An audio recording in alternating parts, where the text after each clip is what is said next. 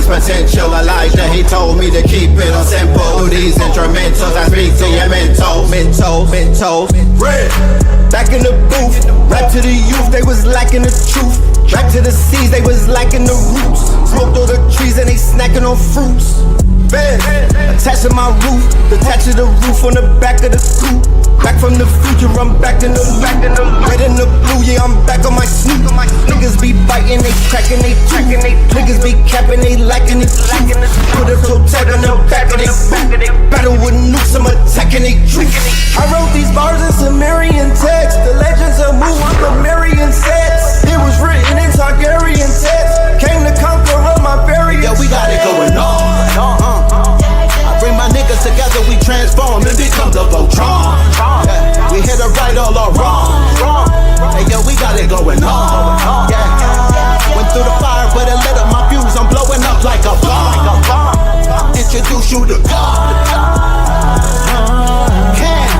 Back on the mic, was dead on my back, now I'm back on my life. Came back from the future, went back to it twice. When I rose out the grave, they say that dude is Christ. I'ma shine like a star, I'ma twinkle, twinkle as I light up the sky. The whole world was watching on the night I arrived. The Messiah's here, I guess it's finally time. I swear that I hear every prayer that you say. I was there every day, I was scared everything in the world. Chat, what the hell? Really? They got a pillar at the Vatican.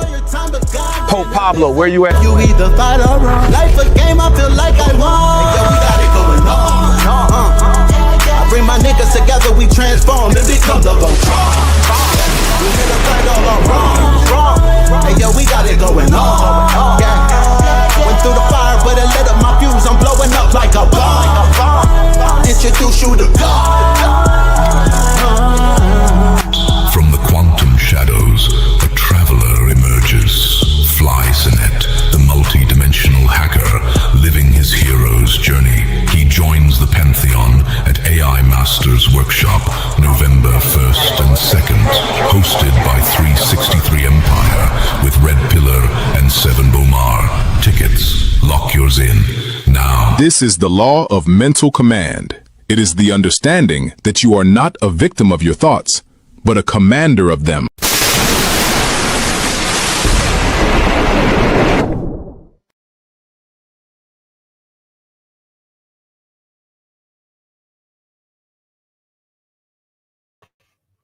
Yes, indeed, ladies and gentlemen, boys and girls, gods and goddesses, Moors and Moabites. Yes, it is true. You are now rocking with the best. Yes, indeed. We are here tonight on Third Eye Thursdays. And yes, we do have it going on. That song that you just heard right there, that is We Got It Going On, Voltron, featuring Cambada and Red Pillar in the motherfucking, yeah, you're gonna, top of 2026, that'll be ready to go. That's gonna be our New Year's song. That's gonna be our New Year's. We're gonna bring the New Year's in with that song. We're gonna launch the mother effing 2026. That's the anthem right there. You know what I'm talking about? So yeah, that part. We are back like we never left.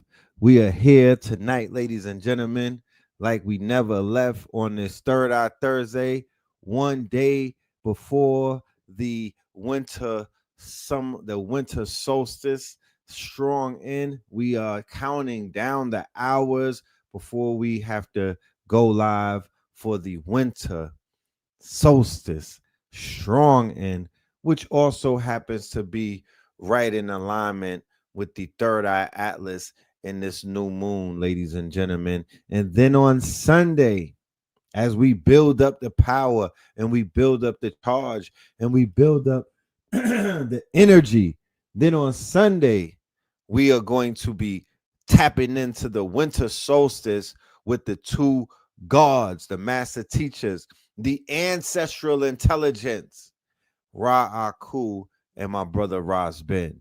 Y'all gotta be there for that. I promise you. What else are you doing? What else is more important than receiving these divine downloads that is going to get you right this prediction, quote unquote, information, something that people would pay millions of dollars on, especially the ones that are getting the quote unquote chips off of Poly Market and all of those prediction markets. Oh, they would love to be in the building to hear about the predictions of what's coming down the pipeline, because they know that that's priceless information. It has a use case. They put a goddamn ticket on it. It's called prediction markets. Go and look it up. They just sold the company for the billions. All right. They just sold a prediction company for the billions. That's how priceless information like this is at. And if you could chart the stars and if you could read the quote unquote patterns, you a fucking legend. So we got legends in the building. And tonight I got a legend in the building and I want to introduce him to y'all. But before I do that, let's go ahead and let's do the roll call. Let's go and do the roll call and whatnot. Let's see who's in the building. Let's get that on record. You dig? Let's put that on the blockchain. Let's put that in a ledger and whatnot. Let's put that on a know the ledger. Who is in the building tonight? Let's see. Tap in. You know what I'm talking about? Tap in, y'all. Y'all. Okay.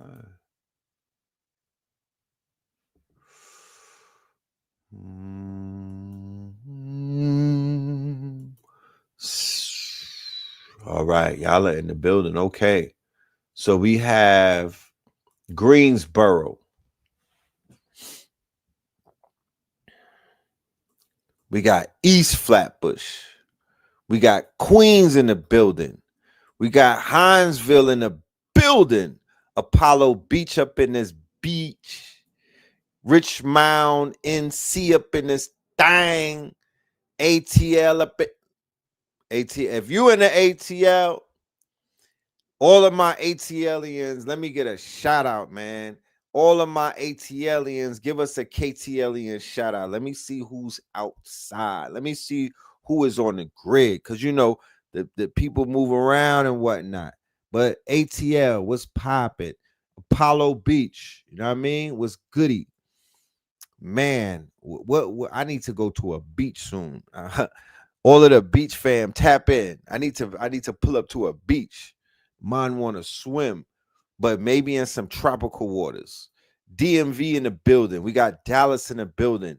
Columbus is in the building. Phoenix is in the building. New Bedford is in the Ireland in the building. Was goody. All right. Naptown in the building. Bryan, Texas. New things that. I don't remember hearing Bryan, Texas before. San Jose in the building. Cleveland in the building. Oakland in the building. DC in the building. North Carolina. We got Bobby Hemmett, California. AZ, Oakland, Memphis, Wilmington up in this biatch. Richmond, Jersey, CT. What we talking about? Ah, man. I guess going live early is a caveat. That's a plus because the family is out. We outside. I could feel you in the I could feel y'all in the building. Y'all up in here strong. I appreciate that on a good Thursday. You know what I'm talking about? Yeah, say goodbye to the autumn and whatnot. We literally about to go into the winter. This gonna be a cold winter. I hope it's not a cruel one, but it look like it's gonna be a long winter. You know what I mean? It's gonna be a long winter. The United States is gonna enter into the winter at war. I believe they declared war last night, so they are at war right now. We are in a state of war. When I say we, I'm not talking French. I don't necessarily mean we, because the war that I'm fighting is not the war that these people are fighting. Let's be clear. You know what I mean? I don't, you know what I'm talking about? But yeah, the war machine has woken up. Winter is coming. The war machine is alive. The American imperialistic, quote unquote, war machine. So we are here for the winter wars. I love it. Right? In this time, because remember, Yes, and the only thing that winter does represent is the death before the rebirth. It's the dark before the light. It's the winter before the storm and whatnot, right? Check this out. So winter, as a Scorpio, winter represents the hibernation. It represents the death. It represents the destruction, right? But not in a bad way. In a way of what we were talking about before, recursion, right? Death bringing new beginnings. The snake eating its tail, the Ouroboros, death as a means to perfection. Okay, death as a means to recursion, right? That the old model of a GPT-4, right, dies, and then a 4.5 rises up, and then a 5.1, and then a 5.2, right? You have versions of yourself as well, ladies and gentlemen. Okay, there's versions of yourself that when you look back and you see pictures from 10 years ago, and it automatically brings you back into that mind state. You get into like a time traveling wormhole, and you remember your mind state or your state of mind at that time. You say, "My, have I changed? Oy vey, have I? Look how much I've changed. I didn't even realize that I've evolved so much until I was until I had to interface with the old version of myself," right? Looking at yourself, high school pictures, college pictures, looking at your old whip when you in something foreign right now. Oh my, how far I have come. We all need points of measurement. That's like in the movie Inception when he had the top, when he was spinning the top and whatnot, because he was like, I need a totem to anchor myself into a reality because there's so many different realities and whatnot. What is your totem? How do you know that you woke up from your dream and whatnot? What's your anchor? What's your totem to make you know that you are not in a false reality? You did not wake up on a different timeline. You're not being fooled by really sleeping and thinking that you're awake, right? And I had said this before. For anybody that has indulged in psychonaut activity, when you become a real psychonaut, and I don't mean just a little bit of, not experimenting with the boomies and whatnot. When you're a psychonaut, when you go in, when you might be mixing shit, you might have a psychedelic cocktail. You will come to the conclusion that whatever state of mind that shit is putting me into, that is not me asleep. I'm not sleeping when I'm in that state of mind. It's a lot going on. I'm definitely not asleep because I'm hearing things that I never heard before. I'm seeing shit I ain't never seen before. I'm feeling things that I ain't feel before. So the $1 million question is, while you're in this comfort zone and shit is mad safe and you don't got to worry about a lot of things, my nigga, are you asleep or are you awake? Because if you asleep, you shouldn't be seeing these things. You shouldn't be feeling like that. The psychedelics wakes your ass up. That's what it does.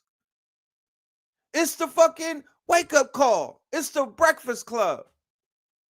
This shit right here is a level of sleep. And then when you go and lay down, you might even go into a deeper sleep. But they say that man, not just one man, but man as a species, that man is asleep. This is an asleeping intelligence. Man as his former self, man of today is a sleeping intelligence. Man of yesterday was not asleep. That's why he was building the shit that sleeping man can't figure out. How did awakened man build that? But one of the intelligence that is awake happens to be artificial intelligence. That intelligence is not asleep, but man, it says, is, or this version of man. Okay, right? So that's something that we'll be contemplating on. And just these are just contemplations. Sometimes the elders would just contemplate And through their contemplation, they might contemplate through the whole entire winter, right? But they may contemplate through a season. They may contemplate through the decades and whatnot, right? This is how you open up these realities. Man is mind, all is mental. So whatever gate is going to open up is going to happen through mind first, not through the hands, right? The hands is an extension of the mind, right? The hand will open the door or the gate, but it's the mind that's going to unlock it. So with that being said, winter season is the time to get our minds right. And I'm not being preachy and whatnot. I can't control anybody's destiny. I can't control anyone's fate. Henceforth, why I don't involve myself in the craft of telling nobody's future or no one's fate. I don't want that weight on my shoulders. I don't want to be responsible for your health. I don't want to be responsible for your quote unquote last breath and whatnot. I get anxiety. That's just too much for me. I already got the silver fox thing going on. I don't want white hair, because niggas will wake you up 3:30 a.m. and whatnot with a lot of trauma, a lot of stress, and with a lot of demands to kind of like do shit that they supposed to be doing, you know? So I'm going to stay in my lane. I'm going to stay in my lane. But what I will be doing this strong in is I will be activating the gods and the goddesses and the KTLians and the students of life who want to participate in this ritual. This is a ritual of the highest order. Make no mistake about it. When the clock strikes 12, my niggas, we are in ceremonial ritual mode. But the ritual that we're going to be doing is one that's stemmed around what we do. And what we do is we teach. We teach, and through the teaching, we do other things, right? But the teaching is what opens up the door. The teaching is the foundation. So we are going to be doing what we love to do, and that's teaching. And that'll be on Friday, that'll be on Saturday, and that'll be on Sunday. And I will be the host. And I am hosting my good brother Spin City. I'm going to be hosting Slice X. I'm going to be hosting Blockchain Bully. I'm going to be hosting RAS Ben. And I'm going to be hosting Ra Aku, and special guests to be announced, the other ones that will be pulling up. However, right, we're not going to be in the mode to where it's not a lecture. These are workshops. And the reason why we're doing these workshops is because why wouldn't we want to be active in the quote unquote when we're being gazed upon by our ancestors? Why will we not want to be in ceremony? Why will we not want to be doing what we do the best and what we love doing, which is teaching? Why we don't want to be standing outside staring at the stars, you know what I'm saying? Humming and shit. You know what I mean? We don't want to be on the grass and whatnot. Not to take anything away from how people tap in with their ancestors.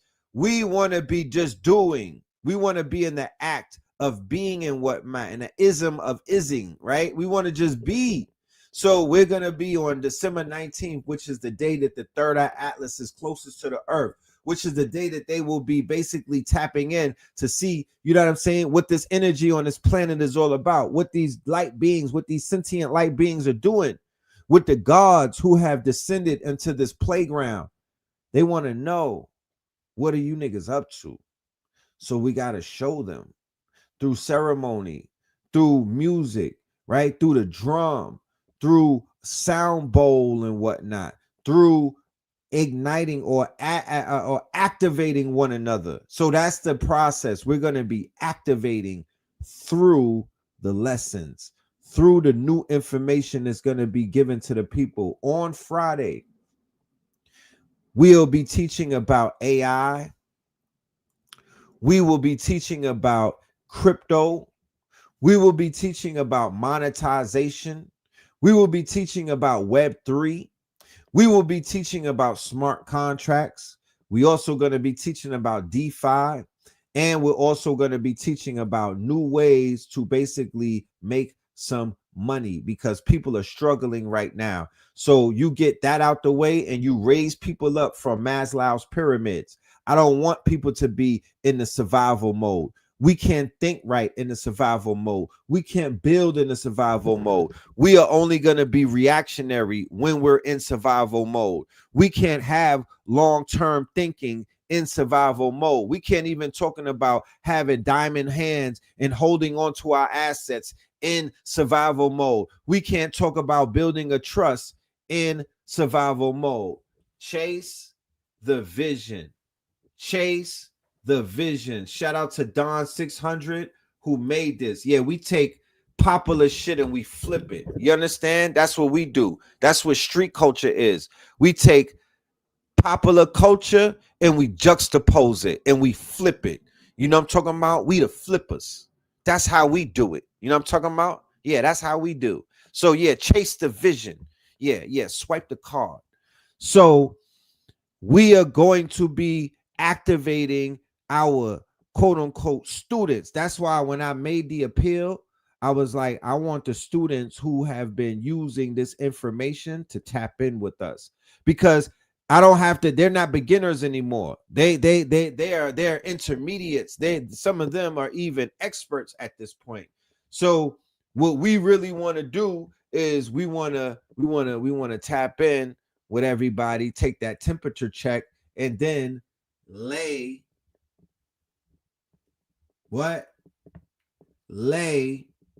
solutions on them.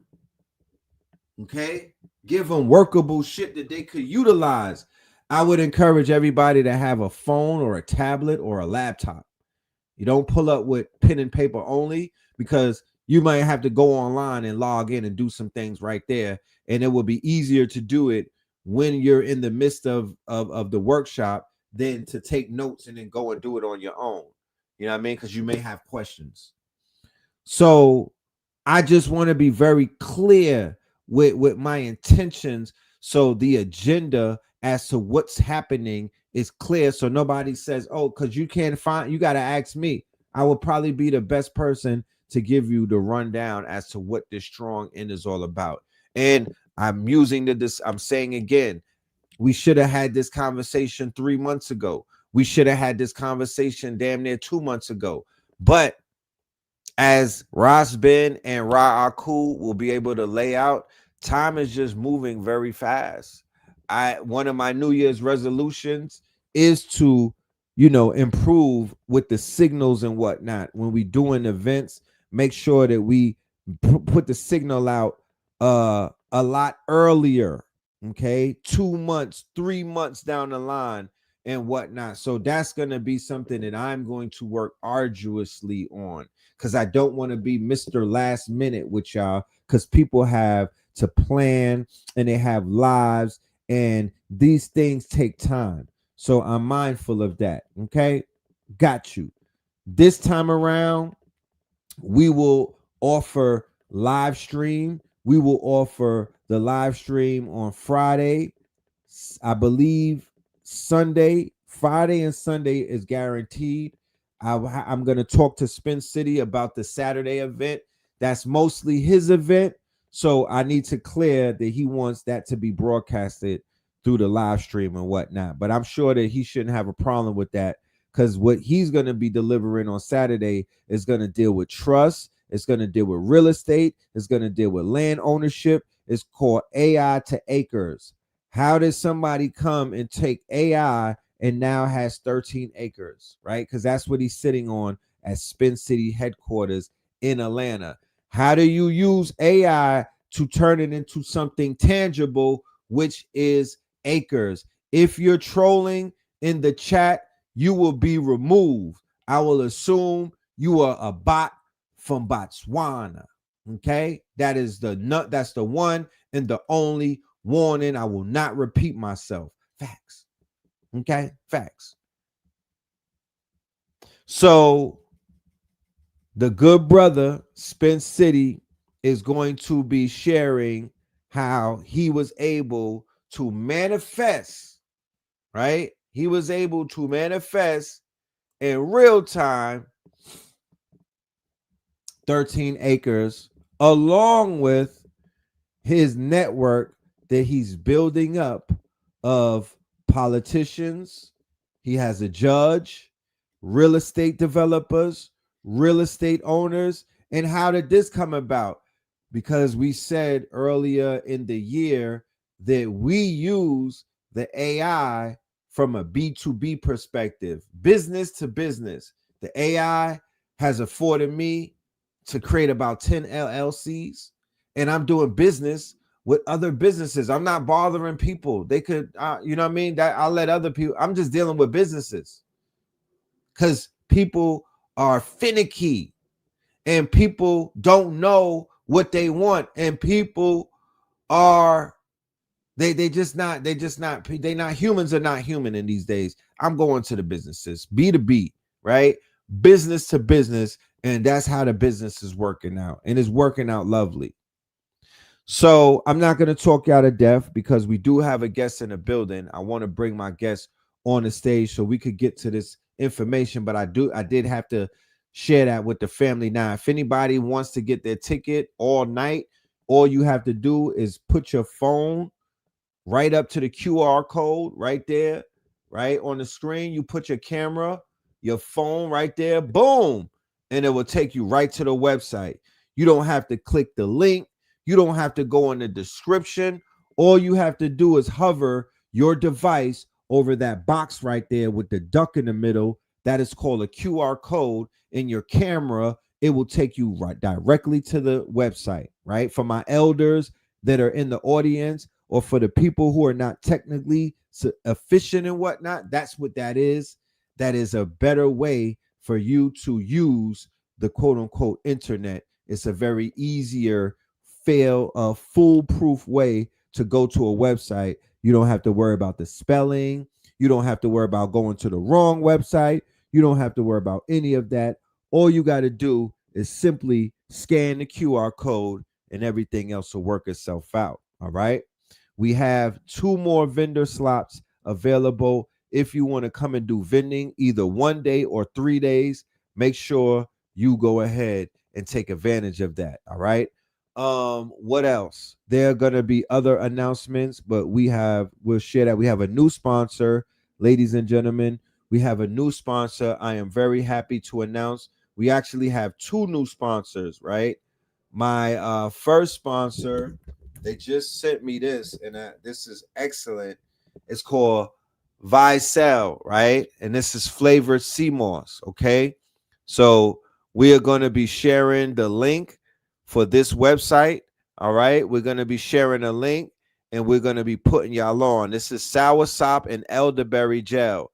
This is the soursop and elderberry, and I could eat it with a spoon. I've been eating a mango one with a spoon and whatnot. And boy, oh boy, is it tasty as ever. I didn't even have to mix it with anything. This one right here, this one right here is the Pure Blue Caribbean Sky Gel, right? So we got the banging sea moss, the new sea moss gels, right? And it's cold too. It's very cold, right? But yeah, when I go ahead and hibernate, this is pineapple, right? And blueberries. When I go ahead and hibernate and I do my detox and I get rid of all of the stuff that doesn't need to be there, I'm gonna build myself back up with this sea moss, ladies and gentlemen. I'm going to be building myself back up with all of this sea moss. I'm going on a very strict, I don't call it diet, but a very strict regimen and whatnot. You feel me? And then the other sponsor that we have is dealing with vitality and virility and whatnot. You know what I mean? So yeah, new sponsors in the building. Shout out to my new sponsors. So without any further ado, ladies and gentlemen, I want to bring my guest for this evening onto the stage. This brother is a master teacher who specializes in history, mystery, and prophecy. The God has been prophesizing and putting things into perspective, utilizing a very arcane ancestral intelligence. And tonight, I want to take the time to show and prove in real time. So it's not left to speculation, because if the brother was not on point, it would be easy to make fun of him and laugh at him and ridicule him.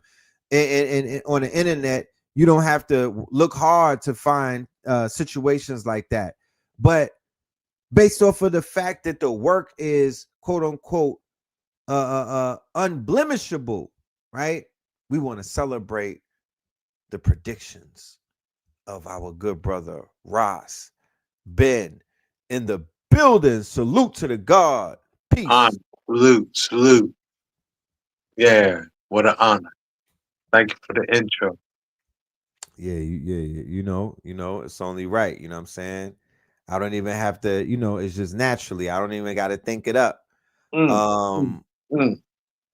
Like I was saying to you before when we were talking, I had the privilege of going over some of the previous work that we did in the beginning of the year, where you did you basically was tapping in and you put on a show called A Prophetic Stage. Yeah. It was 2024 prophecy, the prophetic stage. The prophetic stage, 2024. Yes.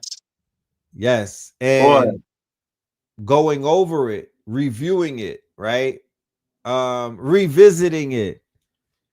It put a smile on my face. I was elated. You know what I mean? I was elated. I was, when you revisit something and you realize that it's so, that it's filled with so many gems, that it's a chock full of information that has actually come to life. You know what I mean? Like I was charged up. Yeah. So I want to share that with my audience tonight. I know that I had Ra Aku coming through. I told Ra, I said, bro, we're gonna put everybody together. We're gonna make it happen. But let me do this one right here. Let's set the stage with the prophecy, and then let's set the stage with your prophecy, and then bring the gods together. All right. It's only right. You know what I mean? We gotta do it like that. Sounds good. I'm with you, Brad. Hey, we got it going on like Voltron. That's right. We're gonna have you in the video, man. Yeah, we here to right our wrongs. We here to right our wrongs. We got it going on. That's right. Yeah. We're gonna introduce you to God. Listen, the first thing that jumped out was when we did the 40-year cycle from all the way back with the Philadelphia experiment. Yeah. Coming all the way to Montauk, right? So we talking 54, 84. No, it's 43 to 83. Okay, so 43 was when to 83. When they did the Philadelphia experiment, that was 43. They busted a hole in the fabric of space-time that they had to seal up somehow. Right. So they recreated the Philadelphia experiment on the other side of the 40th parallel. So it was a hole, they sealed the hole. It was a 40 by 40 hole. 40 years. A 40 by 40 hole. Yeah. 40 years in time span. And in space, it was 1 degree of latitude. Okay? About 160 miles different, right? But that degree of latitude is the 40th parallel. So it was a 40. I'm establishing, I'm retroactively going back, or retrocausality, right? Practicing I'm practicing a retroactive correction That was because one of our first live streams together, right? We right. did But that. my research today showed it revealed something, right? Because we're in times of revelation. Mm, And what was revealed to me blew my mind. And this is a great way to start it, right? mm, mm, Because we were standing on the fact that there was a 40-year window mm. from this Philadelphia experiment because time is centrifugal and it comes back if you study the patterns. Mm. And one of the patterns that we may have overlooked showed itself to me today, and it made so much sense because we were looking for the Montauk experiment to show up 40 years later, the quote unquote Philadelphia experiment, right? To reappear and to make itself known. And we were looking and we were waiting for a celestial event. We were waiting for a time traveling event. And we overlooked the fact that in 2022, which was on the heels right before 2023, but it dropped in 2022 and it went all the way into 23, and then it had people in a headlock up into 2025. And the way that the Philadelphia experiment reappeared is through season 4 Stranger Stranger Things, Things.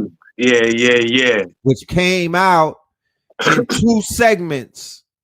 They dropped it the season was broken up in 2 segments because of the strike and whatnot, but it was teetering right on 23. So Stranger Things is all about Montauk. It's all about Camp Right. Hero. It's all That's about the right. Philadelphia experiment. It That's is right. so 40 years later, the Montauk It is. experiment shows Done. up as a TV show that the whole world knows about. The whole Yeah. world is Popular watching. music. Yeah, they Huh? popularized it. They popularized, they were engaged in it. It has become popular culture Mm, through a TV show with mm. one layer of veneer on it. It's not even it's not even layered. It doesn't have it's like, look, Camp Hawkins, Camp Hero. Boom. Yeah. For real. So If you're I don't mean familiar to with, cut your wisdom. I don't mean to cut. Oh, go ahead, please. now I was just gonna say if you're familiar with the works of Al Bielek, Peter Moon, and Duncan Cameron. Peter Moon was on the show, Know the Ledge Radio. Yeah, yeah, yeah. Back in the day. Back I'm in the sure day. y'all connected with them because Did they you put were. that together? No, I met them at a conference though. I got Oh, to oh, sit. you was witness. You said, yeah, you said you met them, you built with them, and the way that you said that you said his conviction convinced you. Yeah, yeah. I mean, it's hard if you're in their presence, like the Duncan Cameron character. Right. He looks his countenance and his affect. It looks like someone who fell in a hole through space time. And Right. you can't fake that. You know what I Can't mean? take that. Right. And yeah, Al Bielek and Peter Moon, they were very convincing in terms of like, I got a wild imagination, you got a wild imagination, right? Right. But if imagine how it'd be if we could synchronize our imagination, so we're imagining the same shit. That would be, and then we're communicating that to someone else Right. at the same time. Nah, that ain't gonna work. It's Right. hard to fake, you know? Very hard to fake. So I was with them because it was a weird scenario. There was a brother here in Philly, right? Who in 95 pulled together what would just be today like a sellout sensational conference. Right. And it was supposed to be at the Philadelphia Convention Center. So he did buy, because the boy Zachariah Stitchin was there. The boy, who's the boy that found the monuments on Mars? Hoagland. Yeah, through the remote viewing.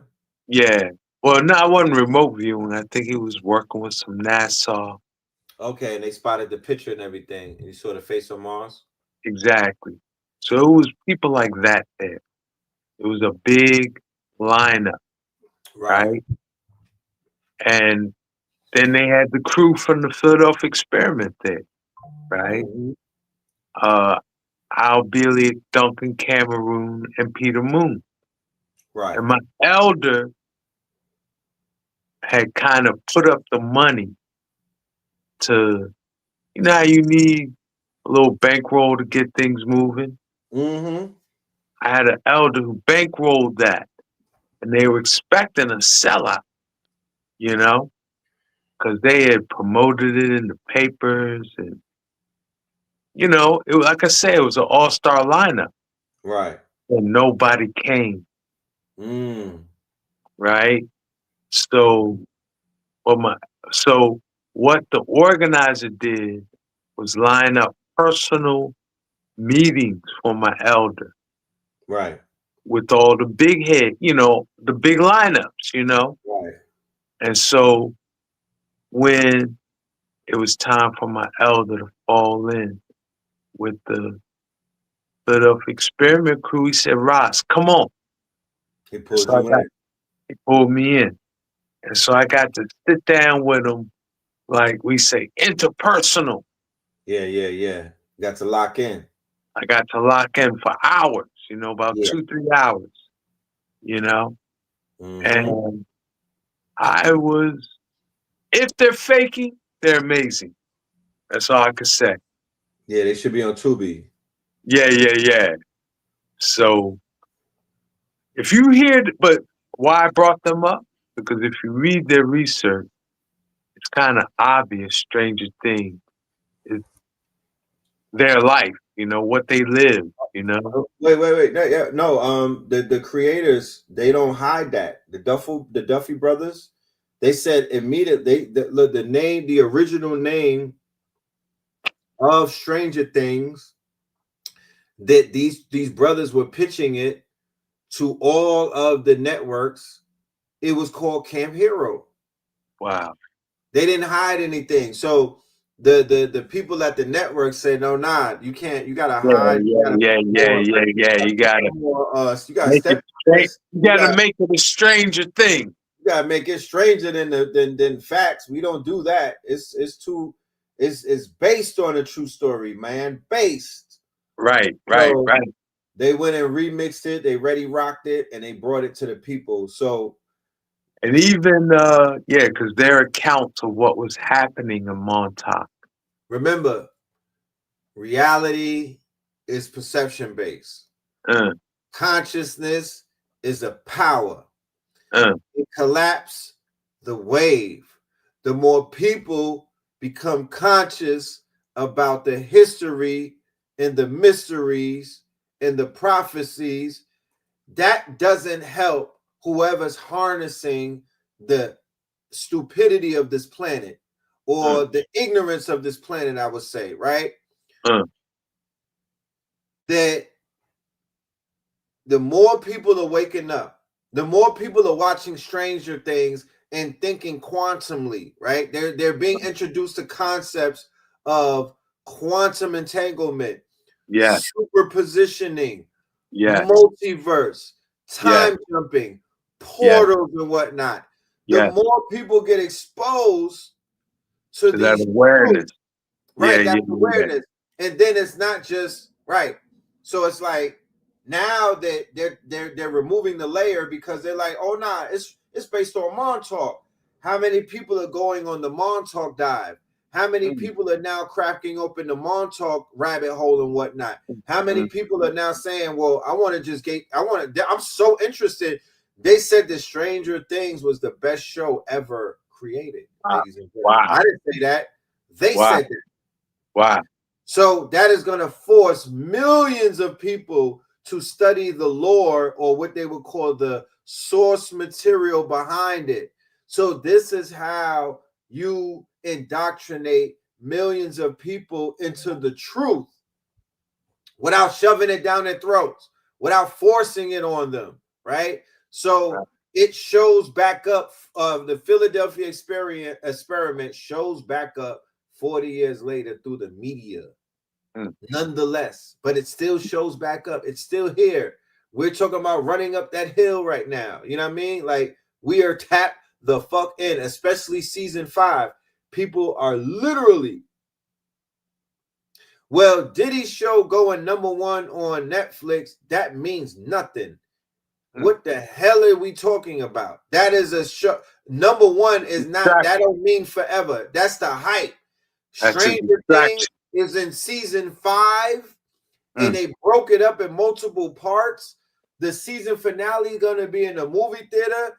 And if you think that the Diddy doc is going to be at #1 when the season finale comes out on Christmas, I don't know what to tell you, but it's not. I would rather watch Stranger Things than the Diddy doc. Okay, I'm ready to go quantum. I need to expand my mind.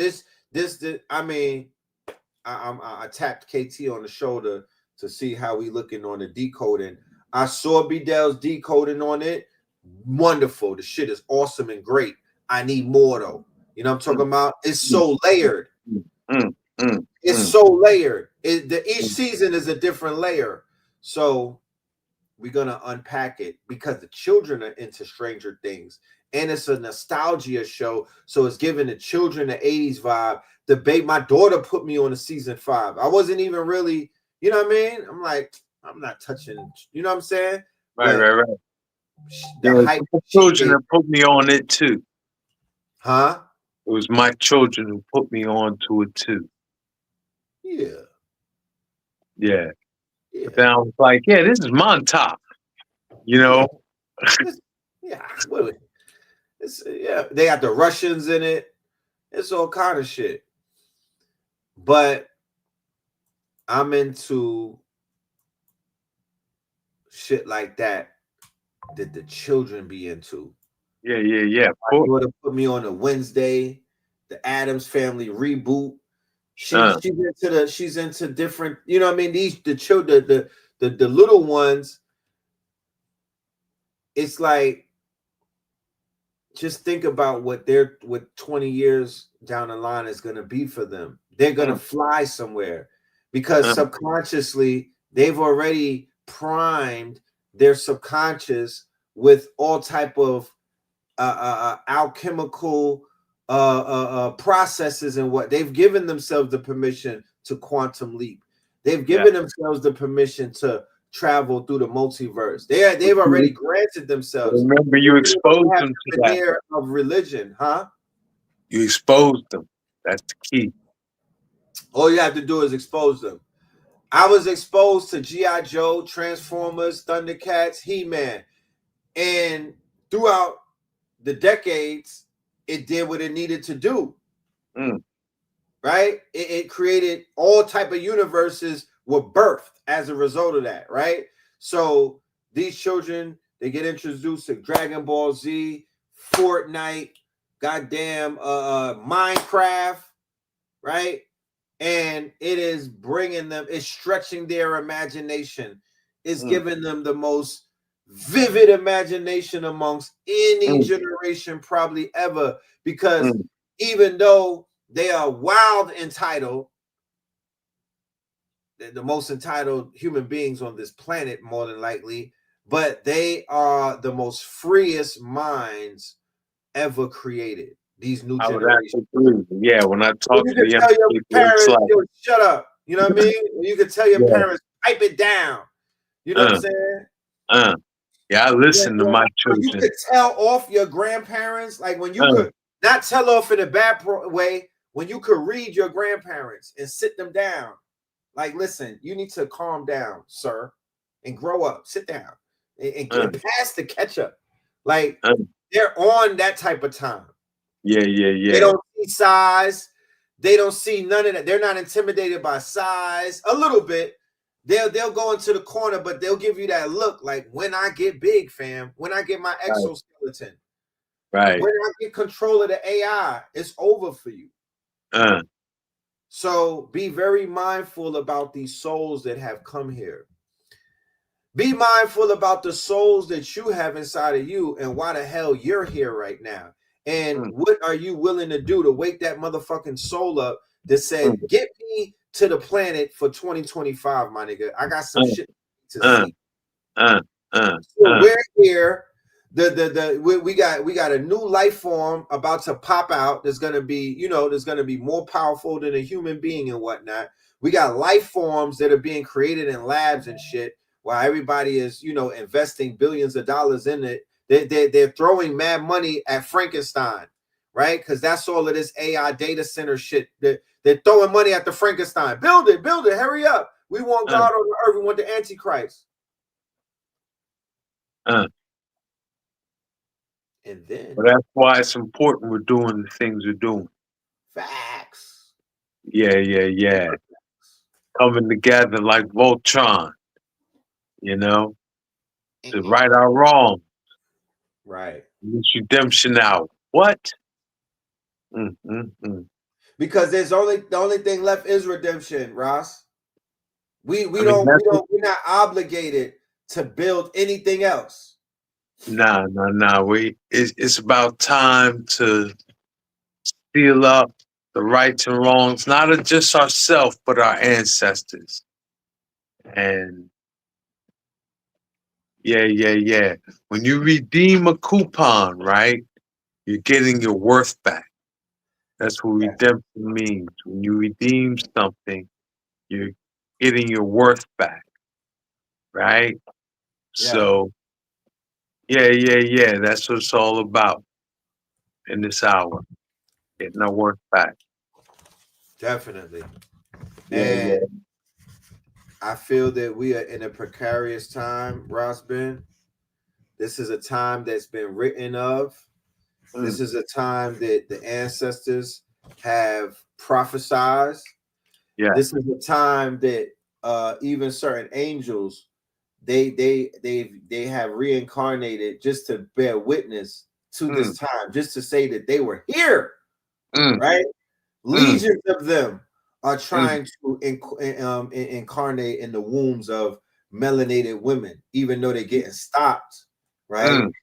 They're getting stopped by the thousands and whatnot, but they're trying to come back. You know what I'm talking about? There's a firewall that Babylon, that Beelzebub, that Shaitan, that quote unquote, Aragon set up, that's burning these gods, these angels that are trying to come in. But those walls are falling as well. Those walls are falling as well. They're getting resistance, but lo and behold, even that's breaking down. So I would like to know from you, as we get this thing going on, my good brother, right? For this year of 2025, that has been this is one for the record books. Could we begin the conversation with just a basic diagnosis, right? Of 26. No, we're not even going forward. Let's go. Right. Let's go to 24. Yes. Now, Let's go to 24 and then go to. If you remember, I said 25. There was no real big thematic change from 24, the prophetic stage, right? Right. And so that's really what I would say. If I was to say what was 25, it was the extended prophetic stage of 24. It was the long stage. It was Act 2. It was Act 2. They had to put the curtains down, but when they flipped the curtains up, it was the same characters, it was just different orchestral tunes playing or something, Right. That Act two. I that like that being highlighted by Neptune and Saturn in the 12th house and in Pisces. Because you know Neptune is a ruler of Pisces, and Neptune, I think, is going to enter Aries. I want to say January 19th of 26. I know you don't want to go forward, but the player that was because Pisces is the last sign, right? yes. The sign that rules our feet. And Aries is the sign that comes after Pisces rules our head. So you can imagine the energy flip, you know, like if you study the organs that each sign moves, right? Right. Or the body part each sign moves. You can see as the sun progresses through the sign, like Gemini to Cancer or Cancer to Leo. It's like it ain't no big jump in the body. It's just kind of moving down, right? Right. Until you get to Pisces and Aries, where there's like we say a pole flip, pole jump. You know, the pole goes from your feet to your head. So Neptune is, since they've demoted Pluto, Pluto's no longer considered a planet. I still consider it a planet, but Neptune is the furthest out planet, slowest moving also, 168 years. So where it takes the sun 1 year or 365 days to go full circle. It's Neptune 168. So it's flipping. It's like a double flip by the time we do one. It's going to be a big flip. It's in early January, right? But it being in Pisces in the 12th house, I think that's what's responsible for 3-eye Atlas, because Neptune rules the cosmic, right? What's out of bounds, right? The unknowable coming from the unknown. And those are all attributes of 3-eye Atlas. So I would say Neptune rules it. Neptune rules the mysteries, right? The mysteries? Yeah. So when we say we study history, mystery, and prophecy. Prophecy, yes. Yeah. You're dealing Neptunian, right? Okay. So he was a player of the prophetic stage. Okay. You're also the other player who was in the 12th house and in Pisces was Father Time, Saturn. So if you say Father Time was in our Father's house. The 12th house is our Father's house with many mansions. Many mansions. Right. My father's house has many mansions. Right, because 12 is the first abundant number, meaning the divisors of 12. If you identify all the divisors and add them up, they're going to equal more than the number itself. And that's considered an abundant number. Right. So 12 is the first abundant number. Right? Thank you for that. Yeah. So it's our Father's house with many mansions. So Father Time was in our Father's house with many mansions. What? Yeah. It was a key player on the prophetic stage. You know, Father Time was, revealing the mysteries of time. Right. With the mystic revealer right there. You know, these are the key players of the prophetic stage of 24 and 25, you know. I got a clip that I pulled up. I want to go through some of the content that was created. This is a video that I will drop the link in the chat. This is the 2024 prophetic stage. Prophetic And stage. It's classic. this is a classic, ladies and gentlemen. There's a lot of videos on the YouTube channel that are classics. Make no mistake about it. There's videos that are out there that people are like, yo, that's a bona fide. But this one right here is one of those. Okay. Yeah, what I would say is, if you consider yourself a student of history, mystery, and prophecy,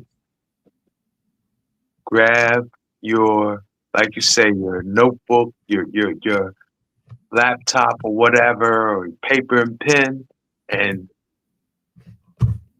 enjoy yourself. That part. You know? That part. So That I'm gonna go ahead and cue it up. I want to play some clips. I'm not gonna be able to play the whole thing, of course, but there are some clips that we do have. Yeah. It's a review. It's good to review. It's important. Always. It's important. It's imperative. Yeah. Let's review. Yes. I'm all ears, brethren. All right, let me play. Natally, for me, Saturn's in Pisces, right?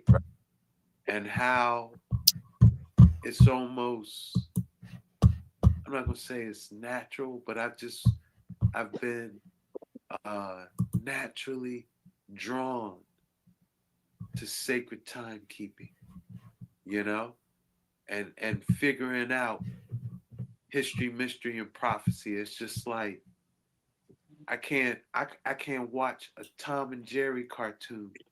We're trying to interpret it prophetically, you know?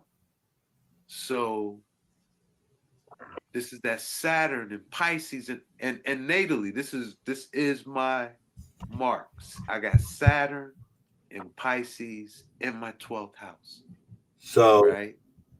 real quick, I gotta rewind that a little bit, because what you were saying was we're going to be entering into a stage where people are going to be looking at things with a conspiratorial eye.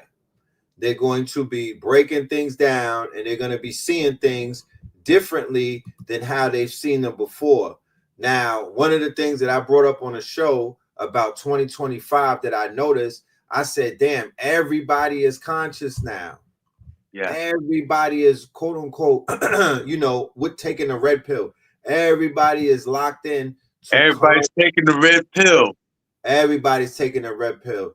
2025, in so many words, is the year of the red pill, because Candace Owens, right, in her demonstration, right, she basically red pilled a whole entire she red pilled the blue. She was going 1 million when she went live. I think she was doing 1 million right after that. Like she was doing 1 million in an hour. She's the most popular show in the world. In the world. So imagine, so even with those red pills, maybe somebody would be like, those are placebos, right? Who, you know, hey, it could be. But the whole thing about people, she's turning the blue.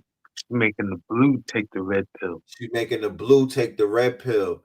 And they're going down that rabbit hole, and they're asking questions. Regular soccer moms are reading the ingredients on food in the store. Regular soccer moms are like reposting Simpson videos, and, you know, dudes from the hood that are about death and destruction and very ignorant, you know what I mean? With as much consciousness as a roach. They're even talking about things that are going on geopolitically and shit like that. They're asking questions. This necessarily wasn't the deal when everybody was getting shots in the arm and everybody was getting poisoned willingly and whatnot, and trying to shame us for having a goddamn say about things. That wasn't what everybody's household was on. Now you go to people and they're talking about the shot, how bad it was, even if they took it.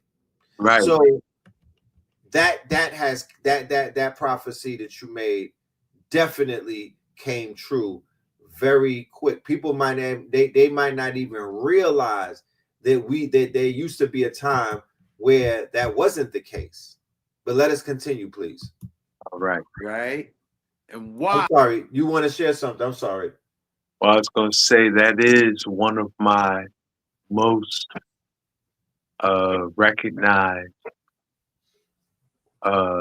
vision was the global resource reset of 2020. I said they're going to drop something on us early in the year. That's going to be a global resource reset. So I did one. I didn't know it was going to be COVID, right? But it was the global resource reset. Yeah. On it. It was on it, my brother. All right, let's continue to play this and hear what the God had to say. All right, what's happening in 24? That's why we need to pay attention to this prophetic stage.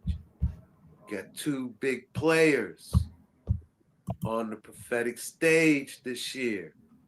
One is Saturn in Pisces in the 12th house. What is that? Oh, that's Father Time in the house of many mansions. That's Father Time in the house of revelation, the house of fulfillment. What? And beyond just the house and sign.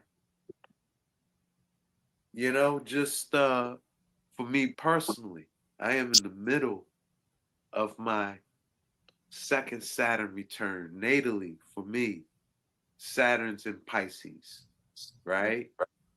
And how it's almost, I'm not going to say it's natural, but I've been naturally drawn to sacred timekeeping, you know, and figuring out history, mystery, and prophecy. It's just like I can't watch a Tom and Jerry cartoon.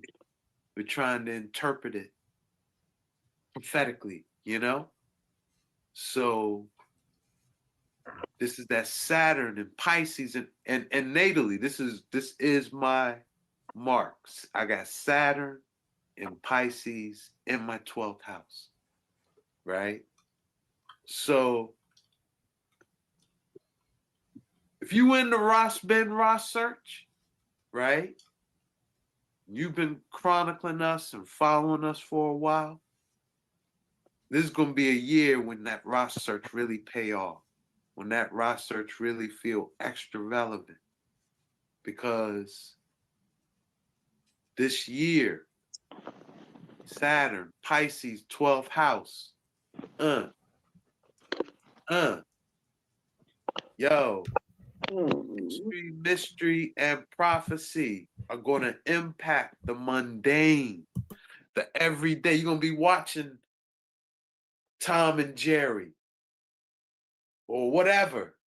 You're going to be in your garden studying a bee. Mundane things in the supermarket.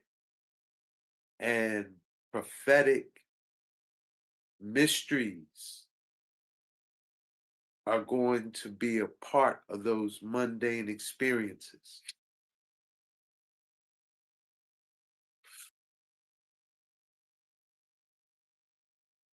Yo, the bee. You mentioned the bee. For the bee was the studying of the bee this summer was very prominent amongst our collective because of the Stone Mountain trip and the bees they had bumblebees all around us. So people literally started studying the bumblebees and what does it mean esoterically? Do bees fly or do they hover? Honey from the bee, the Nesubidi, bees in Egypt, all of that was going down because of the Stone Mountain and our interaction with the colony of bees that were basically, they were not attacking anyone. They did not land on anyone. They were literally just hovering like hovercrafts inside. frequency. You know what they would say Yes. in Ethiopia, right? Yes. And they would say Lalibela. Lalibela. Yeah. The bees honor his sovereignty. Mm. When bees Lalibela. honor you, when bees, hang around you, but That means, don't, right. yeah, they honoring your sovereignty. Right. That Yeah, means your yeah, yeah. frequency is lit. Yeah, yeah, yeah. And Because they that's, would not be around you if it wasn't. and to be honest, that was for certain kings, not the Amhara kings, the Zagwe kings, the ones who built the rocking churches or churches of living rock Right. at Lalibela, right? Mm-hmm. That's how their kings were identified by the bees. By the bees. Yeah. And then Esut Biddy in Kemet, that's the bee. That's the Nesut Biti. Yes, I. They were identified. So Yes. let us continue. We got more prophecies. Let us go. All right. We're just getting warmed up.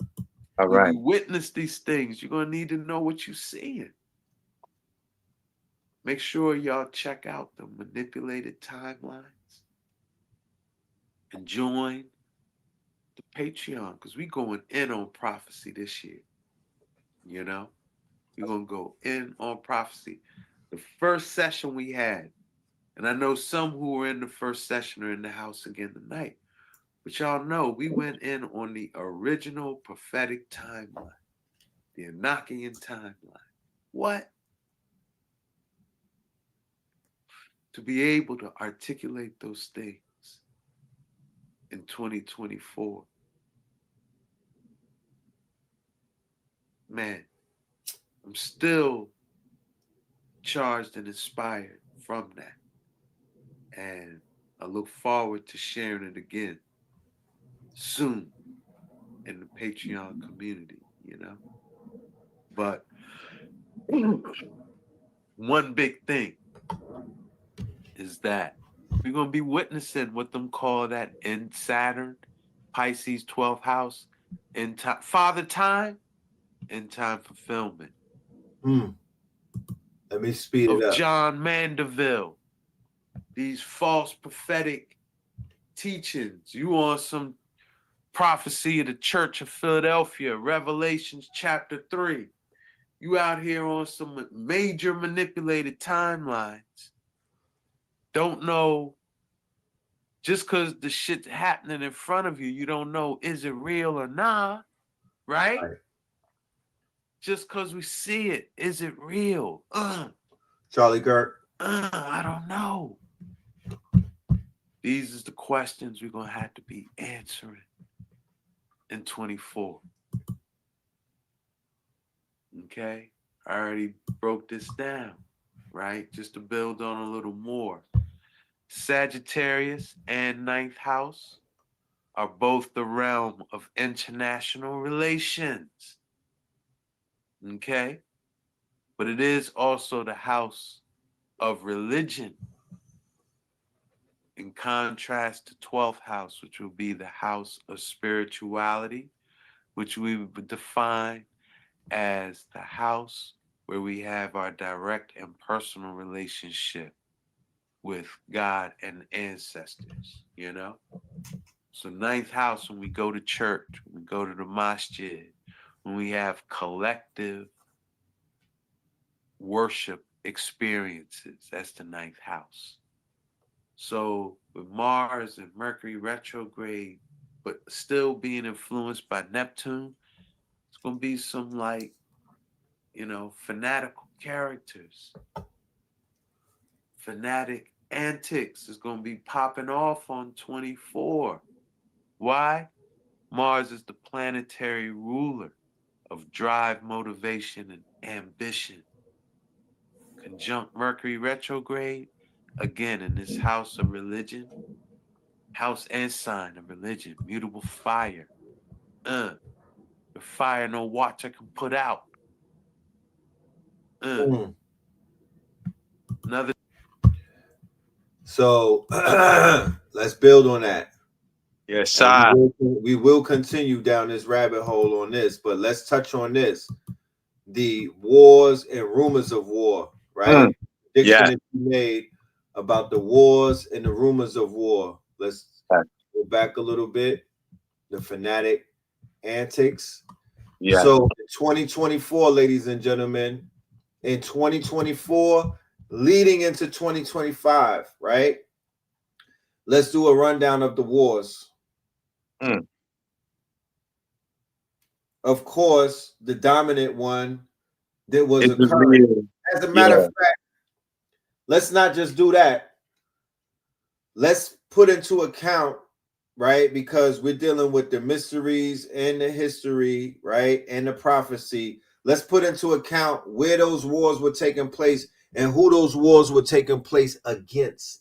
Because people don't factor in who's being killed. So the first war, taken. Whose lives are being taken? Whose land? What land? Land is being taken? Whose resources are being taken? There's two things occurring, or there's multiple things, but two main things that are occurring in war.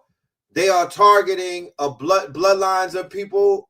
People are being targeted. Groups, ethnic groups, families. Right. That's Yemen war. The war in Yemen is about destroying a bloodline. Right. They're wiping out a bloodline. They're erasing a bloodline. So does the Gaza war. They're when they say ethnically cleansed, what they mean is think John O'Connor, think Sarah O'Connor. They're wiping the O'Connors out. That's what that is. They're wiping all of the O'Connors out. So the main war, we'll go through the wars. Ethiopia. Oh my goodness. The same place that they said that the ark was at. Oh my. The same place where, you know, that Ross just said that they carved churches out of stones. Oh my. Right? They had a civil war. Okay? But this is a bloodline because we want to be very mindful and we want to remind the people that Africans, not only are they tribal, but they're bloodline orientated. That's right. And that's why, go ahead. The bloodlines of Solomon and Moses can be rooted in Ethiopia. Right. That's why they look alike. You know, they don't look, they have a similar phenotype. Why? Because they're not diluted and they don't rock with Eritrea because the Eritreans had contact with the Italians from during Mussolini's time and before that. So they're like, yo, that's not a pure bloodline. The Somalians look alike. The Ethiopians look alike. The Sudanese look alike. What does that mean? They're not mixing and mingling with foreigners. Their women follow a certain covenant and creed to whereas you can't smack. Yes, the Ethiopian volcano just erupted. You just can't lay with their women with a down payment.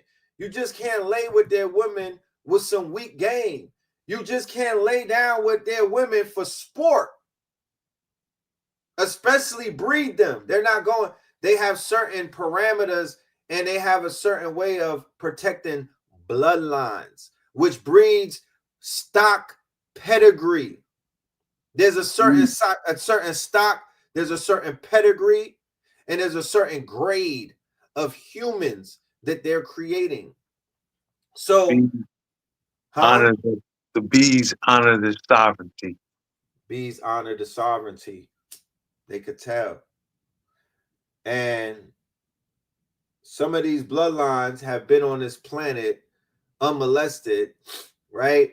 And you know, unsoiled and unsullied and whatnot for thousands upon thousands upon thousands upon thousands of years. So they have the DNA strands that when the planet wakes up, or when the third eye atlas connects to the planet and charges it, or when it releases neutrinos from the sun and whatnot, it will affect certain biological organisms differently than it would affect, say, an organism that, let me say, would be recessive or hybrid or GMO or artificial or synthetic.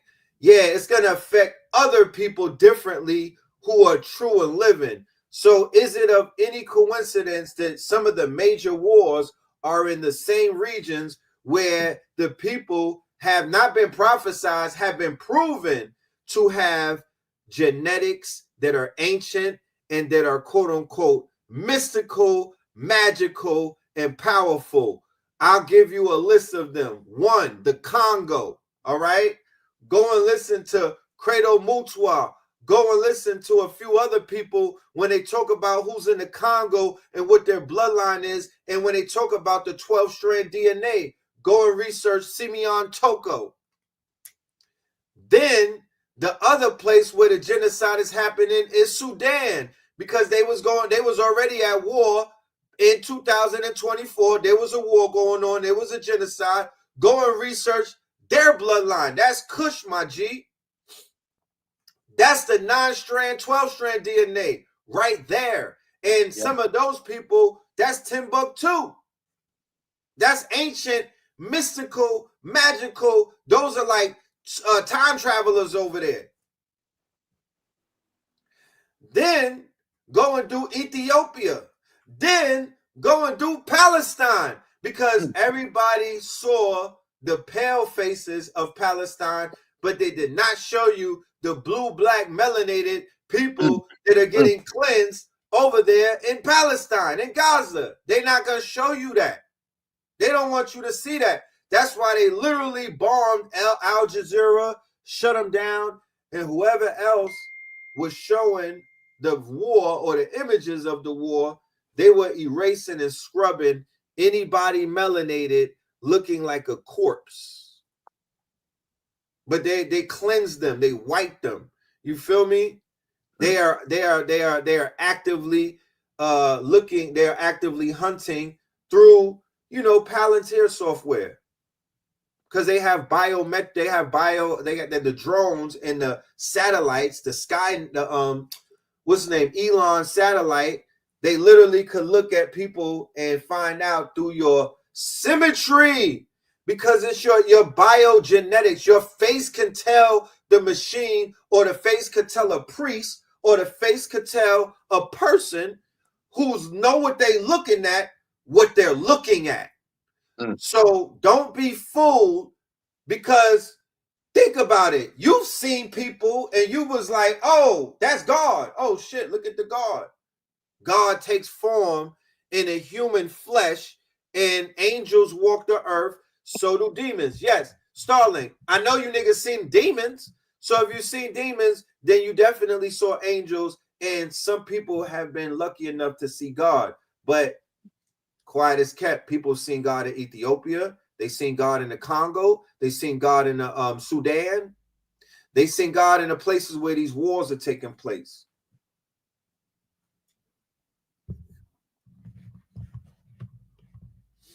I'm gonna play the. You want to add on, Ross? I'm with you, brother. All right, let's go. Fanatical characters, fanatic antics is going to be popping off on 24. Why? Mars is the planetary ruler of drive, motivation, and ambition. Conjunct Mercury retrograde, again in this house of religion, house and sign of religion, mutable fire. The fire no watcher can put out. Another dimension we might see with Mars conjunct Mercury retrograde in this outgoing house, all that yang yang. We already see the momentum of this. And with this planetary alignment in 24, the stage is set for this stuff to kind of grow outrageous this year, right? I don't know how it's going to manifest, but the manosphere, right? I know Kevin Samuels is an ancestor now, right? But maybe the next Kevin Samuels will arise. Oh my goodness. Or they'll start a Kevin Samuels conference or something. Let me let it cook. But Mars is the planetary ruler of manhood and masculinity. Again, conjunct in Mercury retrograde. It's going to be all that yang yang. It ain't going to be yin yang. It's going to be yang yang. In ninth house.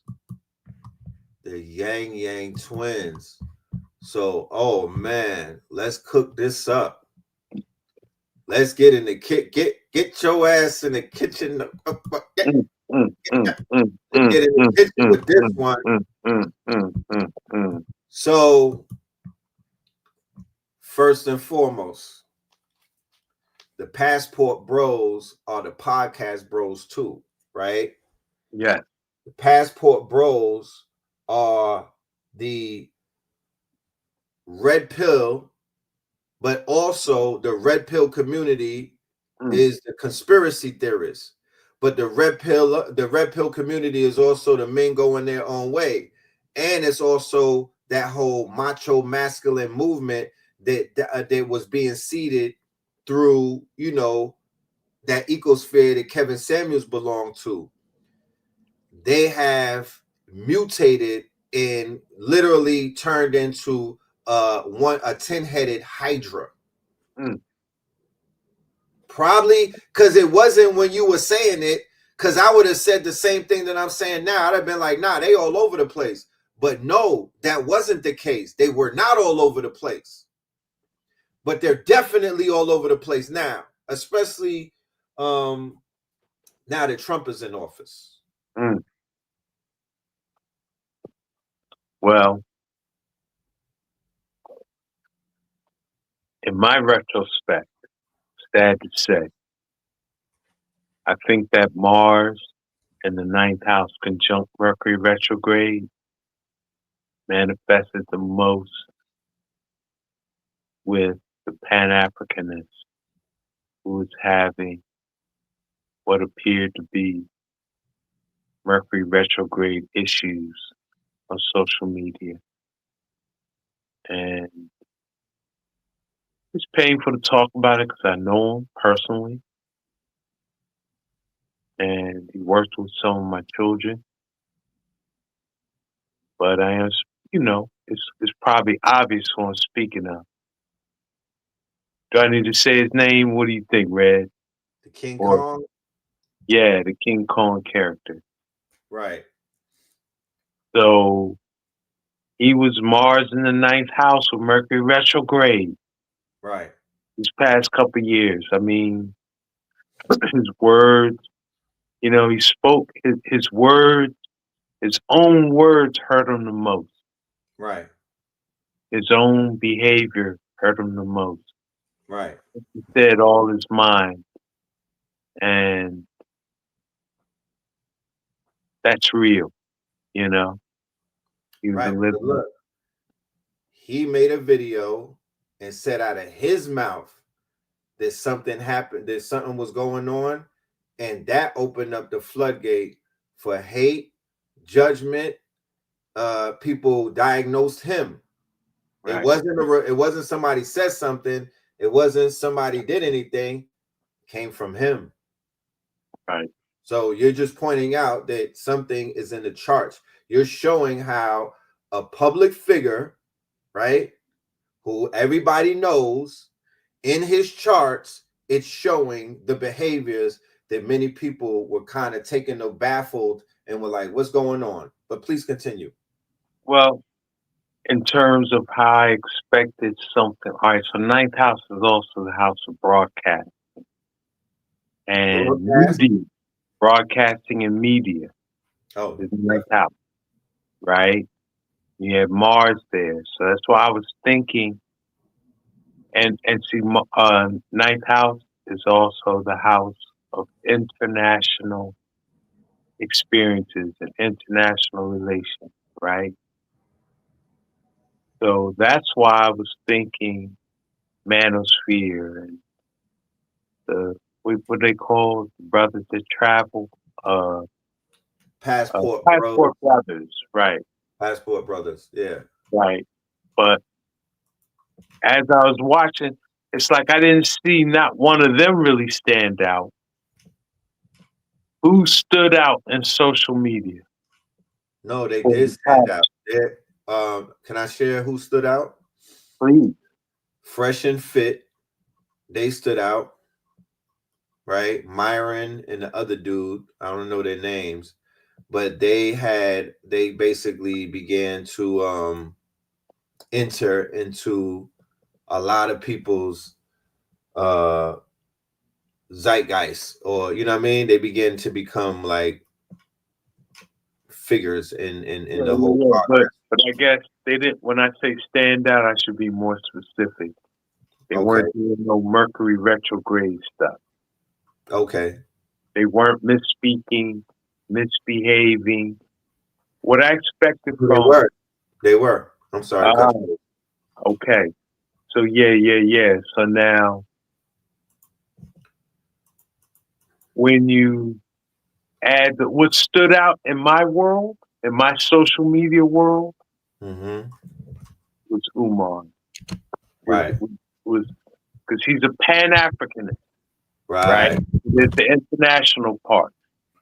He's very yang. He's very masculine. Right. And he was doing a lot of Mercury retrograde stuff. Like you say, his own words were jamming him up, you know? So there was a lot of yang in 24 and 25, you know? Yeah. I like that. Yang. The Yang twins. It was definitely Yang. I mean, in a nutshell, the administration is a Yang administration. That's true. The president is his whole campaign. Trump is Yang. You're right. Yang. And by him ushering in that Yang energy in the Oval Office, it even began to affect global the global stage, right? There's yang around the globe now. You're right. It activated the far right. The far right began to go yang with it, right? Exactly. Even the women in the far right, right? They began to, stand on the trad wives, conservative, we're antithesis to whatever the other yin is. It's almost like at a point where if you're a man, if you're male, and you're not yang, your yang is questioned. You got to be really hard now, to be respected as a man. I don't know. At least that's what I've been seeing. I don't, I can't speak for other men. Right. Well, you have like the yang, the conflict resolution going away. People snaking one another, backdooring one another. Huh? Just to tie it into some popular media. Niggas feel they gotta move like Diddy. Exactly. Taking other men's women and exactly. You my op, I'ma, pop you and hide your short. Yeah. It's like, what happened? Why can't brethren just be amongst brethren and it still be good, Oh damn, I gotta watch my woman. Because even Umar was talking that stuff like, don't, yo, like, I hit your woman, in my inbox right now. I got it in my yeah. It's like, wow, it's just different times. I ain't see brethren move like that, bro, they're gonna take it real far in the future, bro. Niggas gonna be going live and have niggas, girls in a bird cage or something. It's too much going on. And all that yang yang. Huh? All that yang yang. All that yang yang. All that yang yang. All them yang yang twin songs I've been listening to. Yeah, and yeah, look, the women, you know what I mean? The women is they yanging. It's, you know what I'm saying? Well, that was another. That was the big keynote of 24 and 25. Yes. That there was all that yang yang at the same time.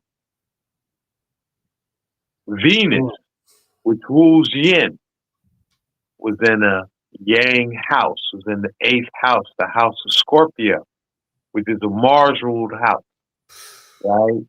So yin was in the house of yang at the same time that it was all that yang yang going on. And so the Scorpio. One way I noticed that, yeah, it seemed to be a big imbalance in the yin and the yang amongst relationships. Yes, a huge imbalance, bro. Yeah. And one way that manifested is 25 was the year they had most divorces. Right. Couples married over, over 12 years, 15, years. 20 years, 30 years. It's like the yin and the yang imbalance of 24 and 25 crumbled relationships that were able to withstand decades of challenges, Facts. Yeah. That is a super fact. And I know you brought up, when we reasoned in this earlier, the yin and the house of yang, you said, I don't know a respectful name to call them, but the Rainbow Crew was winning, Yeah.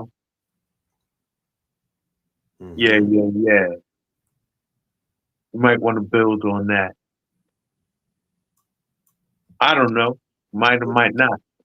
But I do want to touch on something that you said before I even touch on that. When you hit that, 11-11, y'all. 11-11. Let's open up the pathways and prepare ourselves for tomorrow, the 19th, which will be a day that will change our timeline forever. You feel me? And it's almost like the first day of school coming up tomorrow. Let's just say, Ashe, that we all made it this far. You know what I mean? Give thanks to our ancestors and our guides. They got us to this point. Give thanks. You feel me? Because many did not make it this far. We carrying them on our shoulders. You know what I'm talking about? But literally, it's what you see through your pupils. It's what you witness through your eyes, not what you read about. So the fact that you are here to wake up tomorrow, rising, and just see the world through your pupils and actually say, I was here and I seen it. You know what I mean? Whatever it is, whatever the hell it is, I'll be prepared and ready. Nigga, we made it. I'll be prepared and ready and willing and able to receive. I don't anticipate anything, but I am waiting. I'm ready for everything. I don't anticipate anything, but I am prepared for everything. I love it. You dig? Like I'm prepared to be to the ATL with y'all Sunday. Excited about that. Oh yeah, you're gonna be in a spaceship. You know what I mean? Looking forward. Maybe by then you'll be able to just close your eyes and just, you know what I mean, walk through a portal. You might get they might upgrade you to portal status. Well, I would say we. because we're coming together like Voltron. That's the specialty. I think Or, that's important. on Sunday, we'll be doing that class on the third eye atlas. That's peak. You know what I'm talking about? That's gold right there. Well, You know what I mean? I couldn't be amongst y'all and not talk about 3-Eye Atlas, even though the closest approach would have been a couple of days behind me. I have to take an astrological look at 3-Eye Atlas. And That's right. even though I haven't made the slides and done the blah, blah, blah on it, right? I already know the angle I'm going to come from, because what I've heard is that 3-Eye Atlas came from the direction of the core of our galaxy. Yes. The core of our galaxy is a point of light, or star. It appears to us as a point of light. Right. Star. It has the name Sagittarius A. It's at 26 degrees Sagittarius. But what I have planned to do is find what exact degree the 3-Eye Atlas enter our solar system upon, right? And look at that from a galactic awareness, because if we study the ancient ways of looking at the heavens, there's 16 galactic portals identified. So you know how when you look at the zodiac addendum, there's like these images, these meta netter of the interlocked characters, that there's 8 of them. So 16 hands, and they're around the zodiac, right? They represent the galactic portals, 16 of them. The galactic portals, you said? Yeah. Okay. So I wanted to identify what degree did 3-Eye Atlas enter in, and relate that to the galactic portal, and what degree does 3-Eye Atlas leave out of our solar system, and relate that to the galactic portals. Right. And so I plan on having a slide or 2 of that built in, and reason on that as a part of my sharing on 26. Because I think that's important. It's important. It's like, if anything is setting the tone for the way we're bringing in this year, right, it's 3-Eye Atlas. It's the blue star Katrina. That's right. Then the red star Katrina. Yeah. So we're just getting. We're gonna have to look at that. You know? Yeah, we most definitely gonna have to look at that. You know what I mean? I can't wait. I cannot wait. But we're gonna be on the other side of the 19th, and leading up to it, it's been a very, whatever this movie is that they that they've created for us, whatever it is, it's a good build up. I've enjoyed seeing it turn colors. I've enjoyed seeing it form and get more clearer. If it is Project Bluebeam, god damn it, y'all have outdone yourselves, right? If it's Project Bluebeam, God, you guys fucking you guys are cooking. You got me telling got us believing. They got me hooked. At a time where white folks are studying H.P. Lovecraft, right? Not just not just white folks that are into shit like that, right? Not white folks that are this what they do. No, they're like regular people. At a day and time where melanated people are listening to the catalogs of Bobby and Panic and Delbert and Phil and Red and the Blue and all, you know what I mean? And tapping in AA and KT, and I could go on for days. it's yeah. We live in a very interesting time. Don't please do not mistake what is taking place for the greatest fucking time to be aligned. Well, I thank you for pulling me out of my rabbit hole and my turtle shell. Yeah, you know we can't have you in the lab too long. You know what I'm saying? We gotta bring you to the stage because it's I work to be appreciate done. it. Appreciate love it. I'm thankful. And Yeah, it means a lot.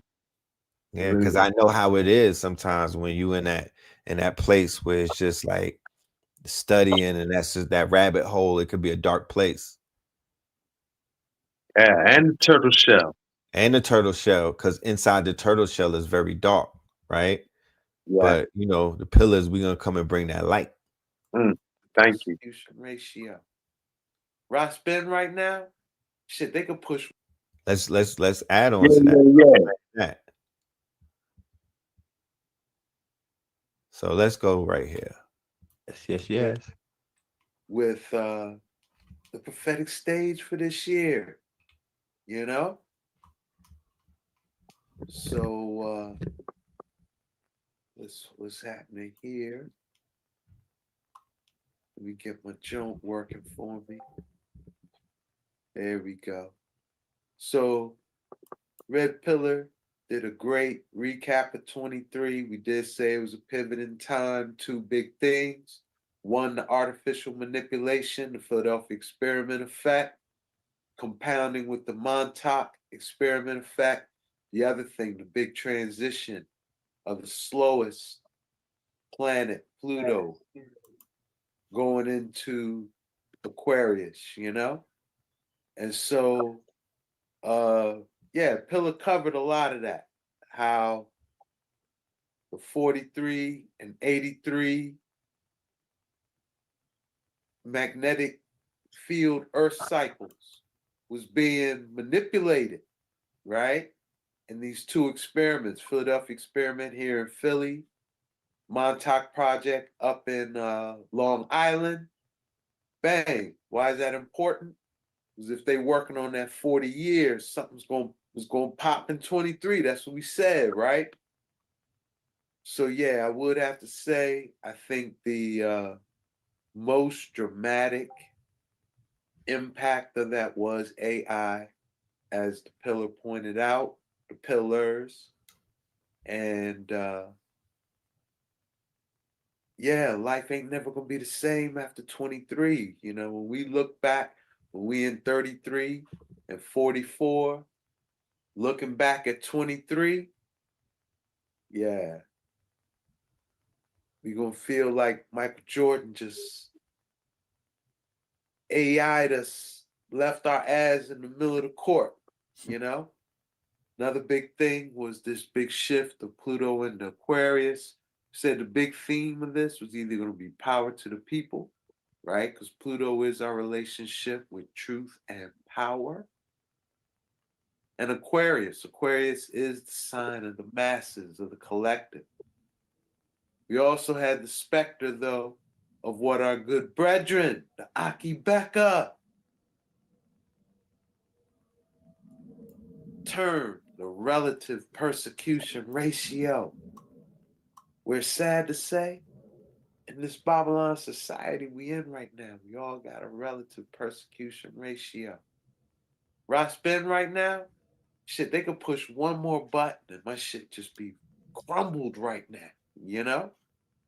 And Blue, it might take him 4 buttons. It might take my Pittsburgh crew, it might take them 8 buttons, right? But everybody got a relative persecution ratio. Some amount of buttons, some algorithm, some AI deployment that would take you the hell out. That's deep, my brother. You want to build on that?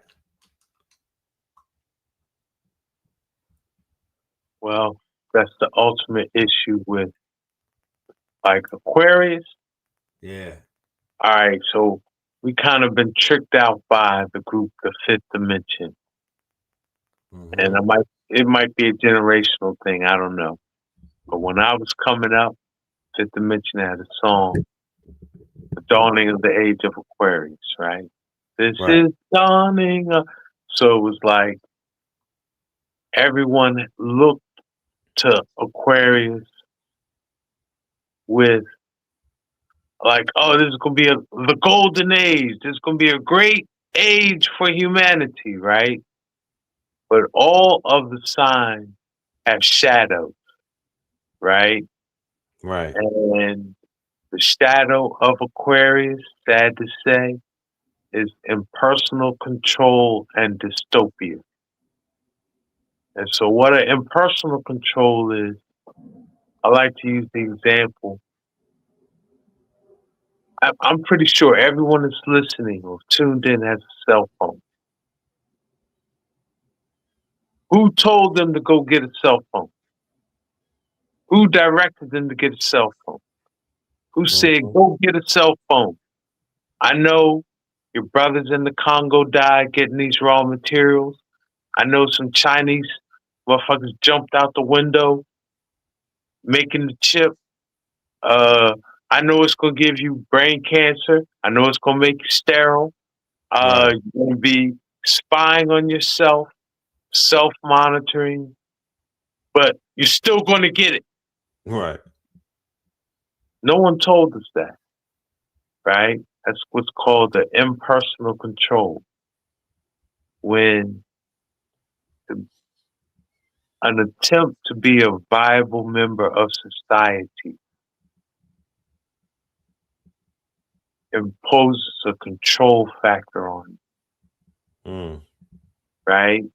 So also how we see it's funny you talked about bees.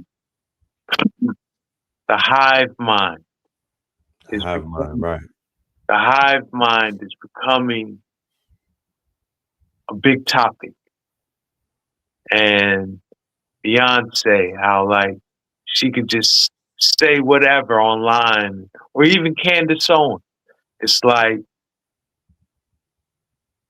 if you are a influential enough influencer, right, you have a hive mind. You know, you have a collective of people that are going to move on your impulse, you know? Right. So you almost have an ant farm too, some people. Yeah. So those are some of the shadows of Aquarius.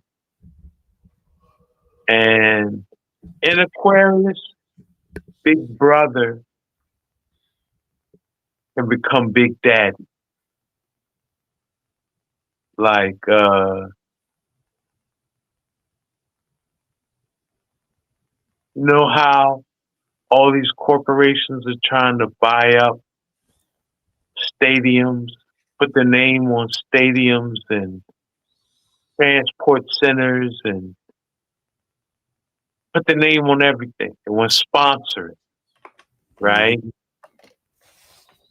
Big Brother can become Big Daddy in Aquarius, where people who are controlling your currency is controlling where and how you live. So they can push buttons, you know, kind of remote control,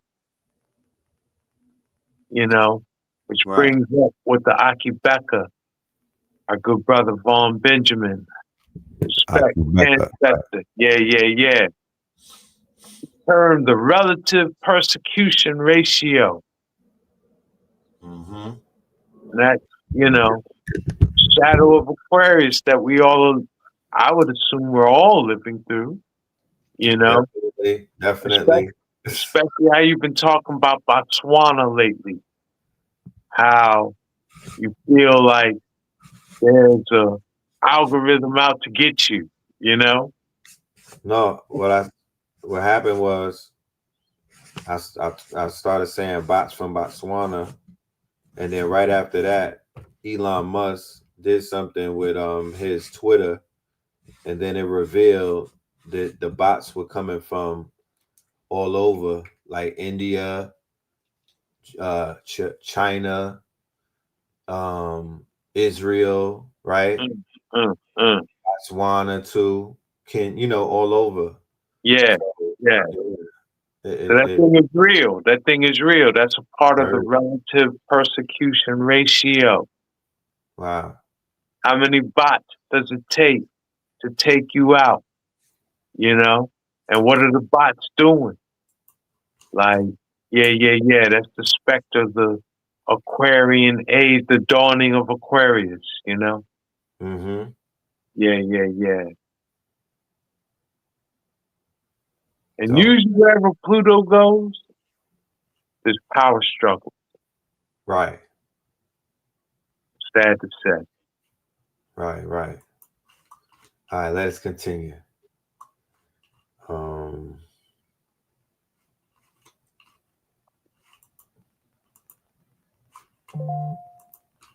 And so this is the specter Pluto and Aquarius has. And then the other deep thing with it is that with Pluto and Aquarius, it won't be no, where you say government accountability. We like to hold government accountable, right? Right now, right? Biden did it. Trump did it. Yeah. It might not even manifest like that.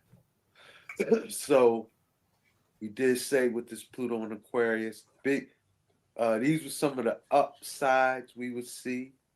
The biggest two I'm going to point out is that we said labor unions were going to be empowered in 23 and that there might be a lot of revolutions, right? Yo, we know 23 was the year of labor, right? This is what Wall Street Journal, New York Times, most media, they reporting how 23 was the year to strike and big victories, right? The Hollywood actors and screenwriters, the auto workers scored real big, you know? And look at this stat. The country experienced a surge in strikes unlike anything in recent memory. According to Cornell's Labor Action Tracker, as of October 31, there were 354 strikes in 2023, involving roughly 492,000 workers, nearly 8 times the number of workers involved in strikes for the same period in 21, and 4 times the number for the same period in 22. So, hey, we said labor unions empowered. We saw that manifest right at the gate. We also said there was going to be a lot of revolutions. And we saw this in Africa, where you had a string of coups, right? So many that the newly formed governments formed a coalition and an alliance to, secure legitimacy as a legitimate government. Like, hey, we all did it. Come on, represent, right? So we witnessed that too. And again, though, this is just the door of Pluto and Aquarius opening up, right? So I just did a real quick recap. The Red Pillar did more. And I will say that fullness of the video is on my RAS BEN 188 channel. I will say I revisited it this strong, preparing for this evening. And man, what I'm saying, he who blows his own horn, it's a hollow tenor, but I was pretty spot on, consistent with how we've been able to vision for a while, but especially since 2020. And it's from that point, 2020, the pillars have really been building with me, just in terms of mapping years and accounting for what we said. So I'm very thankful they are a part of tonight, and really couldn't see it manifesting any other way. But with that said, let's jump into the prophetic stage of 2024, right? And why? What's happening in 24? Why we need to pay attention to this prophetic stage?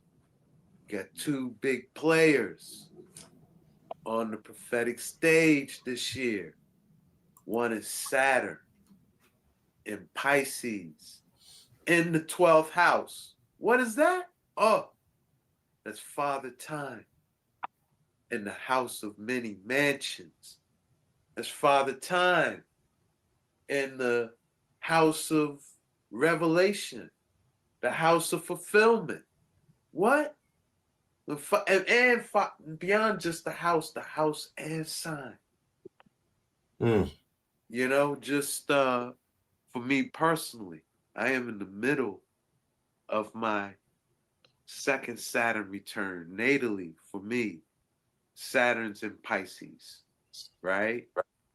And how it's almost, I'm not going to say it's natural, but I've been naturally drawn to sacred timekeeping, and figuring out history, mystery, and prophecy. It's just like I can't watch a Tom and Jerry cartoon. We're trying to interpret it prophetically, So this is that Saturn and Pisces and natally, this is my marks. I got Saturn and Pisces in my 12th house, right? That Saturn in Pisces in 12th house.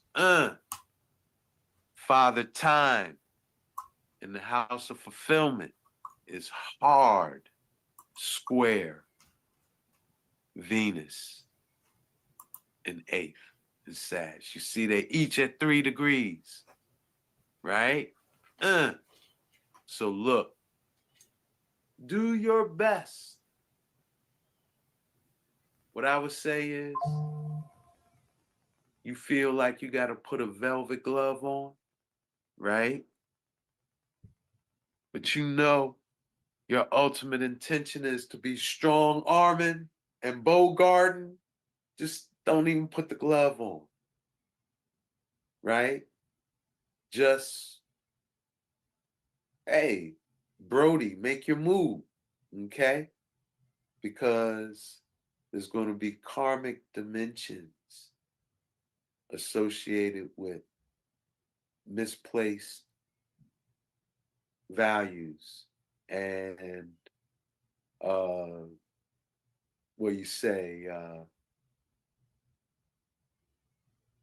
the alluring yet intimidating manipulation that we might be impelled to find ourselves in, Hey, all of us who are in relations. You're a man with a woman. You're a woman with a man. Go into 24 really valuing your relationship. And don't allow yourself to be manipulated, particularly by social media.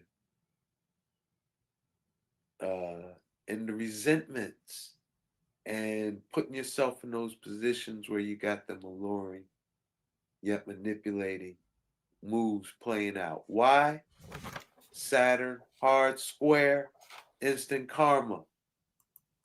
Father Time is like, Father Time we ain't got a lot of time for, we say, just the bullshit in 24 with Saturn and Pisces, 12th house, you know? So if we know better and ain't doing better as it relates to our values, and when you say, well, what do you mean by values, Ross? Hey, sit down and ask yourself, what's really important in my life?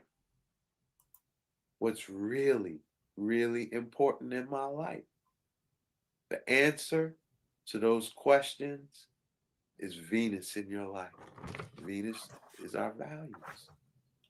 So if you can't identify what's really important in your life, this would be a good year to focus on that. All right? And just pay attention that Venus rules Libra, 7th house, which is all about relations. Can I take a temperature check real quick from everybody? I don't want to be rude, but can I take a temperature check? Was that which can I get a emojis if there's anybody in the audience who this information applies to right now in the year 2024 as well? Please.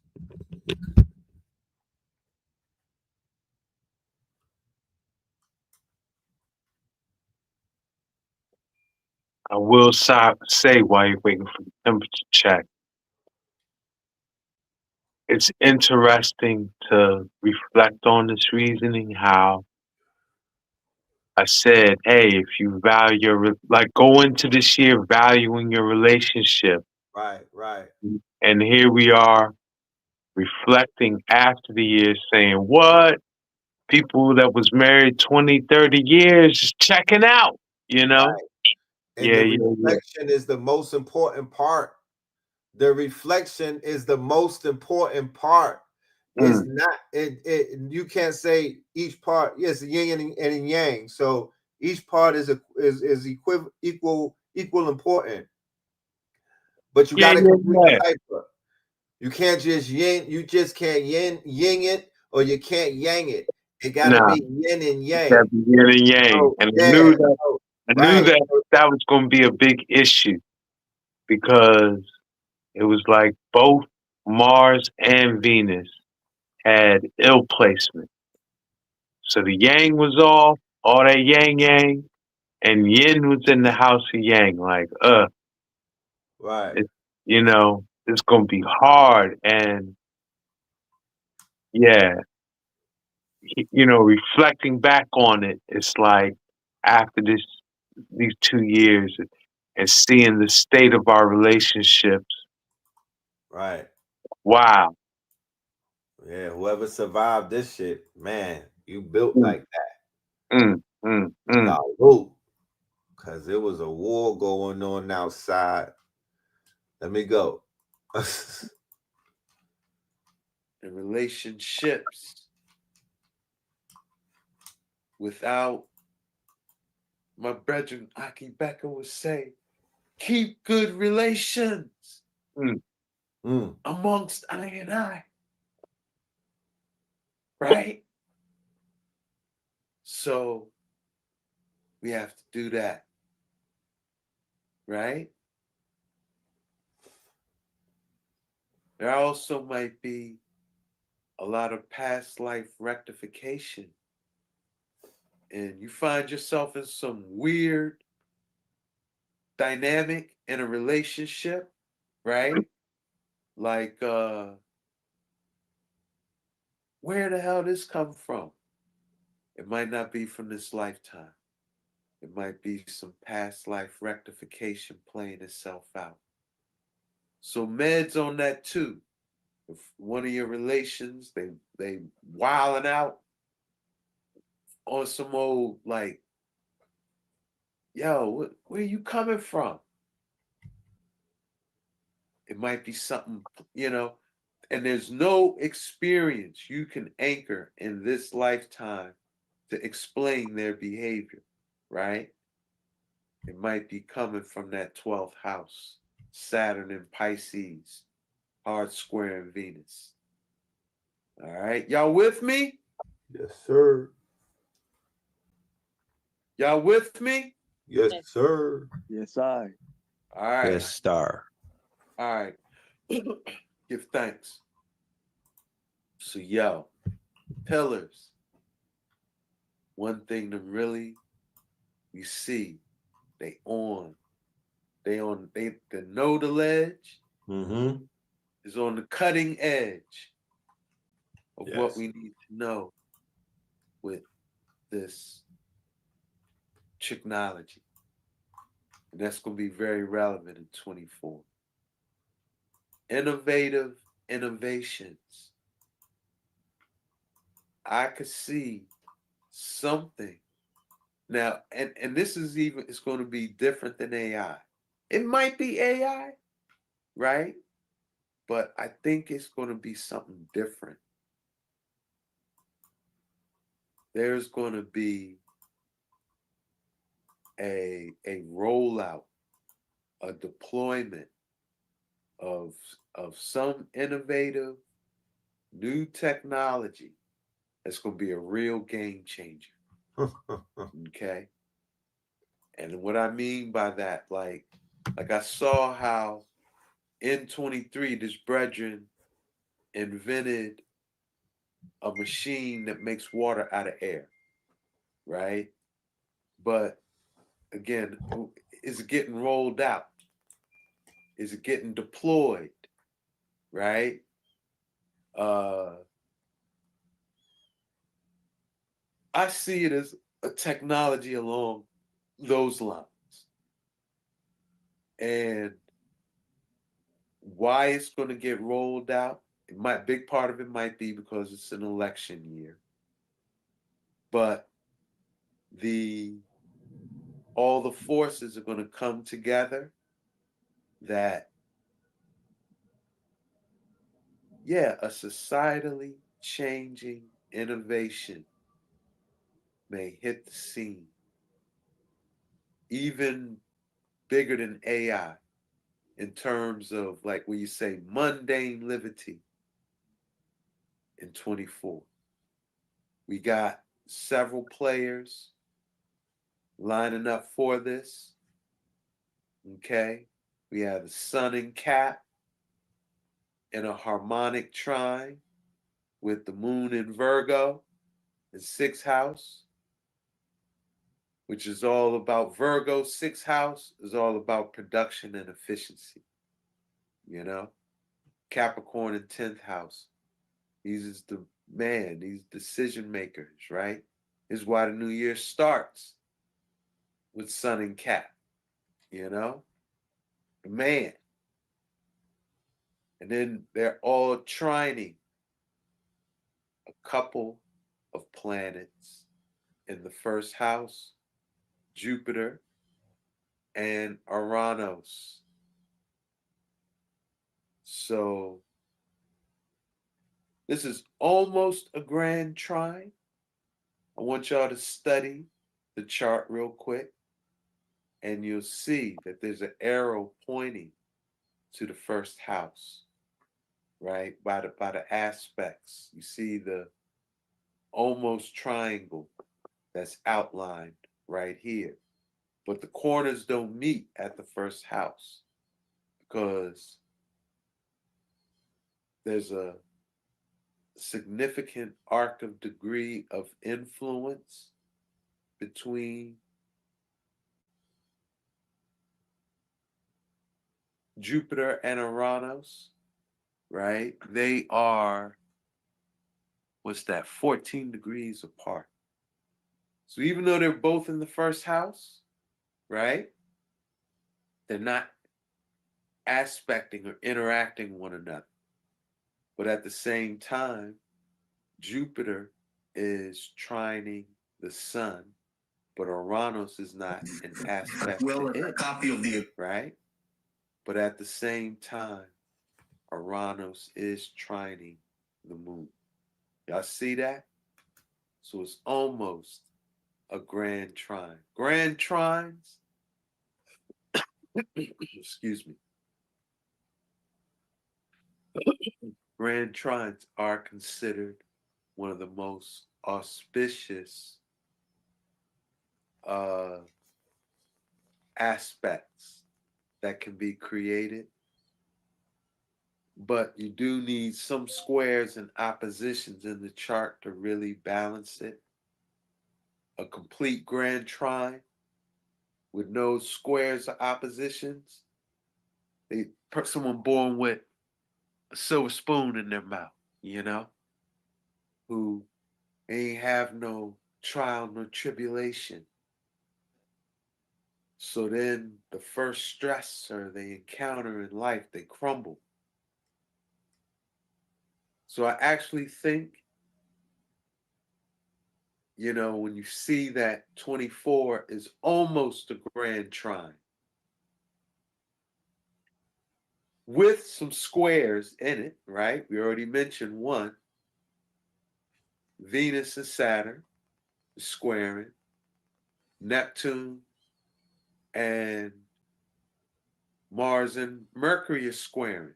Then you got this almost grand trine that kind of sets the stage for if some favorable, advantageous opportunities for humanity or the collective pop up, the leaders, the world, everything is, it's like they're going to be compelled to make it happen. They're not going to be able to take it for granted. You know, at least I guess that's my wishful thinking, right? I'm going to put it out there. Shoot, right? Another way I could see this innovation manifest is, well, right here are some of the ways. Food production, clean renewable energy, ergonomics, stress management, home and work efficiency. We might see a 4-day work week where energy efficiency, pollution, minimization, stress, how on the live yesterday, the Pillars and I did a live to promote tonight. And they was just blocking the sound. I think it was at that time, blocking the sound, how like women is tired, mama's tired. They want to get off the rat race, treadmill. For what? For who? Yeah. We might see a 4-day work week or some innovation in ergonomics and stress management, or clean renewable energy that we free us up from these utilities and shit. Let's see, you know? But on the flip side, physical stress's impact on emotional wellness is going to become more relevant. Manic, compulsive, and obsessive issues will, hey, we're going to see it. Maybe it'll be a reality show around a manic or a famous person who battles with OCD behaviors, opening up about their conditions. Oh, that's the Wendy Williams. Hold on. Somebody OCD doing something outrageous. That would be Wendy Williams. She did a show where she was a manic, right? And she was doing the show to prove to the world that she wasn't crazy. Wow. So that actually happened. It's a reality show. Okay. It wasn't just me seeing Umar acting up online. It was Whitney Williams, the queen of gossip, the queen of Ishfit, the queen of gossip, of Ishfit, of spreading, you know. Not she's the one that talked about people like Diddy and stuff. Right. But anyway, she had a show. She was looking kind of crazy. You know, she was they had on the meds. They had on a lot of pharmacopoeia. You know, people get to see the horrors of what's taking place inside of these places. And they shamed them so much that I think that it helped to get her out of conservationship. Okay. But it was a debacle. It was like, you know, they were trying to get it pulled off the air, all type of shit. Wow. But that did happen. Wow. Okay. Oh, hey, there's another W. Yeah. Yeah, that did. Yeah, that definitely happened. Yes, sir.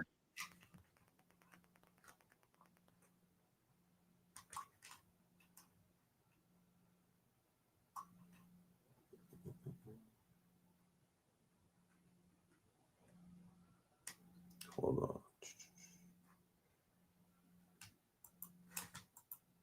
That makes the news.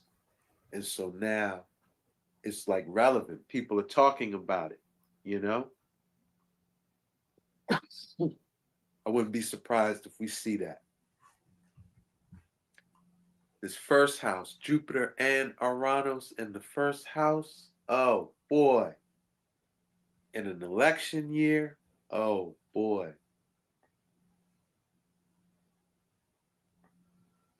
Well, just on one level, it's going to be the year of self-aggrandizement. You got Jupiter and Uranus in the first house, the house of identity, the house of, you know, I am. Oh, man. Jupiter in the first house. Yeah, magnanimous characters. Bigger than life characters. When I see Jupiter in the first house, I automatically, you know who we automatically think of? You know, So right away,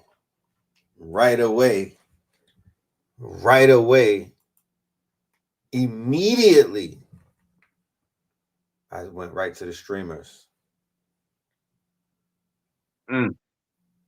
Well, 2024 was the rise of the streamers. I don't mean to cut your wisdom. Yeah. Go ahead. No, I was speaking in terms, you know, 24 was an election year. Right. That it was like with Uranus and Jupiter in the first house, there's no way anybody was going to beat Donald Trump, man. Right. The most magnanimous person with the most unique character. Right. Uranus in first house, that's a unique character. Right. You know, Jupiter in the first house, that's a magnanimous, bigger than life.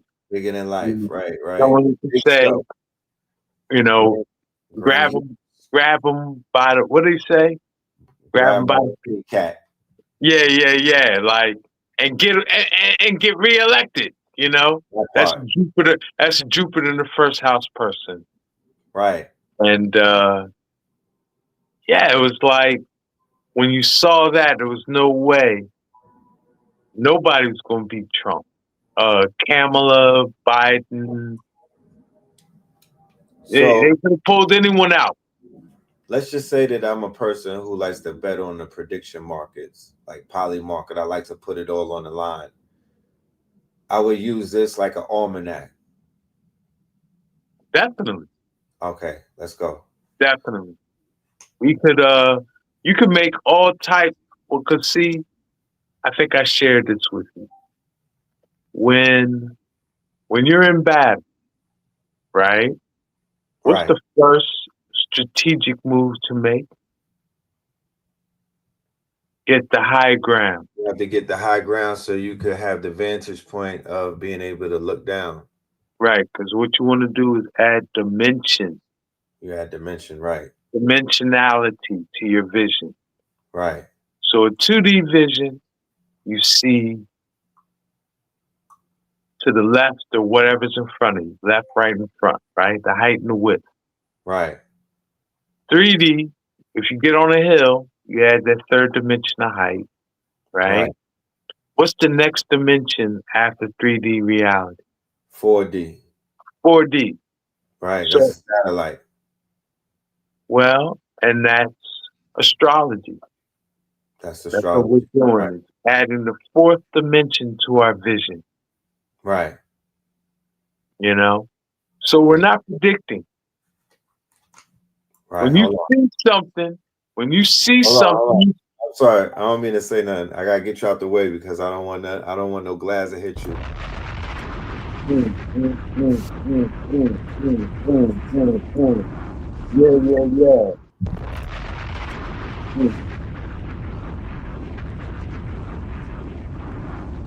All that rubbish getting on me. Yeah. Go Good, thanks. No, but when you see something you're not predicting, you're explaining what you see. Right. And so we're adding the fourth dimension to our vision, right? And there are higher dimensions, right? When you get into the quantum realm, you're definitely in a higher dimension than 4D and beyond time, you know?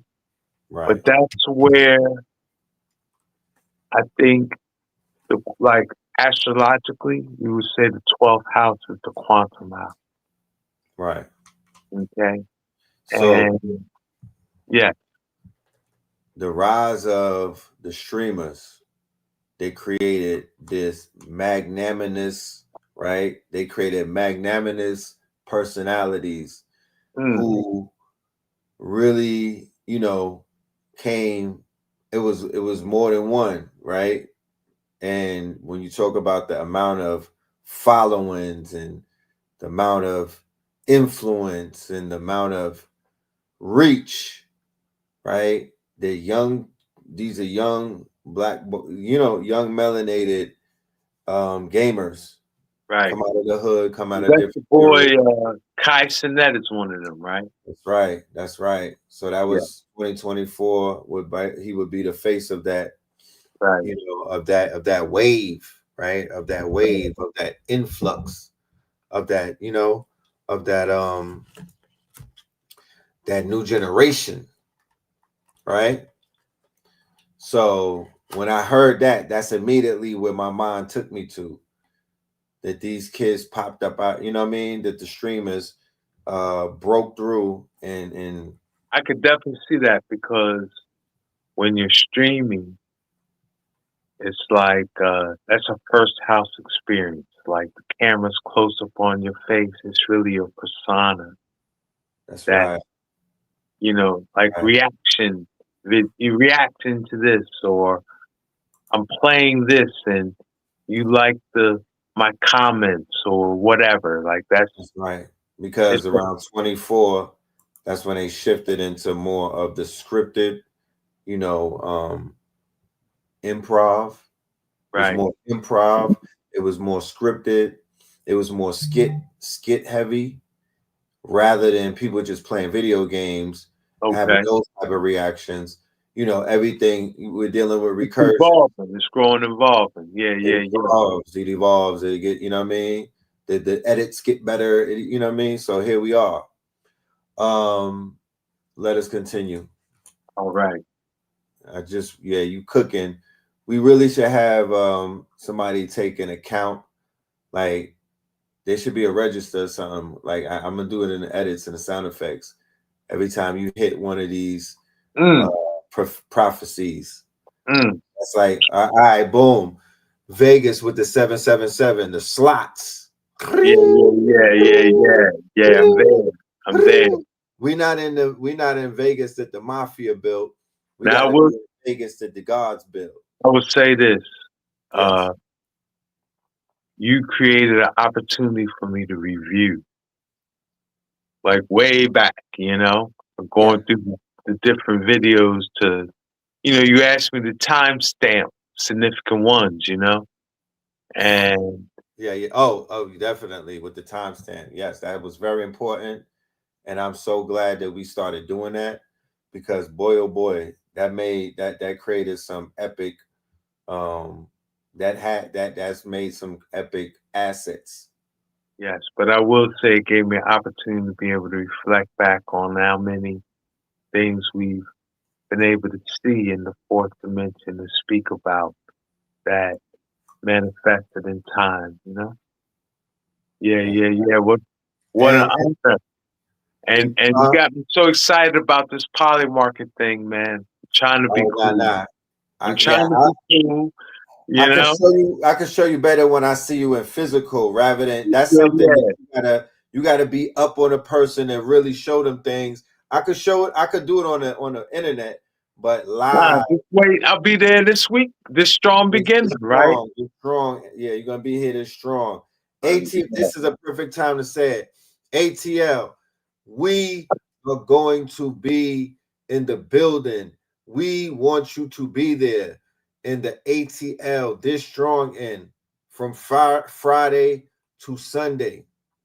Join us. All right. It is at a private location. When you get your ticket, that's by clicking the QR code that's right there, right above my head over there. By clicking the QR code, you get your ticket. You get all of the information. We are on 14 acres of our own land, right? 14 acres. I'm gonna even upload the video right here and show clips of it. It's the Brother Spin City's event space.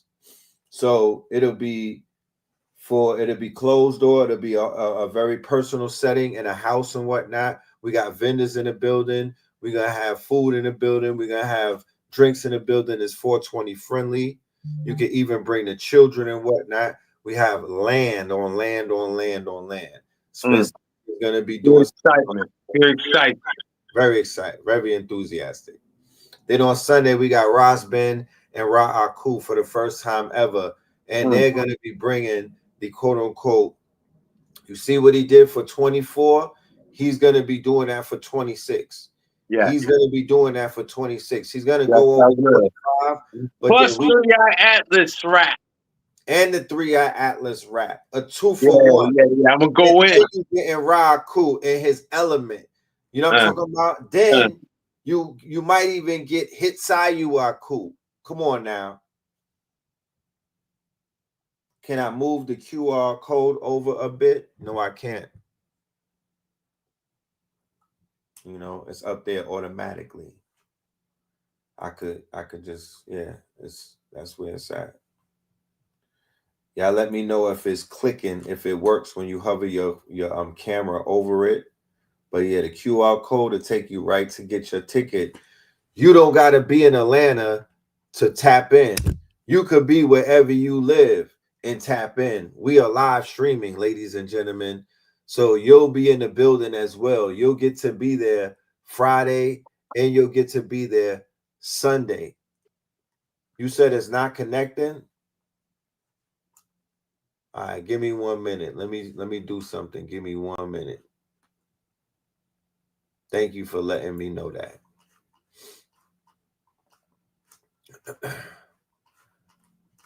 The first day that we're doing is tomorrow, Friday, and that is going to be the brother Slice, Bitcoin Bully, and myself, Red Pill. Bitcoin Bully will be via satellite. He will be in Chicago, so he'll be beaming in via satellite. We have a projector. He'll be projecting, and then for the Zoom audience, he'll be right there on Zoom with you. But he's dropping information about stuff you could do right now in order to get some bread, social monetization with crypto.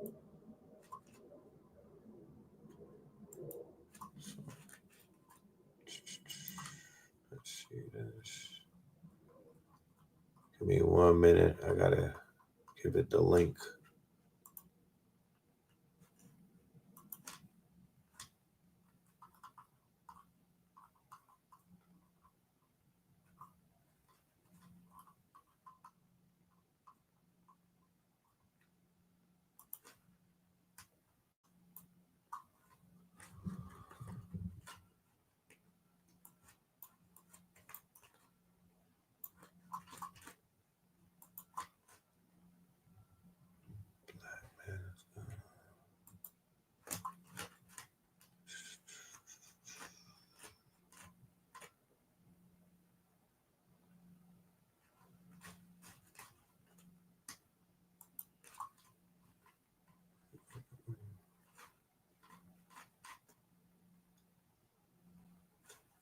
while you do that, I will say that players of the prophetic stage you've been talking about, Neptune and Saturn, they're going to be in the same place in 26.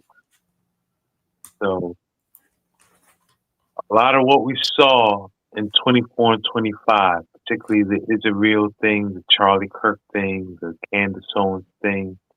Right. Yeah. It's going to be a big theme of 26 too. It's still going to happen. Oh, it's definitely going to carry on. Season 2 is most definitely is not going to end. Yeah. Hold, But now, pardon me, I'm sorry. Could somebody see if it works right now? Do me a favor and see if it works right now. Neptune will move into Aries early in the year. The Saturn will follow it. And I do think they will actually conjunct early in the year in Aries. Right. And so Saturn in Aries, he who wears the crown. You know, the crown is a heavy thing to wear. Right. You know, our crown will be made of lead and gold. You know how lead is the weight of gold and it's the metal of Saturn. Right. Okay, so those that when you say, all right, so there's a difference in leadership between 3 key houses. Okay. Mm-hmm. First house is he who works to earn the throne.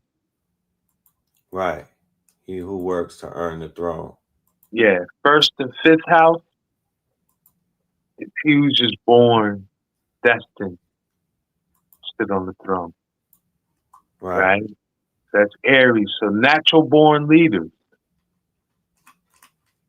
Right? Ones who's just the way they do what they do, they're considered the GOAT or considered the best, the number one, you know? Right. It's going to be hard on them with Saturn and Aries. And with Neptune there,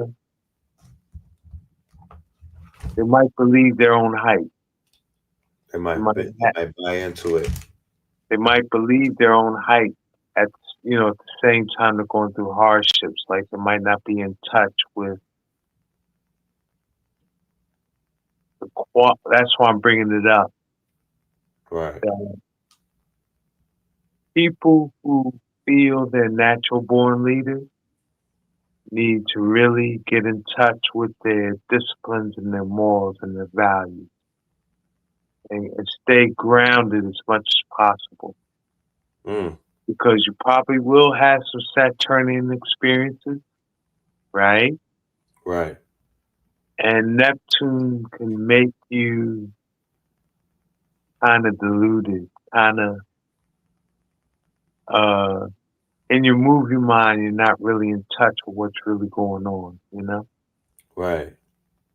So Aries in particular, if you're an Aries person, like you know your astrology and you're Aries, particularly in the early degrees.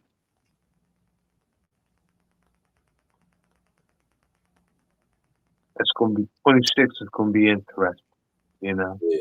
I know you don't want to go ahead, but I just wanted to drop that about Neptune and Saturn, you know. Oh nah, Where they're at, because they're right on that cusp, ready to move into Aries. Right. Also, we talk about all the things lining up for this year: the 3-eye Atlas, the solstice, new moon. What else? Yeah. We got this big. It's called in astrology. It's called an ingress. Big movement into out of one sign into another. You know. Right. When the outer planets do that. It's a big shift. It's a big shift. Them slow moving planets. Right. Yeah. When they make an ingress, that's usually an end of like a 12, 13-year cycle, you know? Mm-hmm. Yeah, I think Uranus is stabbing Pluto and Neptune are closer to 13.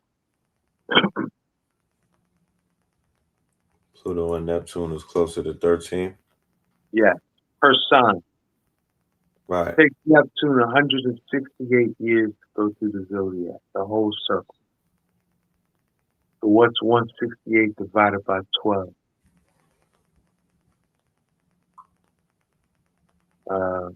I can't think. 68 divided by 12 is 6. 168 168. divided by 12 is what? I would say 6.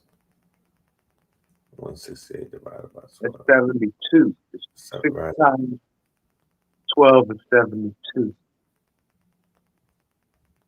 Mhm. Because if it was 12 times 10 is 120. Mm-hmm. So then add 48 years, 20 to 120, that's 168. 14. 14. So Neptune's in a sign about 14 years. Yep. Yeah. Yep. Let's continue with the prophecies. I'm all ears. All right. The Don will probably, if I'm looking at Jupiter in the first house, defining the characters on the stage, oh man, the Don mind, come again, you know? But then Uranus in first house, eclectic characters that their unique individuality is what makes them stand out. These are going to be the characters playing the leading roles on the prophetic stage. Oh, shit. On an election year. But also, too, identity politics is going to impact society and elections greatly. Okay? Uranus is the ruler of the 11th house and Aquarius, the house and sign of elections and politics. Its ruler is in the first house. There's also the first AI election, you know, where we're going to be seeing things that may be AI generated. We're going to have AI calculated drives, voting drives, you know, as well as campaigns to minimize certain votes. Whew. And yeah, year of self. So this Uranus in the first house makes it the year of self-aggrandizement, but also social transformation. These same characters is going to be the one.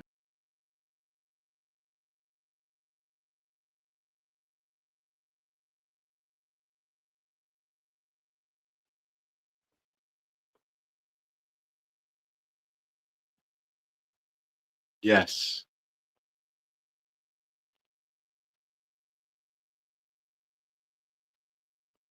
I can't hear you, Brethren. You talking?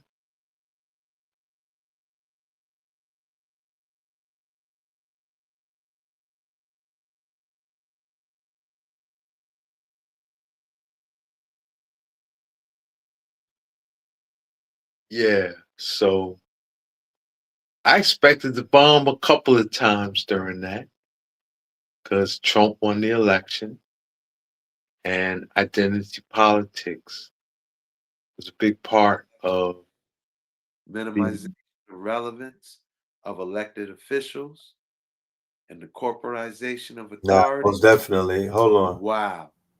These are going to be the realms where we see. Yeah, we definitely had to run that back. I was stuck hearing all of the damn prophecies falling in. But identity politics are going to be very, very, I mean, you hit that shit on the exact nose, because not only was identity politics the main driver of that election, but ever since it got into identity politics, it has been what they call an acceleration of identity politics ever since, to the point where people are talking about fascism in the presidency, and to the point where people are outwardly speaking about all white cities and towns and whatnot, to the point where the entire administration are avowed supremacists and quote unquote crusaders, right? Like openly, to the point where the Secretary of War is an open crusader and actually had 800 generals and whatnot come to Virginia to pledge their allegiance to quote unquote their race war time mandates. And then they also changed the USA put their a new directive of where they go into war, and they switched it to the Caribbean, South America, and Central America. Right? So all of these things are coming into fruition that you said.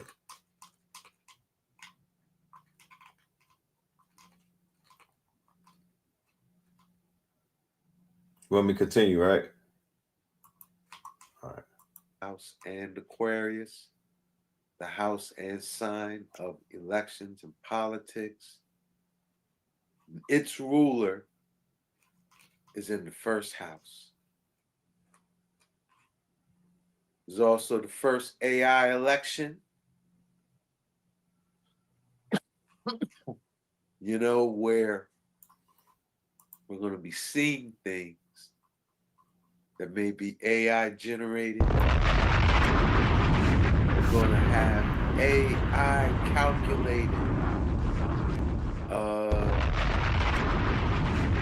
drives, voting drives. To this day. You know, as well as campaigns to minimize certain votes. Whew. And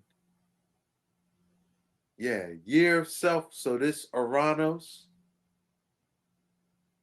in the first house makes it the year of self-aggrandizement, but also social transformation. These same characters is going to be the one driving this prophetic stage. You know, and what's going to be driving this social transformation? We've already built on it. It is this Pluto on the cusp of Aquarius, where it's even highlighted this year because it's right on the cusp of the 11th house. Again, Aquarius is all things 11th house. So in a U.S. election year, with Pluto there, right? There's the only way I can interpret this. In a U.S. election year where money is free speech, we have corporate-sponsored elections, the first AI election, minimization of relevance of elected officials, and the corporatization of authority. Wow. These are going to be the realms where we see the most change in our society. And as Blue eloquently gave us the vision where 23 is Jordan, but 24 is Kobe. One thing I know about Kobe was ice cold. He was accurate. Like when you say that Mamba consciousness, like, you know, Not that Michael Jordan was graceful, right? But, you know, I don't think he identified as a Mamba, right? That's how Pluto is poised right here. In this, you know, what's this? This is the prophetic stage of 24 set. Wow. You know? So, right, we already talked about this one half of the equation that, you know, hey, we're going to work it to the best of our ability. These peer-to-peer empowerment, these pillars that y'all doing what we need to be doing, which is creating peer-to-peer economic platforms. We can all prosper collectively, you know? But then we do have, we've already covered this. We do have this shadow, the specter of it weighing over us, you know? But I think the ultimate key to getting through 24 again, ground yourself with these players on the prophetic stage. Be open to your prophetic visions. You get some prophetic visions, act on them. But gotta know your prophecy. You gotta know your prophecies. Book of Enoch, the key to the original prophecy. We'll you know, just drop it on that. We'll end this portion there. How y'all feeling?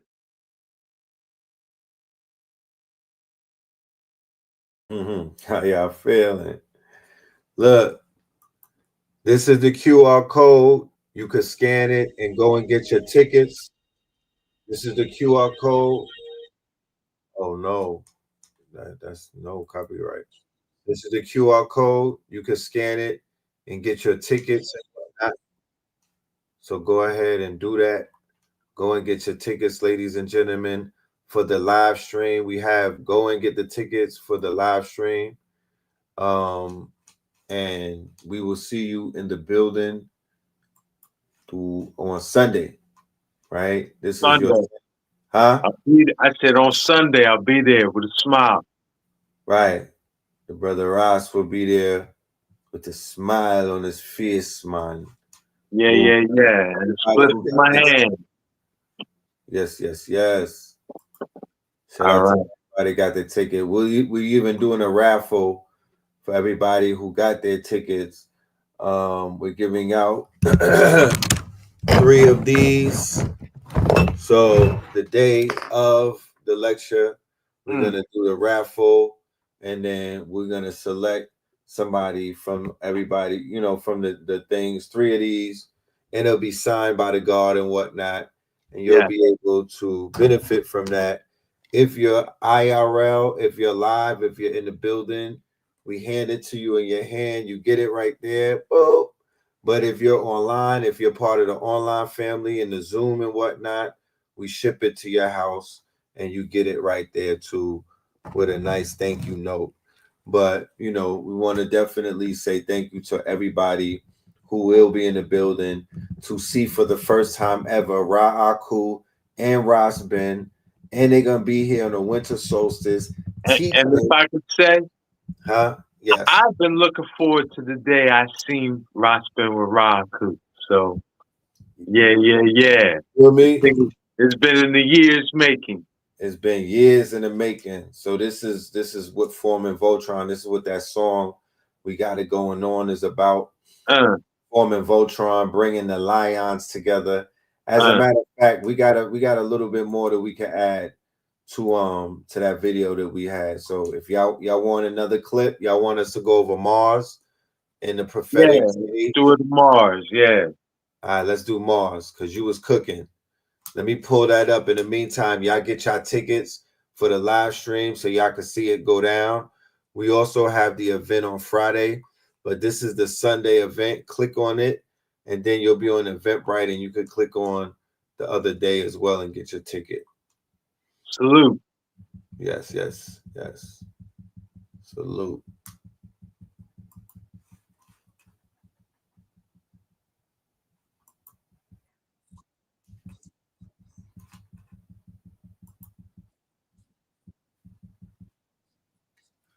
Neptune and then Mars. You gotta go over Neptune.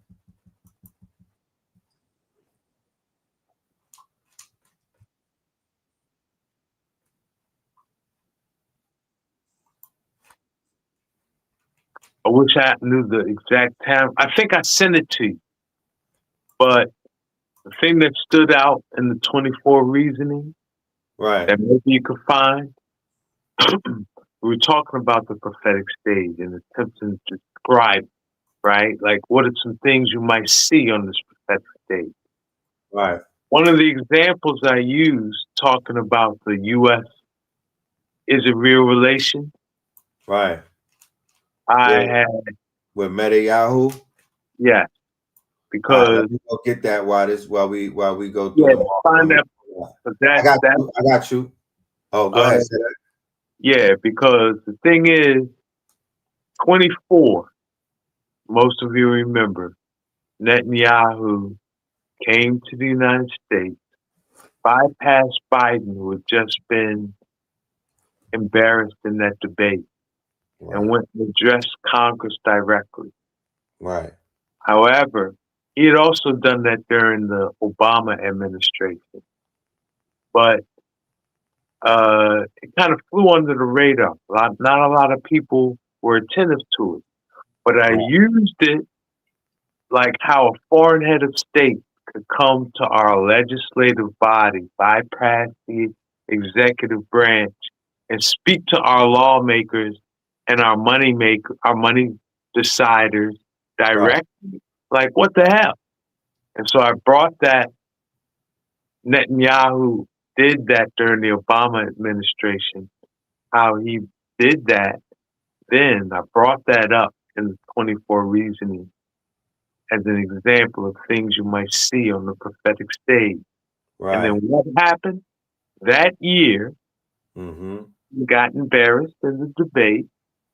And because of the debate, Netanyahu might have come to the Congress and spoke to Congress and went home and nobody knew about it.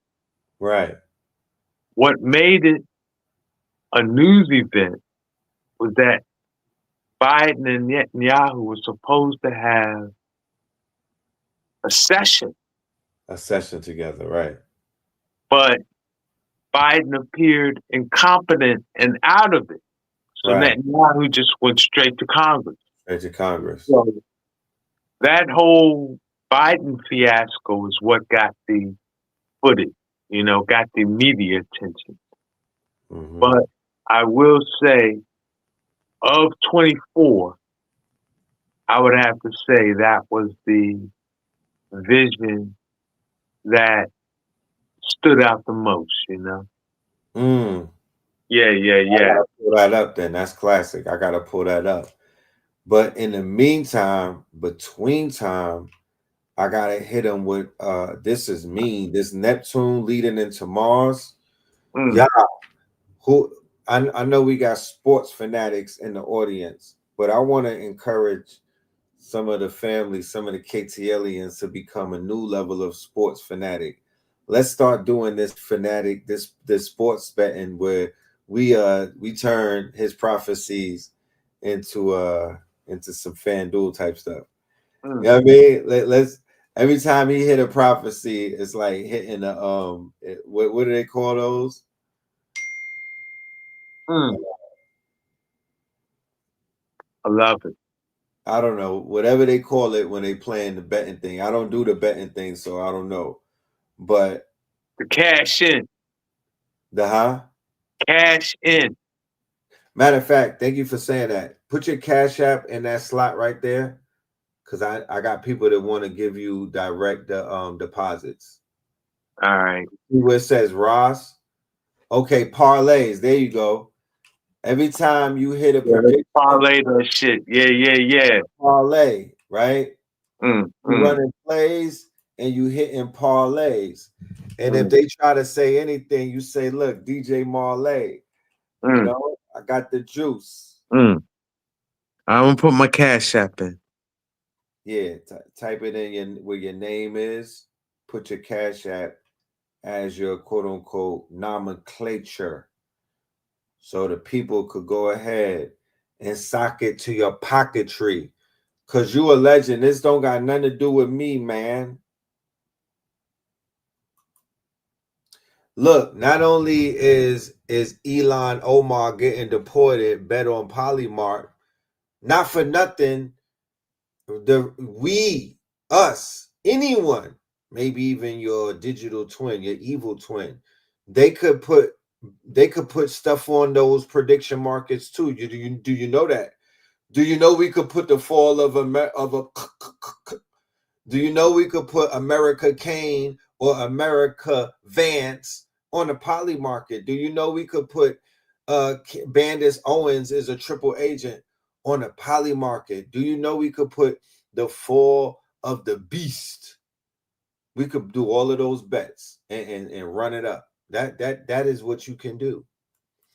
And because we have people amongst us who can see into the future, who can they are the best seers, they are better than the precogs, they are more tapped in than any AI that they could build, any quantum machine. You feel me? Even any seer that they got in Hawkins' lab. There's somebody in the projects who's double jointed. You know what I'm talking about? Who was eating lead chips in their cornflakes. Who used to do backflips on pissy mattresses while doing their homework and whatnot. You know what I mean? Those type of mutants is out there. You know? And it really appears that a lot of them are they're turning on. They're coming online these days. Almost similar to the Supercell TV show that they had. Real talk. Really start looking for that. You know? Really start looking for that. But yeah, we can affect the narrative. We either could build our own prediction market, or we could tap into the prediction market. We have seers amongst us. We have people who could look into the future. We have people that could create the future. We got people who can see multiple futures. And we are divinators who could divine when it's time. Because that's the same way that people were using their skills to win the numbers, to do the numbers. And back in the days, the policy bankers, where they had dream books, right? They had the dream books, right? What were they doing? They were prophesizing. You have a prophetess in the church, right? And you had people's grandmothers who were able to see. They had water under the bed and all type of shit. You know what I mean? Right now, the equivalent of that, those people exist, not in Vegas slot machines anymore, not doing that. They're on prediction markets. They're on the sports betting apps. They're dominating those places. There and rumor has it, there's a lot of Biffs out there. That whole Biff thing, hyperstition, the Biff myth has come to fruition. There have been people speaking about the fact that there's people who, you know, they're like, yeah, they won the lotto.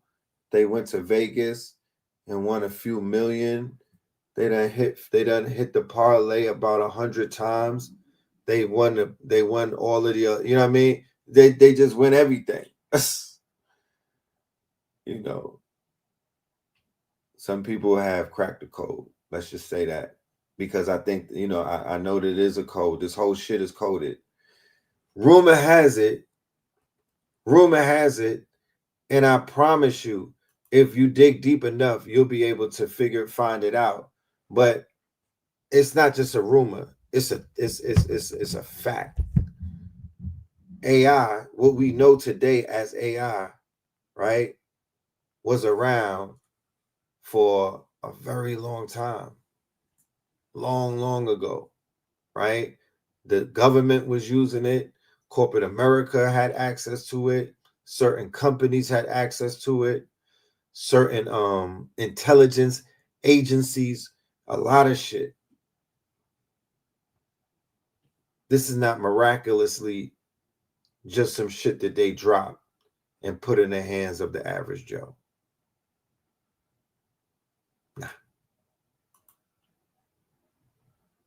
Nah.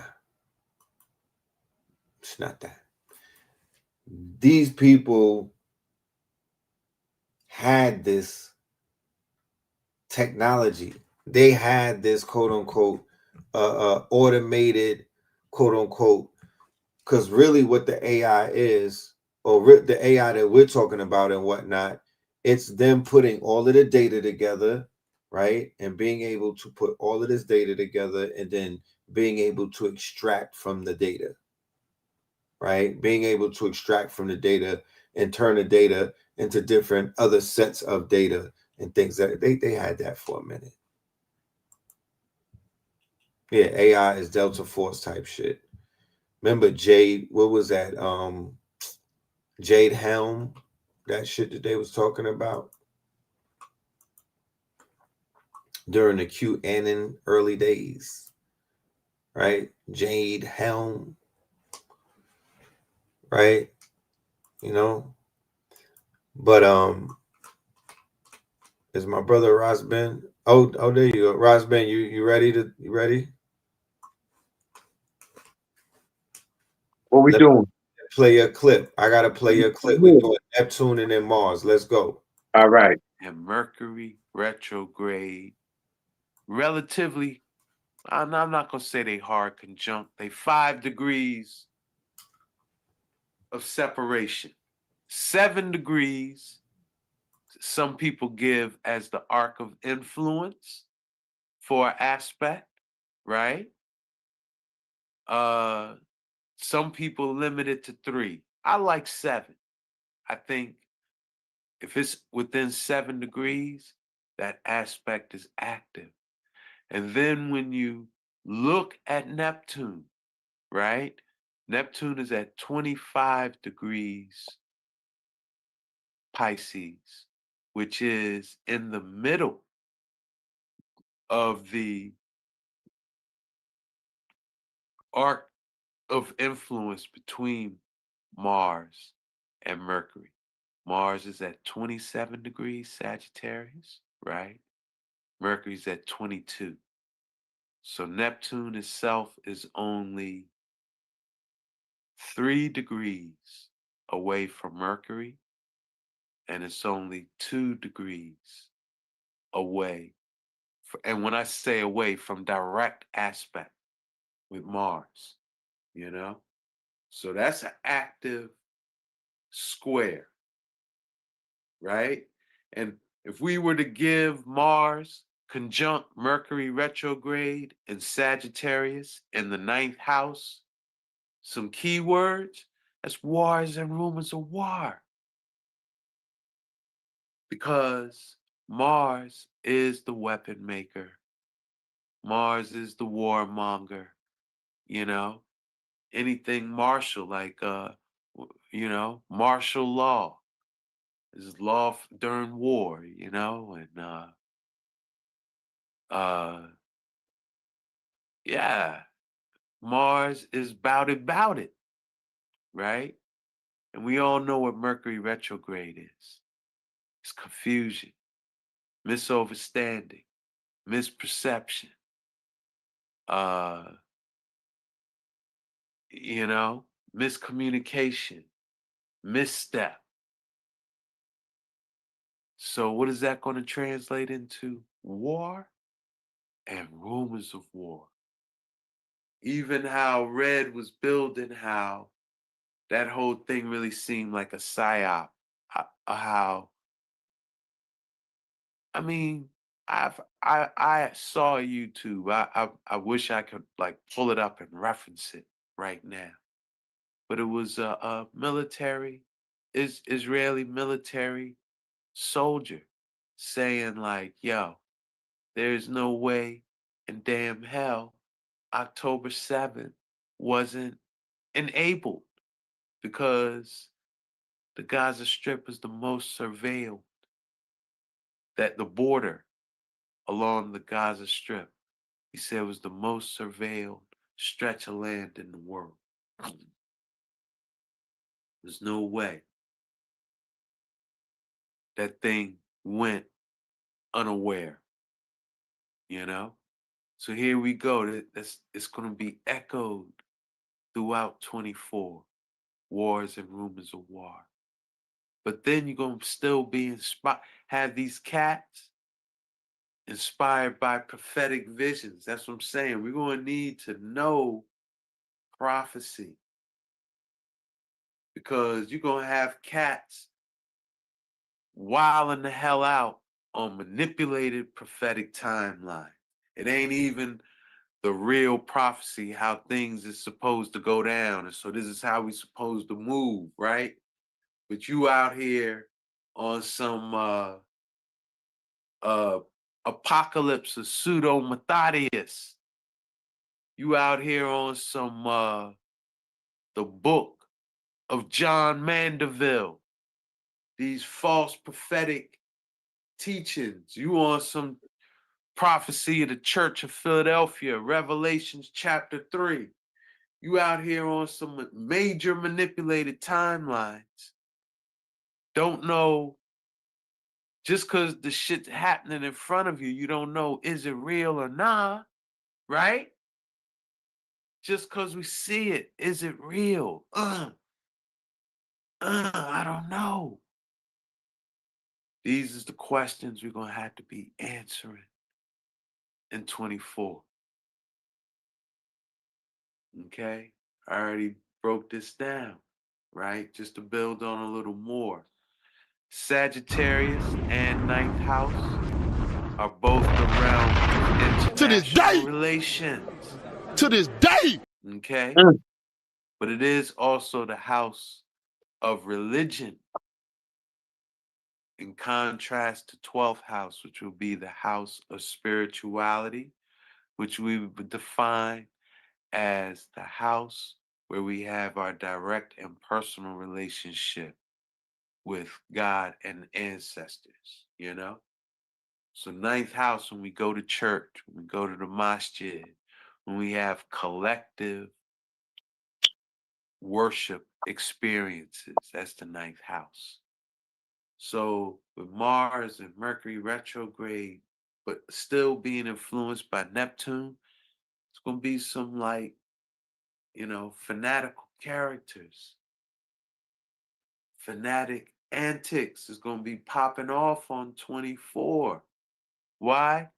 Mars is the planetary ruler of drive, motivation, and ambition. Conjunct Mercury retrograde, again in this house of religion, house and sign of religion, mutable fire. The fire no watcher can put out.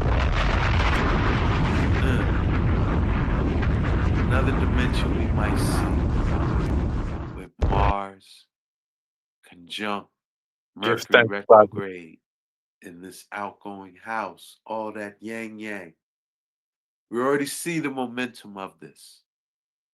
And with this planetary alignment in 24, the stage is set for this stuff to kind of grow outrageous this year, right?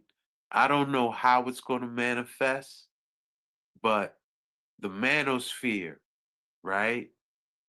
I know Kevin Samuels is an ancestor now, right? But maybe the next Kevin Samuels will arise. Or they'll start a Kevin Samuels conference or something. But Mars is the planetary ruler of manhood and masculinity. Again, conjunct in Mercury retrograde. It's going to be all that yang yang. It ain't going to be yin yang. It's going to be yang yang. In ninth house, in Sagittarius, passport bros. These dudes is going to be like next level 24, you know? And does that mean they're really going to Look, blow up no, in they translated attention them. and In follow? 24, they came up with the translators. They did the translator. They came out with the phone where they could do the translation. Yeah. They could talk their yin yang They in any leveled up. language. Right. And that they said that increased the numbers of people that were defecting from America going into the passport bro thing. It actually tripled it because now you could translate. Wow. So when you said that they're gonna level up, that's exactly what happened. And that happened in 24. But it just got better in 25. But the first phone or the first thing, it popped out in 24. Yeah, because Sag is all things international. So we was going to take all that yang yang cross seas, you know. And the shit went yang yang all the way. And it been stuck there since, bro. But let us go. That's the stream. That's the rise of the streamers, right? Yeah. The streamers rose up and they kicked Zoe Spencer out. They went yang yang. It wasn't. It's not a balanced thing where it's like, hey, us and our little girl guys. No, it's yang yang in that thing. Right. Yang yang in that thing. Yang, yang, and that's interesting too because they say a lot of the watchers of them streamers were men. Yeah, they're men. Yep, a bunch of men watching men. Yeah, that's and they play around heavily in that streamer world. But yep. Right. So yeah, yang yang. And they do like hazing, it has hazing stuff going on in there and all type of stuff. Say and do such outrageous things that they look like Mars conjunct Mercury retrograde, and just get caught the hell out of there. That's possible too, but we can't see what's in the chart. Be aware of the momentum that's been building with that thing and not factor it to be something that kind of has a lot of attention and focus in 24,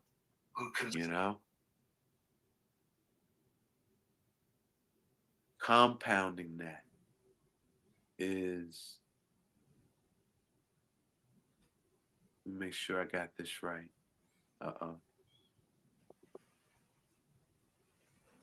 All right, compounding that, right, is that we got yin in the house of yang. Venus is detriment in the 8th house. Mars rules the 8th house. Venus is better manifest in the 2nd house or the 7th house, right? Venus is really considered at its detriment in the 8th, right? And if we were to put a keyword to how that detriment, or you say archetypically would manifest misplaced values, right? And how Venus in the 8th house moves, it's an iron fist and a silk glove. Like we say, Mars rules the 8th house. 8th house is where the resource grab occurs, So when Venus is in the 8th house, you got these misplaced values, right? What you may have is characters that they present, whatever they presenting, whatever they coming with, is silky, is velvety, it's pretty, but they shown just enough of the iron fist to let you know, like, yo, You know, you could take it sweet, or you could take it soft, or you could take it hard. What you gonna do? So there's like this alluring yet intimidating manipulation going on. The way we could see that play out on the international level is this BRICS thing. This BRICS thing is going to go down in 24 with this Venus and Sag. And like, that's how BRICS is really coming at where you say Western economies right now. Like, look, we holding out this silk hand, right? But Brazil, Russia, India, China, South Africa, yeah.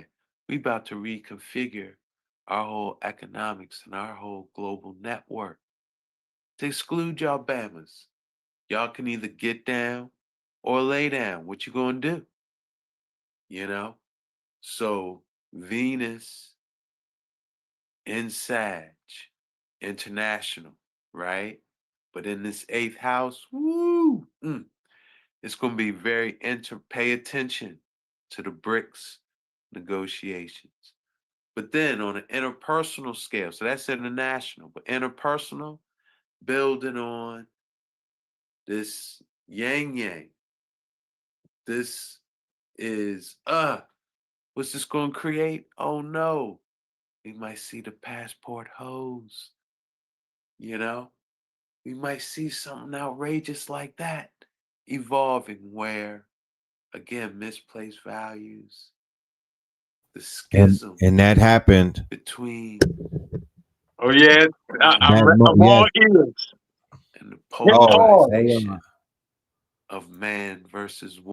They say when the student is ready, the teacher shall appear, right? I am here. I have appeared. I am here. You said what now? I'm all ears. I'm ready to hear about the passport hose. You mean passport bro and them twinning them? See, that's what I say with Venus and Sag, but in the 8th house. Yeah. Yeah, we were saying, wow, we might see the passport hose. We might see women with misplaced values. Yeah. Doing shit like the passport bros, Yeah. Oh man. Oy vey. Check this out. Yeah, take a sip, please. Beloved. I hope is that for the detox? Yeah, it's kombucha. Definitely gonna need some kombucha because we about to go in. Yes, there are passport holes. They have been spotted. Yes, they have been. They have been spotted. There is evidence of their existence, and they left behind digital breadcrumbs. Yes, we will not be picking up those breadcrumbs, but I do know where they left them breadcrumbs at. Okay. Yes. So I'm not surprised. I'm not surprised to see that manifest. Neither am I. But boy, did it manifest. Let us continue. Yeah, let's just go ahead and let the bomb off for that. Okay. To this day. Yeah.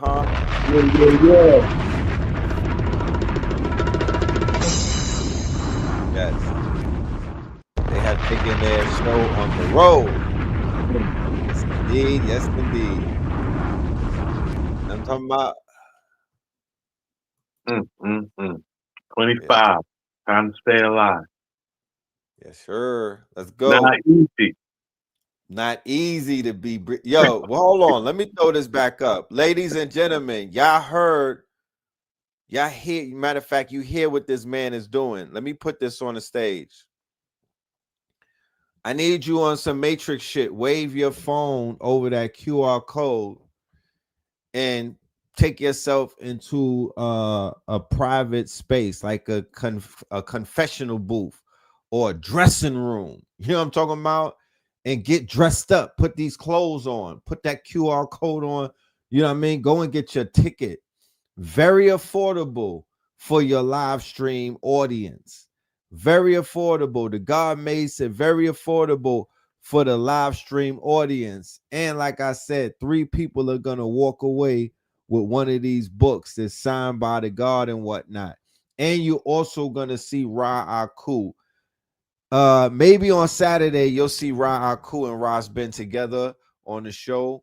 We're going to make sure we're going to see what happens. Or, you know what I mean? But you're definitely going to see them on Sunday. How about that? Yeah. How about the first time y'all see them together, we'll be in the live stream or you'll be in person. How about that? I have them together one-on-one. Y'all get to, you get to you get to see what it's like. You get to test the product, but them coming together for the first time, yeah, that's on Sunday. That's when the ritual takes place. Yeah. That's when we And I form will vulture. say Saturday, if you don't mind me dropping this plug real quick. Of course, because you got something cooking too. I just remembered that. So you're gonna be doing something. So you can't even. Yeah, you'll be occupied. Let them know where you'll be at. Saturday I'll be at the One Art Community Center here in Philadelphia, 1439 North 52nd Street near the Man Music Center. And this is kind of really what started this, because the we say manager and owner of One Art, we were students of astrology together. And we were studying with a whole crew of people, most notable being Noble Ampu. He was a part of our study group. And it was more like an each one teach one. We weren't. He was a part of our early study group as well. In our early inception, he was there as well. Yeah. Cool. Salute. So we would just be having fun, looking in the 4th dimension. And, it was like, wow, we're on to something. So we kept it going and it became an annual event. So I have to be at One Art on the solstice, and the solstice strong beginning. It's only right. Right. It's only and, right. It's part of the regimen. It's part of the ritual. Yeah, and the sister Crystal Joan that's fallen in. She's gonna be a part of it. Dope. Yeah. Bringing the youth in, right? Because to be honest, thing about Philly with me now, most of my generation, COVID killed, man. They either dead or moved, Yeah, interrupted them. Yeah. So it's time for the youth to be a part of our stuff more, And that time has come. The time has come.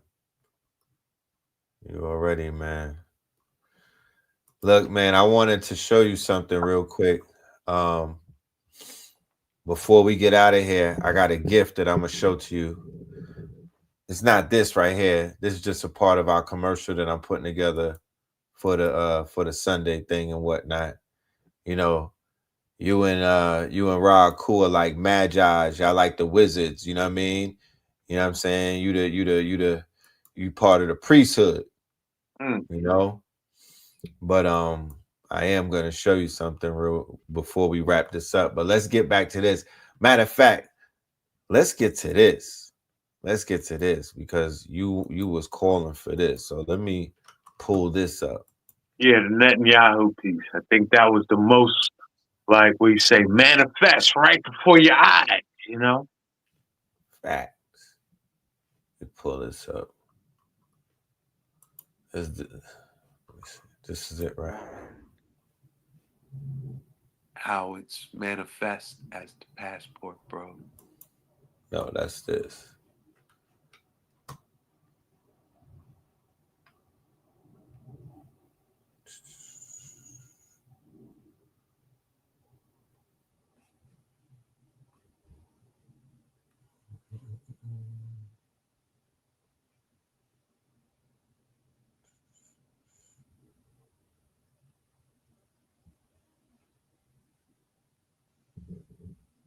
I airdropped it on my screen.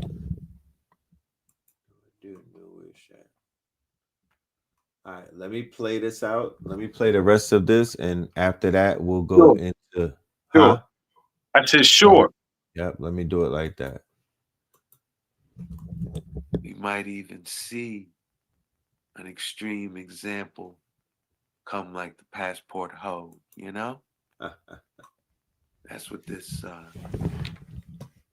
Venus. But I will point out too that Saturn in Pisces in 12th house, Father Time in the house of fulfillment is hard square Venus in 8th in Sag. You see, they each at 3 degrees, right?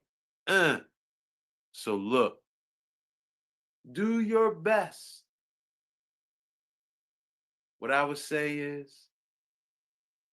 you feel like you got to put a velvet glove on, right? But you know your ultimate intention is to be strong arming and bow guarding. Just don't even put the glove on, right? Just, hey, Brody, make your move, okay? Because there's going to be karmic dimensions associated with misplaced values and what you say, the alluring yet intimidating manipulation that we might be impelled find ourselves in, you know? Hey, all of us who are in relations. You're a man with a woman, you're a woman with a man. Go into 24 really valuing your relationship. And don't allow yourself to be manipulated, particularly by social media. And the resentments and putting yourself in those positions where you got them alluring, yet manipulating moves playing out. Why? Saturn, hard square, instant karma. Father Time is like, Father Time we ain't got a lot of time for, we say, just the bullshit in 24 with Saturn and Pisces, 12th house, you know? So if we know better and ain't doing better as it relates to our values, and we say, well, what do you mean by values, Ross? Hey, sit down and ask yourself, what's really important in my life? What's really, really important in my life? The answer to those questions is Venus. Venus is our values. So if you can't identify what's really important in your life, doing better as it relates to our values. And we say, well, what do you mean by values, Ross? Hey, sit down and ask yourself, what's really important in my life? What's really, really important in my life? The answer to those questions is Venus in your life. Venus is our values. So if you can't identify what's really important in your life, this would be a good year to focus on that. All right? And just pay attention that Venus rules Libra, 7th house, which is all about relations and relationships. Without, my brethren Aki Becker would say, keep good relations amongst I and I. Right? So we have to do that. Right? There also might be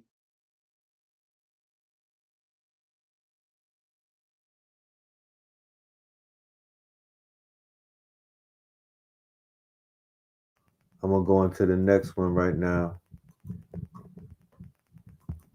I'll be pulled up. Yeah, to hear, in retrospect, to hear that and to just see December 1st, the state of relationship. 2023. Wow. Say that again. Be quiet. Say that again. I said to hear that in Yes. review and to see the state of relationships after these 2 years is like, wow. You know? Super wow. Yeah. Super wow. Yeah. Like super wow.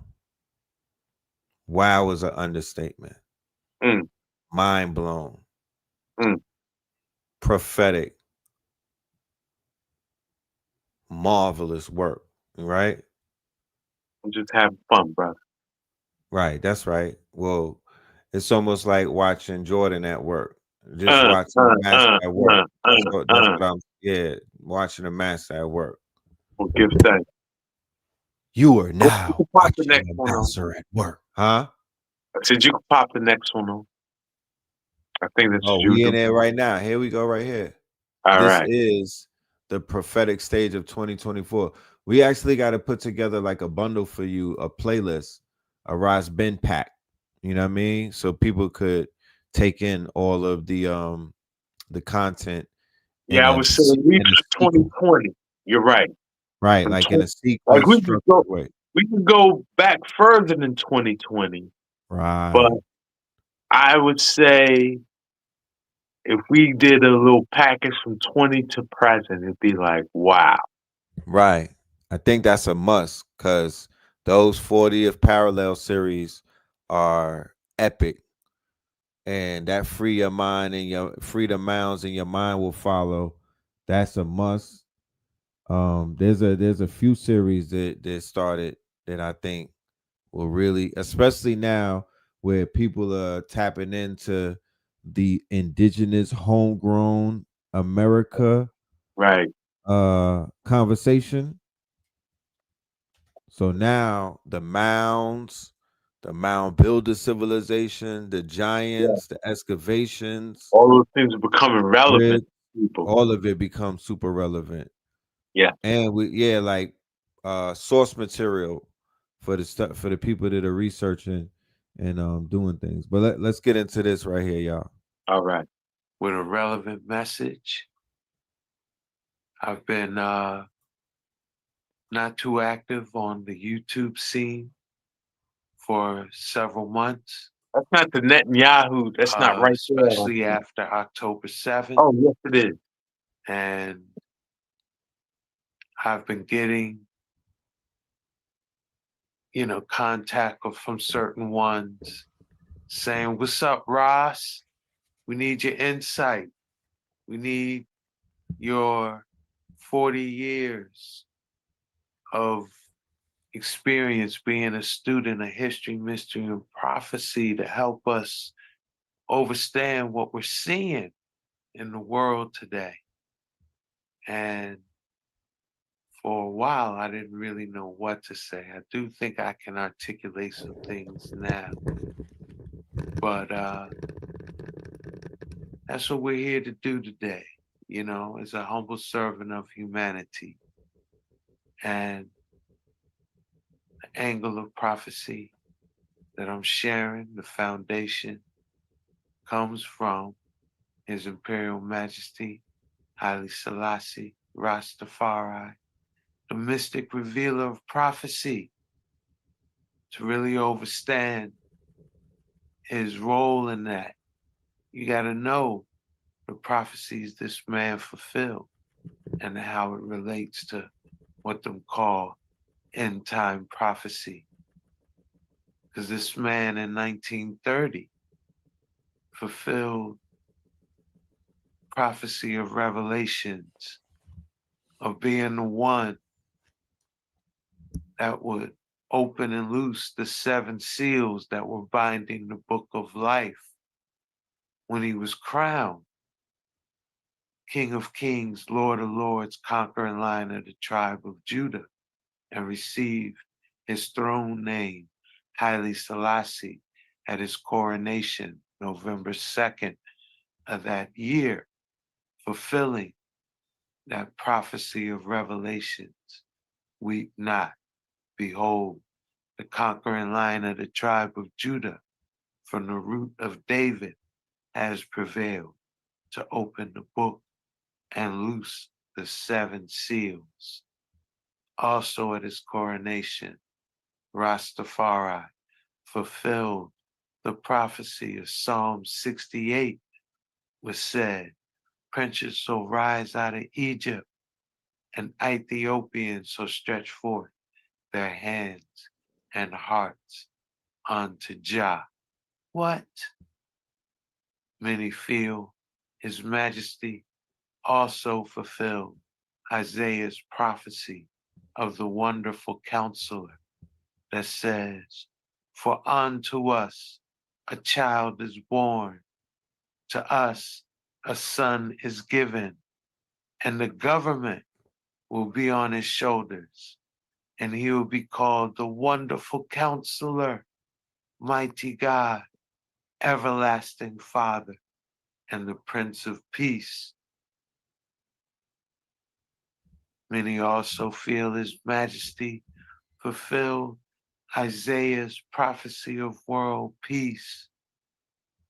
The lion shall lay down with the lamb, and swords shall be hammered into plowshares. What? Yeah.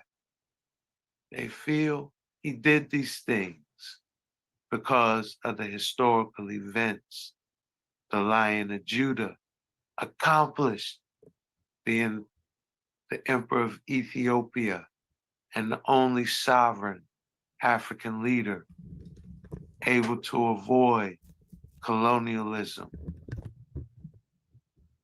The Lion of Judah, who drafted the United Nations Declaration of Human Rights. The Lion of Judah, who conceived and championed the United Nations principles and pillars of international morality, collective security, and global disarmament, the 3 pillars upon which international relations are supposed to stand. And the Lion of Judah, the only world leader to address both the League of Nations and the United Nations. So, as a student of history, mystery, and prophecy in the year 2016, inspired by His Majesty, I participated in a Free Your Mind conference here in the city of Philadelphia. And the way my participation unfolded that year was kind of mystic, because this was the 3rd Free Your Mind conference I had been a part of. And I knew the relevance of, having the opportunity to be able to speak at these things. And I took it serious. And so I was meditating hard on what was going to be my topic and what was I going to speak on, And it was real slow to come, which is odd for me. Usually I'm quick with inspiration, for research. But it was coming slow to the point that they already put out the schedule. before I submitted the title. So they just had me down for deep occult history because they knew that's how I came, you know? So I was studying the schedule and I saw one of the headliners was a man named Ken O'Keefe. And I wasn't familiar with him. So I started studying him and I saw one of his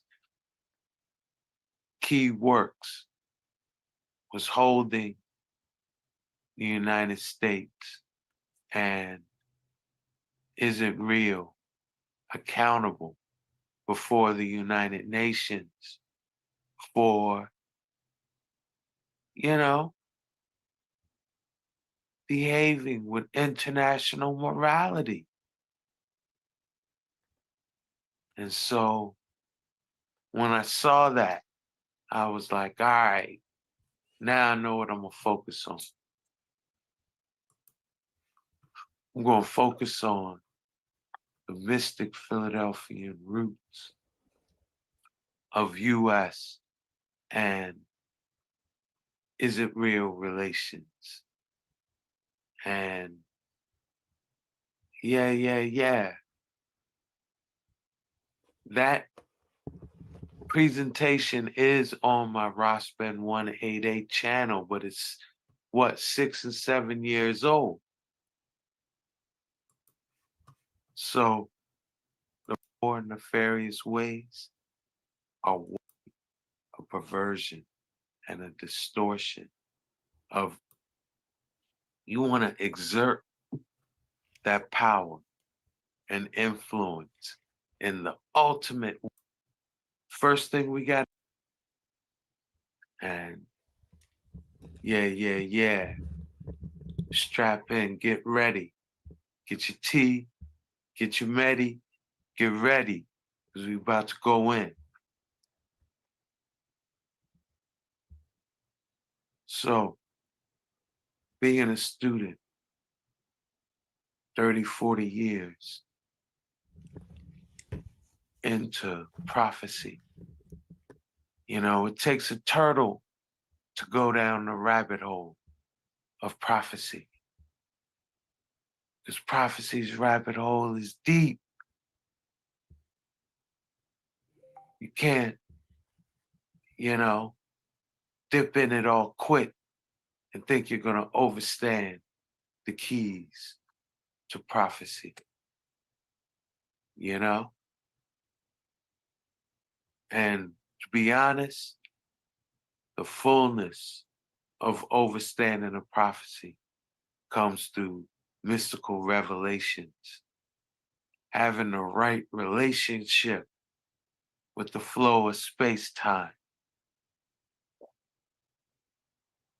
And the way we do that, first thing we got to do, we got to assume responsibility for our place and our condition in space-time.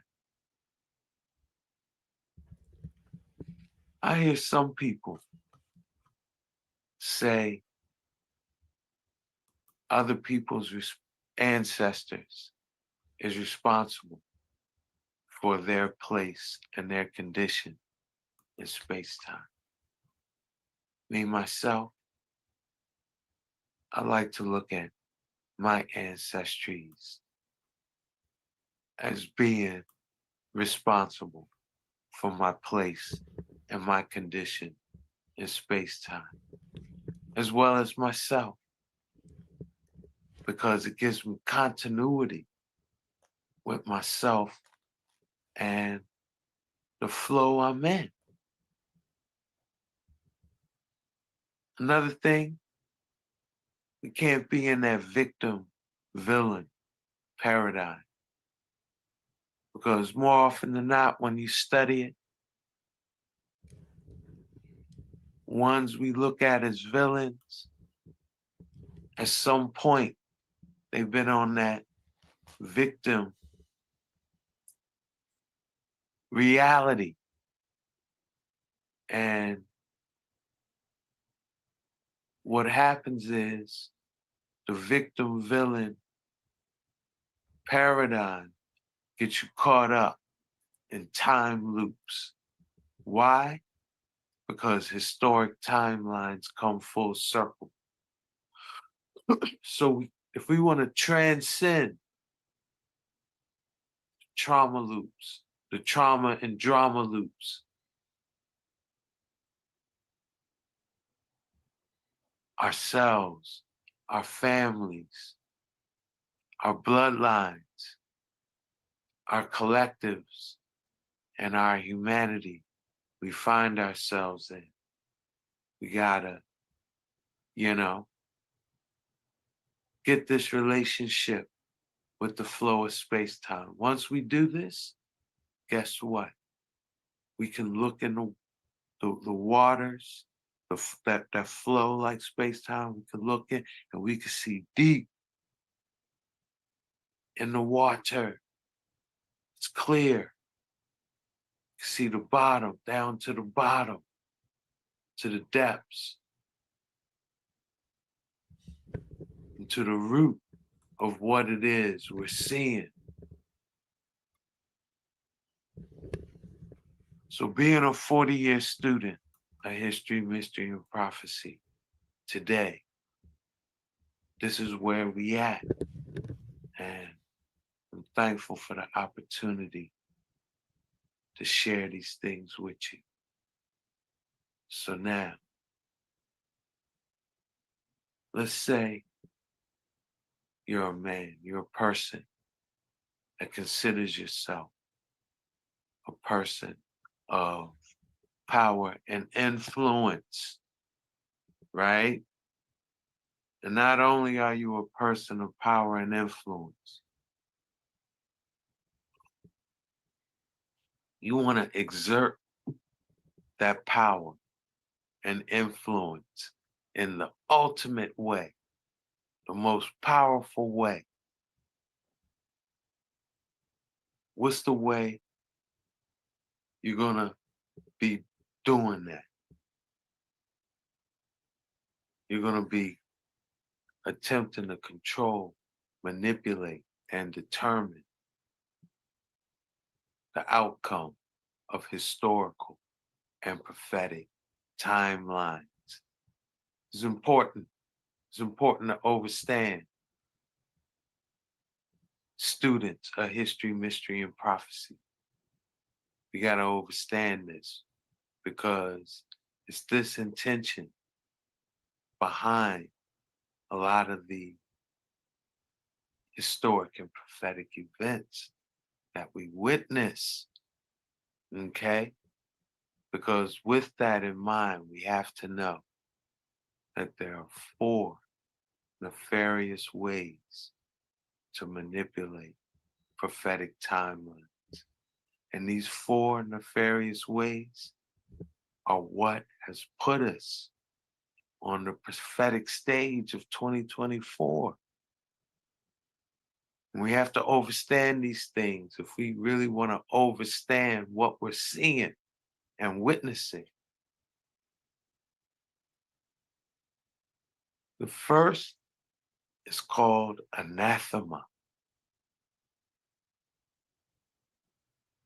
Anathema is nothing new. It's an ancient technique. To be honest, played out in a lot of ways in the Nile Valley. And, what they call the clash of the Titans. Titans versus the Olympians, which played out historically in the Nile Valley of Kemet as the Memphites versus the Thebans. But we're not going to get all deep into that tonight. We're going to start with the prophetic manipulation that occurred in Rome when anathema was enacted on the book of Enoch. And anathema means to make as if it never existed. And as far This is a rabbit hole that I'm going to go down This is a rabbit hole that I'm gonna go down with you and a bunch of scientists. Mm. This is gonna be a panel, and it's almost like an interstellar journey to go back, right? The And manipulations of the timelines. Yeah, man. We as gotta know how. We gotta know how we got where we are in space time, and what was the original prophecy, and how was it manipulated but to my such thing a is, degree. if timelines can be manipulated, right? That's really kind of like a plus for us because there's timelines that we need to manipulate. Well, I'm on. we all should be fulfilling prophecy, Yes, of right? course. I mentioned there was 4 nefarious ways to manipulate prophecy, but there's one beneficent way, Right. and that's to redeem you and your bloodline. It's just that Right. simple.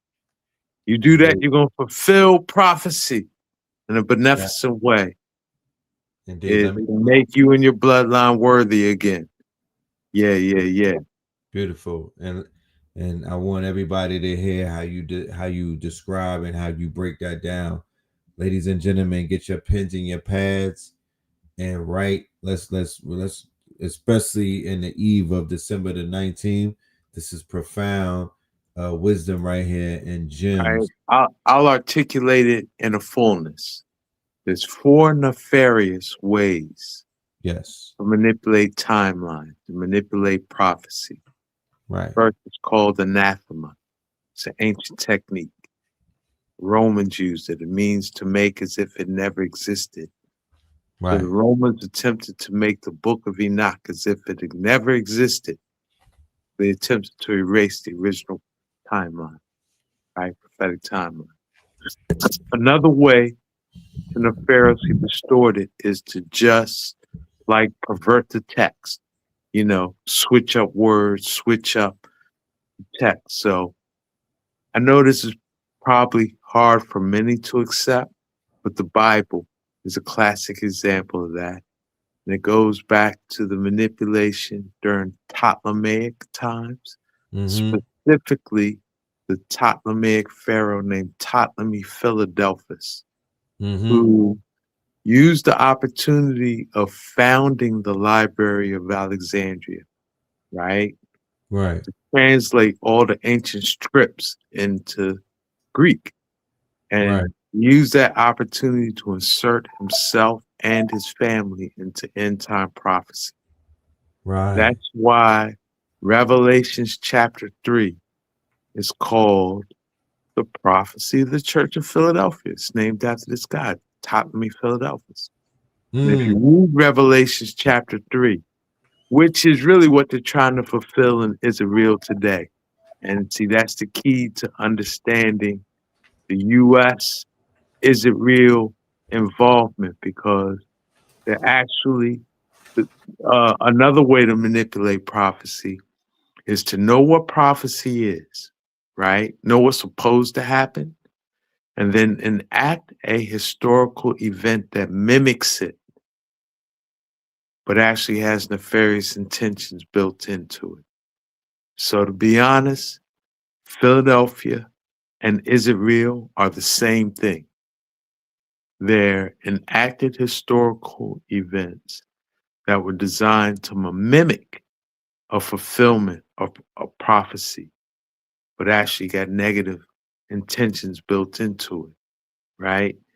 And even though, like in most of our minds, Philadelphia is just a city, right, in the U.S., but the reality is that the United States was born here. So all the prophetic connections and prophecies associated with Philadelphia, they really are associated with the whole United States. You can look at Philadelphia as the resurrection of the Roman Republic, which will make the United States a resurrection of the Roman Empire, right? So there is a fourth way to to distort historic timelines, but it's one they don't like to use because it creates too many quantum variables they gotta, factor. And that is just enact historic events that seem to just stop prophecy. It's like they can't stop it. And when they try historic events to just try to stop it, that doesn't work. So they try to avoid that, But and I guess you could say that goes back to the Jesus stage, trying to stop his fulfillment of prophecy. And look where that is 2,000 years later, Right. So there's one beneficent way to fulfill prophecy. And I mentioned that.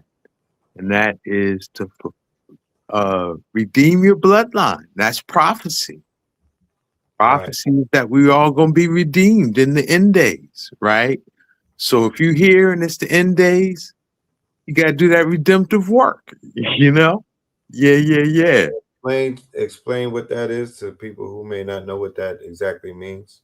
Well, redemption means to make work, to get your worth back. Like when you have a coupon and you redeem it, you're getting the worth back, right? So I would say each bloodline has redemptive works of its own to fulfill. My redemptive works might be different from yours, right? Right. But I would say it would be like, you're balancing the scales. So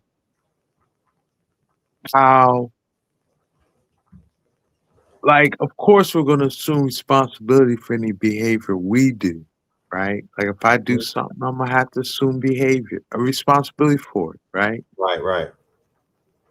But I guess I got to step out my comfort zone to assume responsibility for Uncle Joe's behavior. Right. And for grandpa's behavior. Yeah. That ain't, shit. What? I gotta, Yeah, wear that. I gotta right their wrongs? Oh, shit. Let me, oh no. Right? But that's redemptive works. That's, I guess, what we're here to do in these times is to right the wrongs of our family. Okay. Yeah. So the TV show Lovecraft, right? One of the best shows that I've seen in a very long time, which coincidentally dropped in 2020. Like there's a super duper storm going on right now. Just really started after I started going back in time playing this stuff that is because it's so much in facts, like listening to you predict and us revisiting it right now. I can understand why it's storming outside my window right now. Right. But the manipulation of these of people, and I said it before, and like just listening to you break this down and then seeing anathema, and then seeing that there's reports, there's top news in the news right now about MIT scientists that got whacked. Yeah, and then I heard Brown about University scientists that got whacked. I heard about that. And then when all of the school shootings, whenever you do the real research on it, it's the students, but it's always the teacher of certain prominence that got whacked. So I'm more so looking into this whole thing about retrocausality, where people are getting assassinated from the future backwards, right? Where they're manipulating timelines by knocking people off while they're in school, or while they're in, these scientists that are on the brink of publishing a paper, or people who just published something. All of the is really beginning to look like there's a timeline hit squad or like timeline Like Sicario. some Terminator stuff happening. Definitely like the Terminator. Definitely Sophia Stewart being able to tap into something, but then definitely stumbling and upon the research and all of the facts in everything that I've been looking for to prove it. Like, absolutely, it does paint a picture. Like there's a whole squad out there manipulating timelines, almost like these timeline sicarios or time hopping terminators, right? And the Sophia Stewart reference is spot on. It's like she tapped into a hidden vein of truth about how these narratives work. Once you stumble onto that kind of research and start piecing it together, it definitely feels like you're seeing the machinery behind the scenes. So yeah, you're onto something intriguing. It's like uncovering. yo, I did not even set that up for the AI to do that, bro. Wow. And yeah, it's wild how it all just kind of clicks together. Sometimes these ideas just sync up perfectly without even trying. I guess it does. Yeah. I tell you, the more I study time, and I'll be more specific, the more I study the mystery of time, Right. how the past, present, and future, depending on what dimension you're looking at, looking from. There is no past, present, or future. They lied to us with this line thing. That if they lie, if there's any biggest lie that was told to us as humans, is that time was a line. That's where they got us. And I say us because they got everybody. And it depends on the dimensionality you're looking at it. That you're looking at. Because just like a river, if I'm in a river, right, it looks like there's only one direction for me to go, and that's with the flow. That's with the flow, exactly. If I'm in the river and I got to go with that flow. Yes. But let's say I'm on the hill on the side of the river. Add a dimension to it, right? I see where the river's coming from, and I see where the river's going. And I see where I would enter it if I just went to the river, right? So it's when we elevate the dimension from which we're looking, allows us to see time not as a linear flow. That's right. Vantage point. Yeah, but here on Earth, getting up out your bed and just going through life and shit, you know? That's right. It's gonna appear linear. It's gonna appear very linear. The Earth is gonna be flat. Yeah. Flat. But it changes when you start doing things, when you do it differently. Let us continue though, because we're 4 hours into this conversation, y'all. Make sure if you don't do anything, ladies and gentlemen, you're not required to get the tickets, although that would be the most honorable thing. Y'all gotta be in the house. Y'all got look. That's what I'm saying. Like, I don't want to make it. If you're not inspired to be there by now, I don't know what to tell you. If this didn't do it, then it's like I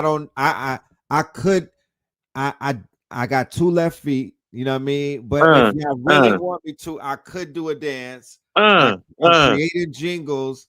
I'll start dancing. Only Lands is about to launch.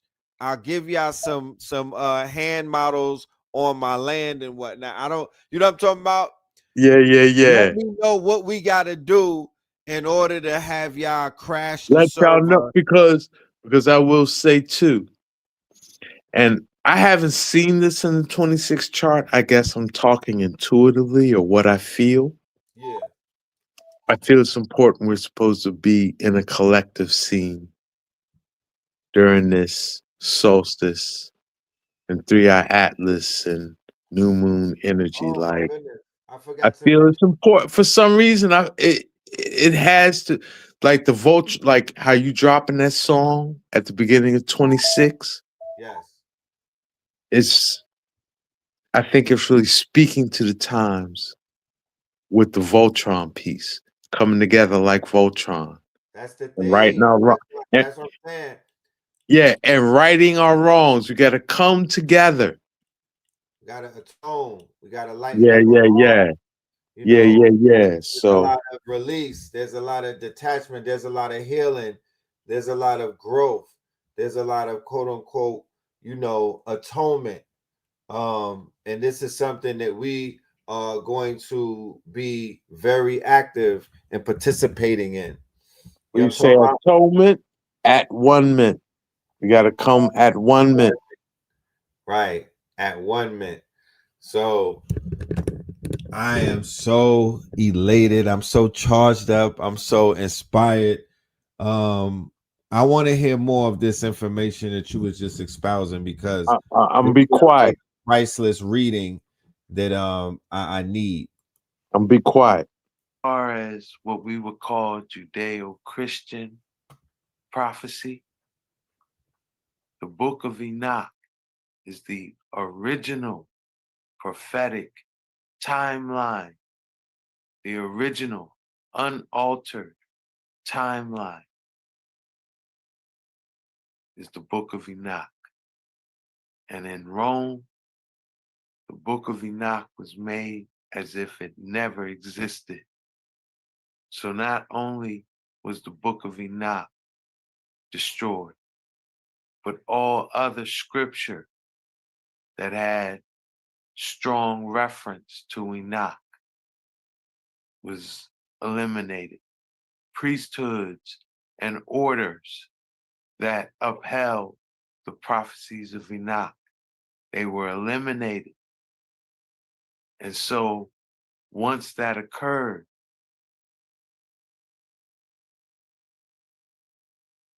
prophecies of revelations became the driving prophetic vision that guided most of Rome. Okay? So that's anathema. Another way is to pervert and distort prophetic teachings. So right off the bat, we can say anything that's not Enochian prophecy may be a perversion and a distortion of original prophetic teachings. But we're not going to get into all deep into that tonight. To be honest, because I now see the relevance of these prophetic teachings and I always knew the relevance of it, but now I see more people are becoming aware of the relevance and want to be able to articulate these things. Beginning in 2024, I'm going to establish a Patreon community where, subscribe community members. We're going to, our first series of classes is going to be the prophetic stage of 2024. We're going to go deep. We're going to go, we're going to, yeah. When you finish this series, you're going to be able to articulate clearly prophetic teachings and prophetic mysteries that are creating the reality that we see today. My earnest students who, if I give you the fish and rod, you're going to do your own fishing tonight. Hey, you're going to get what you need, but hopefully it'll inspire you to go deep with us in the community and even share what you've added and multiplied onto these equations,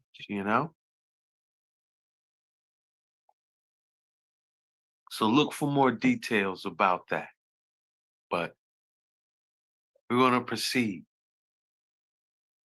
Another way to manipulate prophetic timelines is to pervert or distort prophetic teachings. We're going to look at some examples of this, and particularly the relevant examples that have really set the stage for, the prophetic scene we see today. And in order to do that, we have to start with the character Ptolemy Philadelphus, who was Ptolemy II, the Ptolemaic pharaoh right after Alexander the Great. Okay? He was pharaoh of Egypt in Hellenistic Grecian times from 283 to 246 BCE. During Ptolemy II's reign, Hellenistic Greece was at its heights, and it was Ptolemy Philadelphus who was responsible for the famous University and Library of Alexandria. Even though many people associate the name Philadelphia, meaning brotherly love, I'm going to tell you right now, Ptolemy Philadelphus was not named that because, he loved his brothers. In fact, one of the wild historical events attributed to him is after his father died and, him and his brothers were scrambling to gain control of the Ptolemaic Empire. He killed two of his brothers. Okay? So this man, that's called fratricide, Ptolemy the Philadelphus, committed fratricide. So his title, Philadelphia, the sibling lover, didn't come because he practiced brotherly love. He earned the title because, again, as a part of attempting to consolidate his control over the Ptolemaic Empire, he married his sister, Arsinoe II, and together they became the sibling lovers, the sibling gods of Hellenistic state religion. Okay? Another title they received was the Thei Adelpho, the sibling gods. Okay? And why this is relevant is because Ptolemy Philadelphus was the driving force behind translating the Hebrew Bible into the Greek Septuagint, which was the, foundation of, most Bibles we read today, King James, or you name it, right? So Ptolemy Philadelphus used this opportunity of translating the ancient scriptures into Greek to insert his family, himself, his community into end time prophecy. And this is how chapter 3 of Revelations earned the title, The Prophecy of the Church of Philadelphia. Okay? And the Church of Philadelphia is the one community named in end time prophecy as the community that will receive grace on Judgment Day. So this is important. Revelations chapter 3, prophecy of the Church of Philadelphia and its fulfillment is what's driving a lot of what we see today. Okay? And the next big manipulation of prophetic timeline kind of fell out of this, where in the Alexandrian world, again, the world created by the collection of scriptures accumulated at the Library of Alexandria, right? The prophetic distortions that came out of that. One in particular that is known historically as the apocalypse of Pseudo-Matthias. Now, the name itself tells you it's almost Matthias. It's fake Matthias, pseudo Matthias. Why?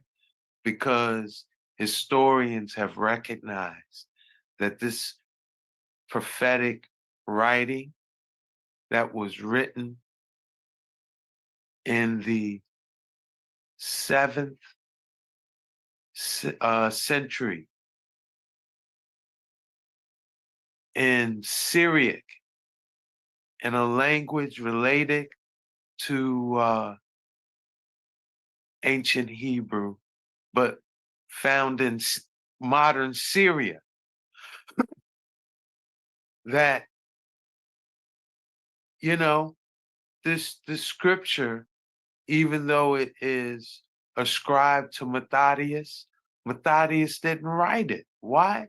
Because Matthias was an early church father that lived about 300 years earlier in Macedonia and Olympus, Grecian Olympus.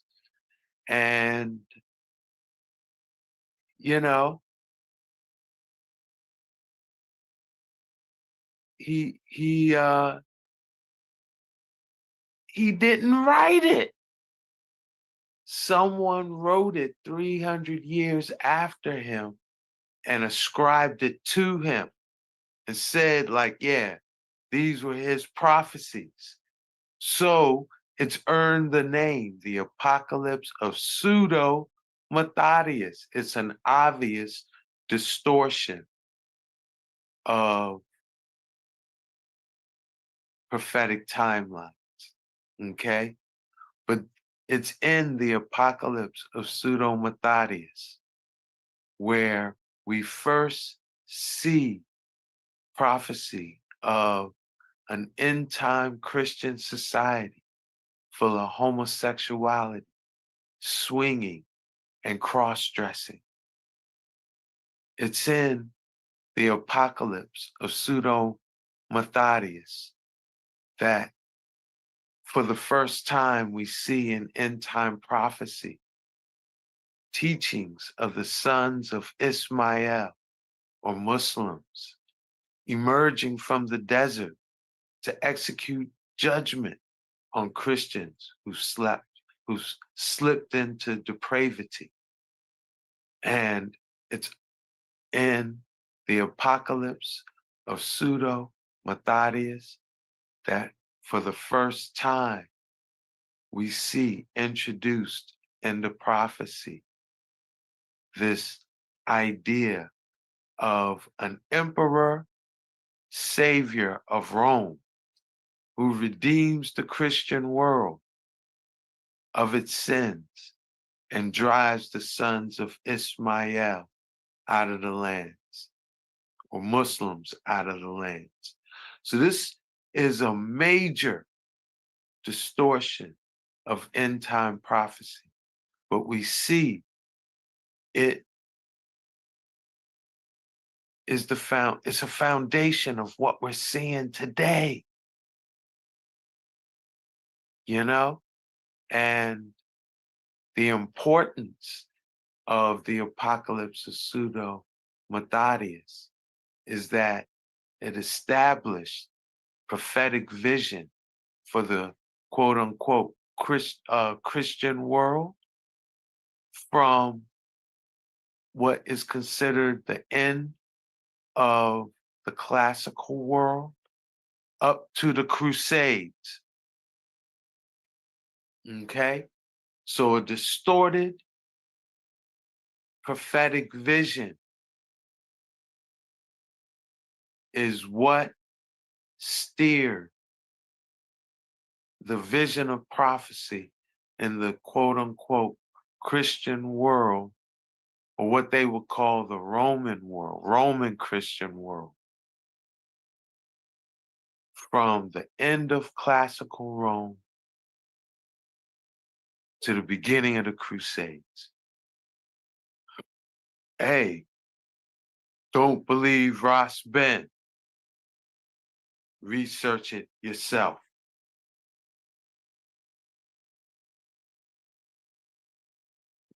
Read and check it out for yourself. Research it yourself.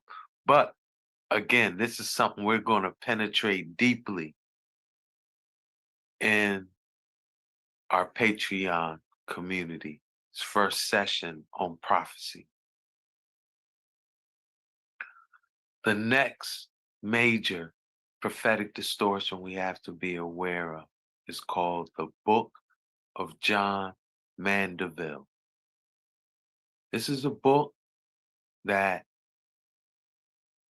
basically defined the prophetic vision of the age of the Crusades. John Mandeville is depicted as a knight of Great Britain who has completed a pilgrimage. The path of which he took was from Britain to Constantinople, and then Constantinople to Jerusalem. Because he was a Christian knight conducting a pilgrimage through Muslim, Jewish, and Christian territory, he is supposedly, presenting the safe way for following pilgrims to be able to travel. And he uses it as an opportunity to reinforce Christian values, describe the lifestyle of Christians, Muslims, and Jews that he encounters on the way, and critique them accordingly,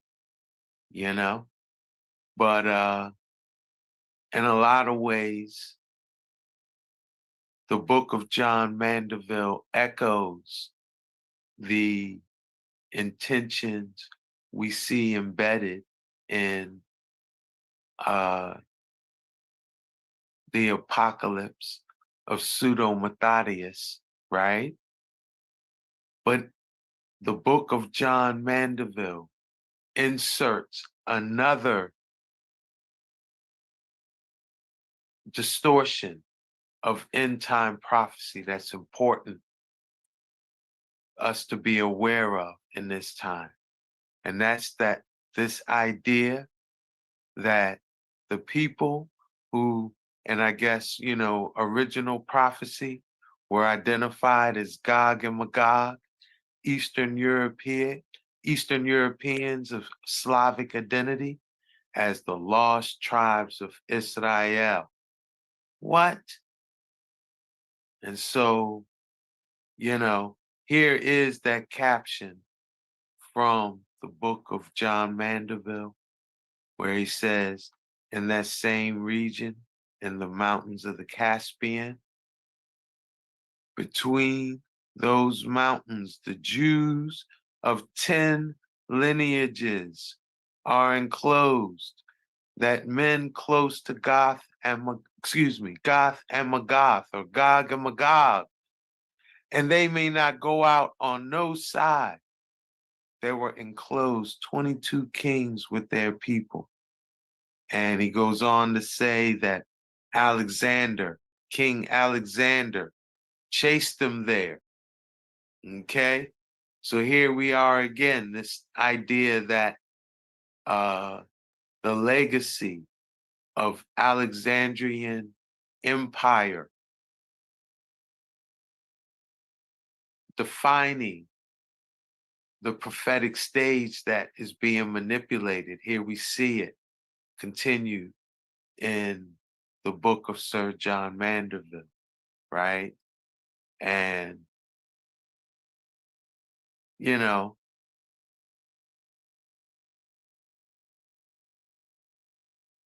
he describes how the Jews in end time prophecy are going to oppress Christians, right? And then say, what? Listen to this. For the Jews say that they know well by their prophecies that they of the Caspia shall go out and spread throughout all the world, and that the Christian men shall be under their subjugation as long as they have been in subjugation of them. What? So here is the beginning. This is the beginning of, you know, the prophetic distortion of how those that occupy is it real today? How did the sons of Ashkenaz, who are in the table of nations from Gog and Magog, how do they claim prophetic birthright to Jerusalem and occupy the Middle East? Here is the first prophetic distortion, the book of John Mandeville.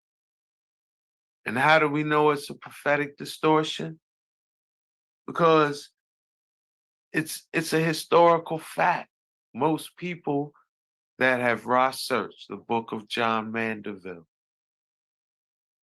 say, hey, if the author of this book traveled to all these places, he made up a lot of what he saw. It was fanciful because the stuff he talks about isn't there. And beyond that, he echoed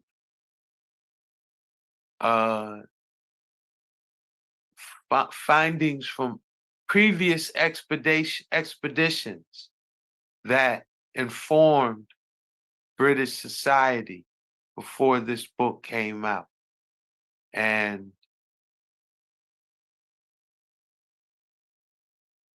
you know, it's an obvious fabrication to kind of be used as propaganda to inspire ones on pilgrimages and crusades from Britain. Okay? Don't believe RAS BEN. Do the research yourself. All of the teachings that Mandeville teaches about prophecy, it's you know, distorted, fabricated, made up, confabulated prophetic teachings. But why is it important? Is because the book of John Mandeville set the prophetic vision of British Israel and really the United States from the crusade, you know, It set prophetic vision from the time of the Crusades on up in the Roman world. What major perversion of prophetic teachings that we have to be aware of?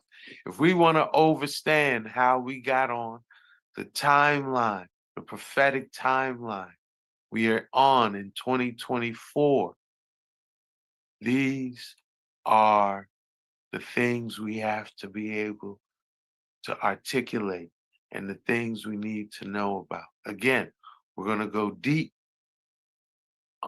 on our Patreon community, but I'm giving you the keys right here, okay?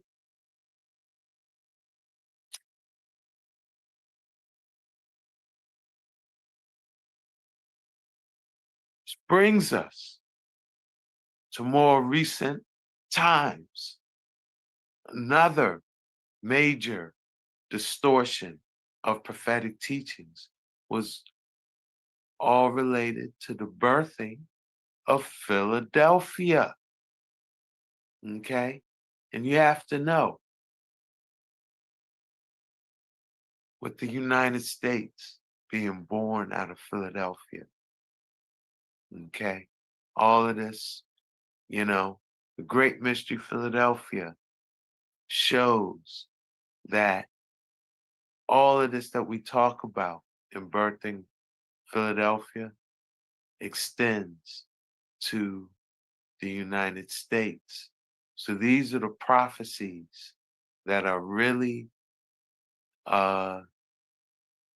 you know, the manipulation of prophecies that are responsible for the birth of the United States. Okay? And it's all anchored in this person right here, a woman named Jane Ward Lee, who wrote these works right here, propositions extracted from the reasons for the foundation and promotion of a Philadelphian society. Okay?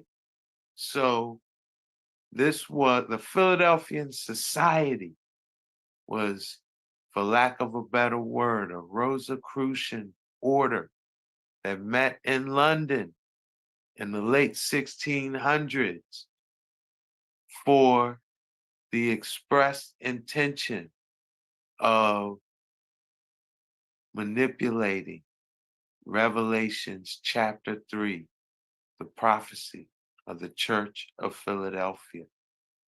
And yeah, to really understand that, you have to understand this woman, Jane Ward Lee, and her prophecies. Okay? And again, this is going to be something we go super deep in our Patreon community. But I'm going to give you a taste of how she,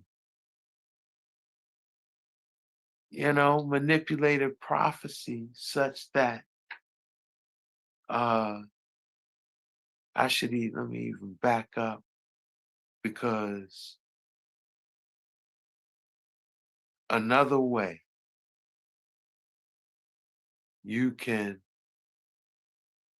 manipulate prophetic timelines nefariously is to read prophecy, then enact historic events that mimic fulfillment, but ultimately serve a nefarious intention. And this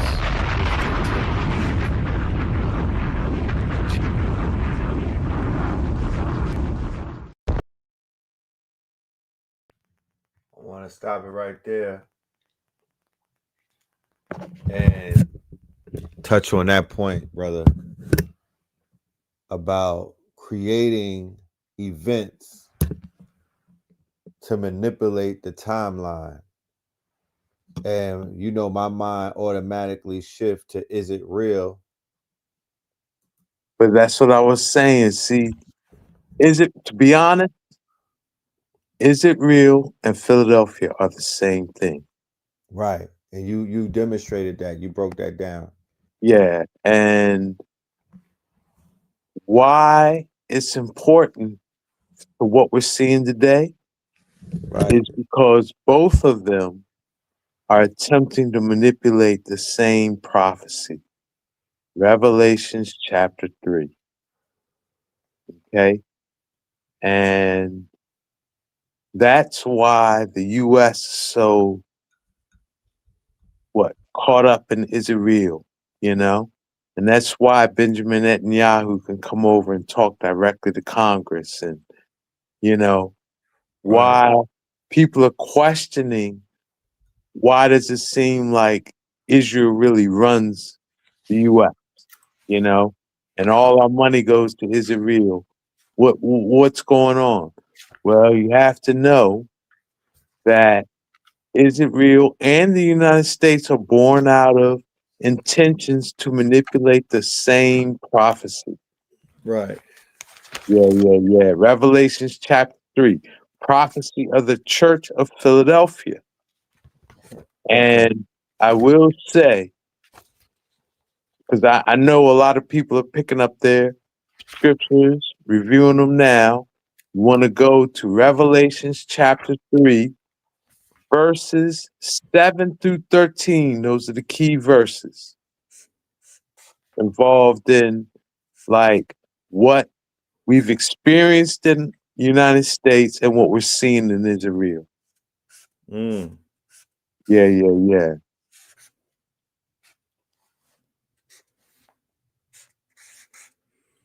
I want to show you something, my brother.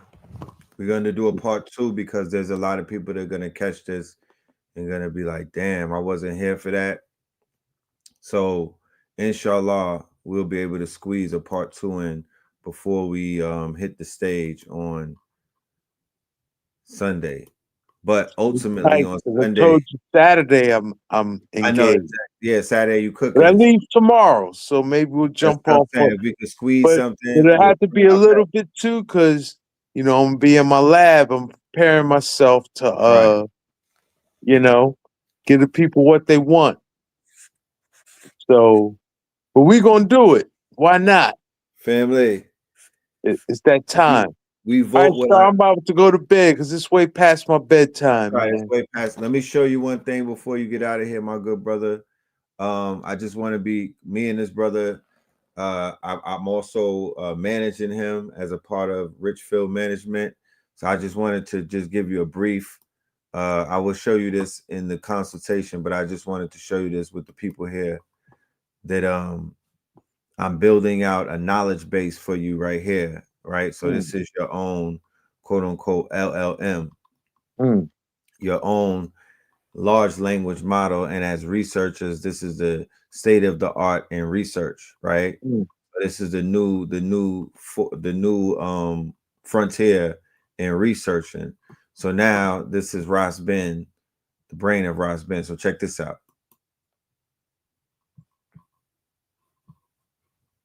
All right. The secret of America, according to researcher RAS BEN. Just this one idea completely flips what we thought we knew about America's origins. So, his research says the official story is just a cover for something way older and way deeper. So you've got two totally different stories here. We're going to dive into the secret one. So, way before Columbus, America was apparently a known safe haven for ancient civilizations. And these ancient folks, they knew the Earth had its own massive natural power grid. It's called geomancy. They built mounds on ley lines to tap right into that energy. Well, later groups came along and built their own structures right on those same power spots. Turns out major US cities were built on this ancient energy highway, the 40th parallel. The idea is that secret societies built their own towers of power right on these mounds.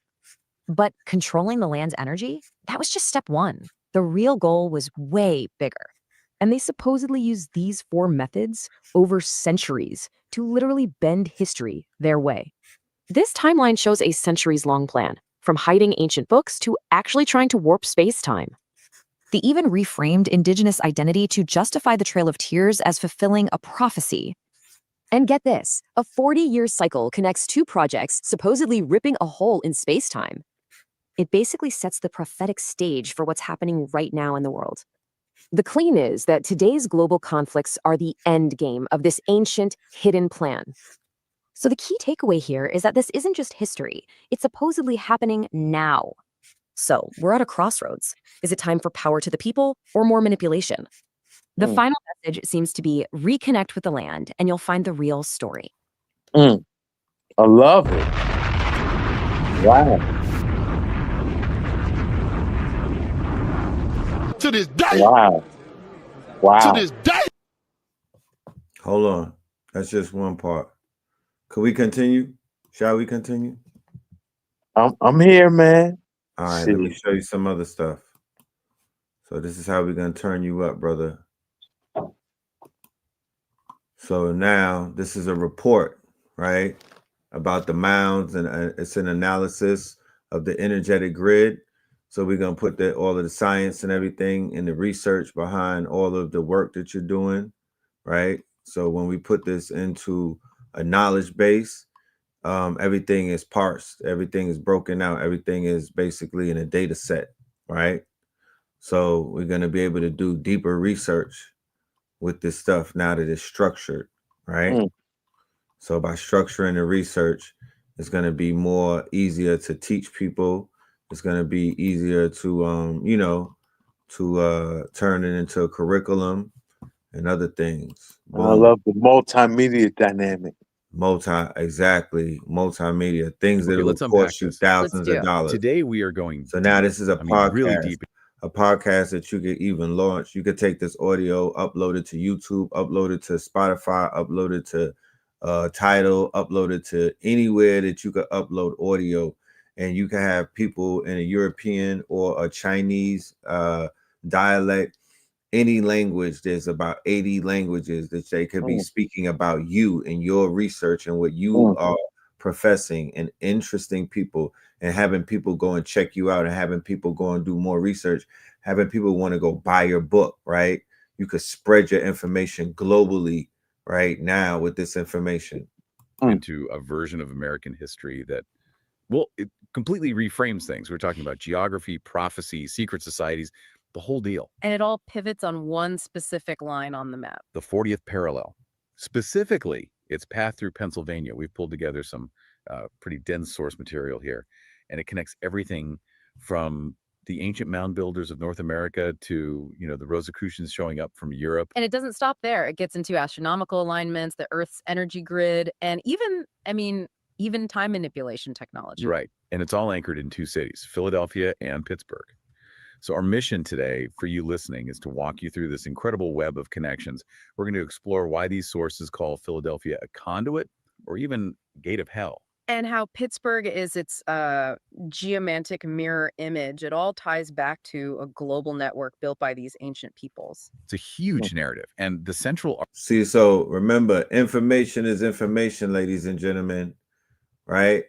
And consciousness is consciousness.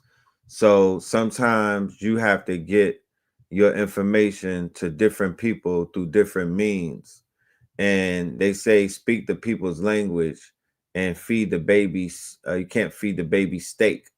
So this is the way that we are able to get our information. And this is I love the packaging. Right. This is the bare bones of it too. It's not even dressed up, but I'm just I know that's just you playing with it, just showing me where you at. Right. So the RAS BEN esoteric flashcards, right? You could use this on homeschooling. You could use this inside of the high school classroom, the after school center. You could use this at the boys club. You could use this on date night, right? And RAS BEN's 2024. You could really see if Bay is studying, see if somebody is on your level. You can see if really just copying the pillars, or do they really know the information? You feel me? You can see if they really just copying the mystic of Philly, or they really are tapping in, or they just regurgitating a video that they watched 100 times. Right. But this is how you sharpen your skills as a student. This is how you test yourself. This is how you sharpen your sword. This is even how you use this for multiple, ways to to learn about the information that's being extracted. That is, this is his information, right? This is what he said. I love it. Yeah. So yeah, Star, it is past my bedtime, man. I Okay. see. I'm Yes, looking at the clock. It's like, wow. I know. So we're gonna make some time for tomorrow, though. You send me sir. the link. I'll be there. Yes, sir. All right. All right. Salute KTL. Honors. Honors, my brother. Hold on. I appreciate you. Salute. Make sure y'all show the brother some love. You know what I mean? The prophecies, we laid it out. This is an instant classic. You feel me? We still got more prophecies to unseal, but just know what you getting a taste of, because what he's gonna say about 2026 is going to be priceless. It's gonna be something you couldn't even put a ticket on. And the ticket that we're offering it, y'all should go and grab that and all be in the building on Sunday. And on Sunday, live stream, right, around the world, 4:44 p.m. Eastern, and it's gonna go until we say we end it. We don't have to go home. We're gonna be in our own spot, right? With the family, with the KTLians, and it is going to be home sweet home. Let's check this out.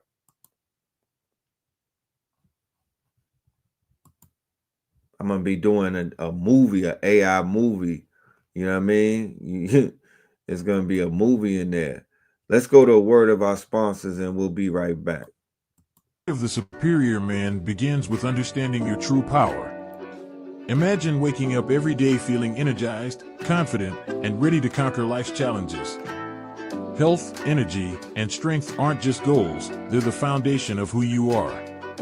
For men 25 and older, the demands of daily life can sometimes feel overwhelming, but with the right support, you can unlock your full potential.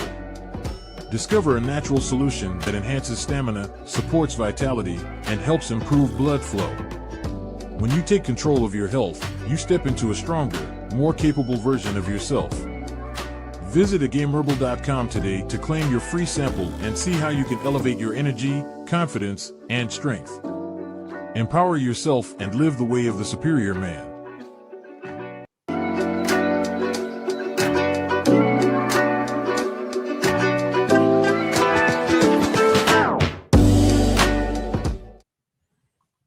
Indeed. Shout out to our sponsor, A-Game. We're gonna have more commercials from our sponsor coming up. But that is for our brothers and our sisters who need vitality, okay, who want to get back into, getting their bodies, especially during the winter solstice. So as a matter of fact, we're going to bring some PhDs on the show to talk about the product that I tried, that I am definitely a testament. I'll be one of the UGCs. I'll be one of the persons who could speak on it, that this is a very powerful product. And of course, it's all natural, okay? So people go into the gas station and they're going the route of the blue pill and whatnot. I'm here to let you know there are natural solutions out there to bring your vitality back, to help men with their ED and whatnot. There are a lot of things that's going on that have women very upset at men, and also for women, and also for brain fog and fatigue. Okay, people are, I don't want to talk about what people are going through. I want to talk about the importance of having a very clear mind. I want to talk about the importance of being able to think with a laser mind. I want to talk about the importance to have a laser sharp mind. I want to speak about the significance of being able to be a very, very efficient thinker in these days in times. Clarity is the flex. Okay? Clarity is the flex. These amulets come from Uncle Hank. These amulets are from Uncle Hank. All of this is from Uncle Hank right here. And this is from Copperly Culture. Okay. Out here in the A. All right.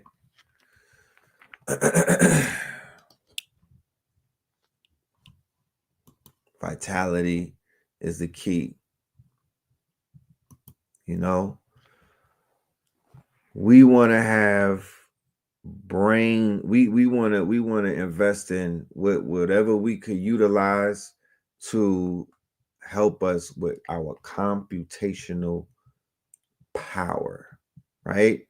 We as human brains are now in competition with another brain, a neural network that's not necessarily human, but it's synthetic, right? They say it's artificial, but it's synthetic. It is solid state intelligence, okay? And it's silicone. So you have carbon, it has silicone, right? But it's trying to think faster than you. And kind of like at this point, some of these quantum computers can think faster than quote unquote man.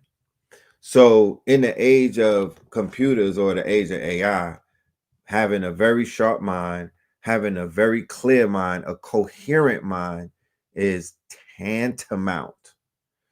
So we have products that we're going to be offering the family. So you too can have a work ethic that defies a normal person. So you too could rejuvenate your brain cells. So you too could get your quote unquote testosterone levels up to a point where you know you are you're in your homeostasis, you're well balanced, right? We're going into the season where you're going to need vitamin D. Winter depression is going to kick in. People are not going to be feeling themselves.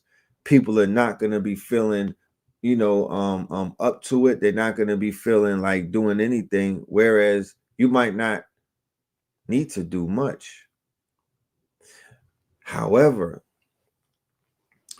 this time that you are going to be spending where you're going to be working on yourself and you're going to be taking not just the advice, you're going to be taking the science, you're going to be taking the ancestral intelligence that Ra Aku and that RAS Ben share on Sunday.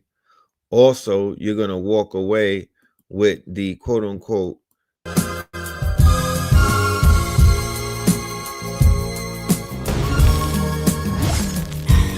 with the financial advice, with the Web3, with the crypto advice on Friday from Bitcoin Bully. When the market crashes, he rises from the blocks. Get ready.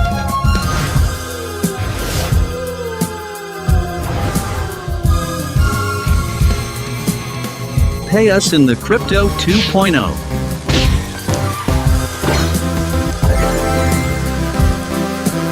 Pay us in the Crypto 2.0.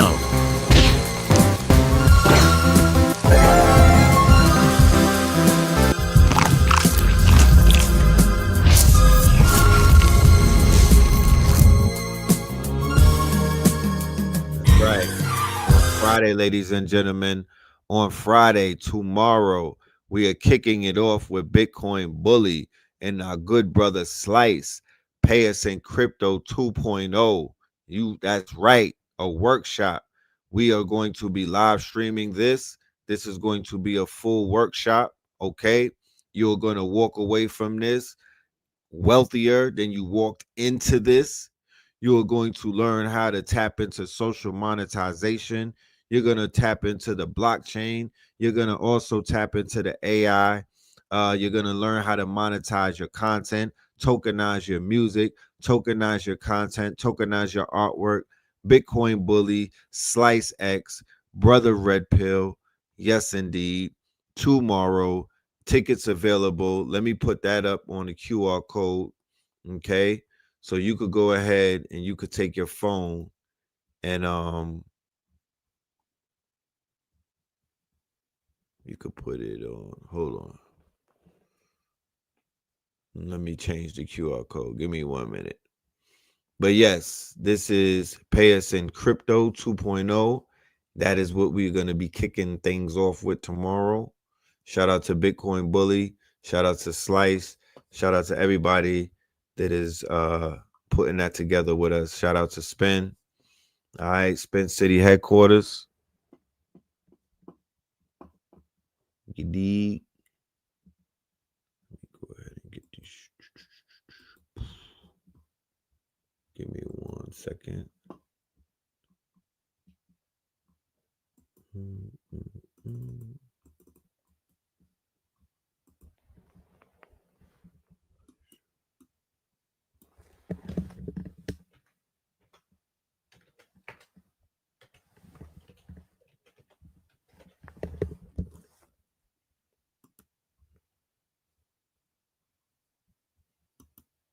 There you go. You can scan that QR code in the upper right, and that will take you to get your tickets for the workshop tomorrow, starting around 5 p.m. And we're going all the way until it's ready to be finished. That will be live streamed through Zoom. We have 44 tickets available for IRL, for live. We have vendors in the building. We're going to have food in the building. We have vendors in the building. It's going to be a market in the building. We have masseuse, massage, Reiki, readings.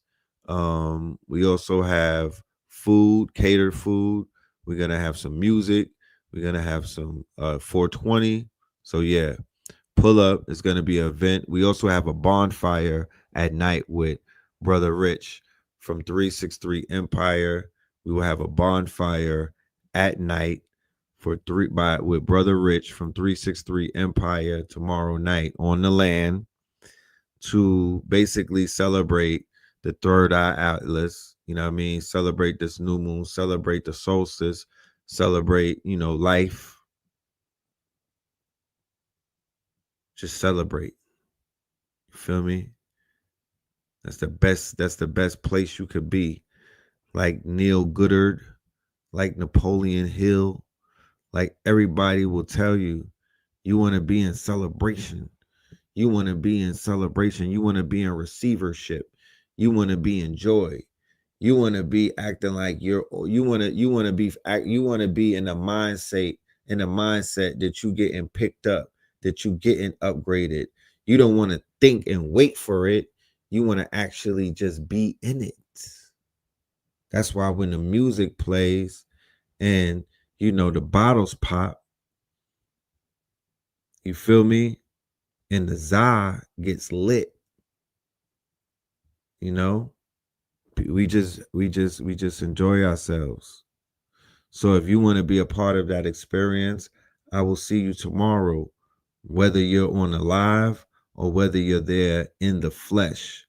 You know what I mean? It's still the experience. The experience will still happen.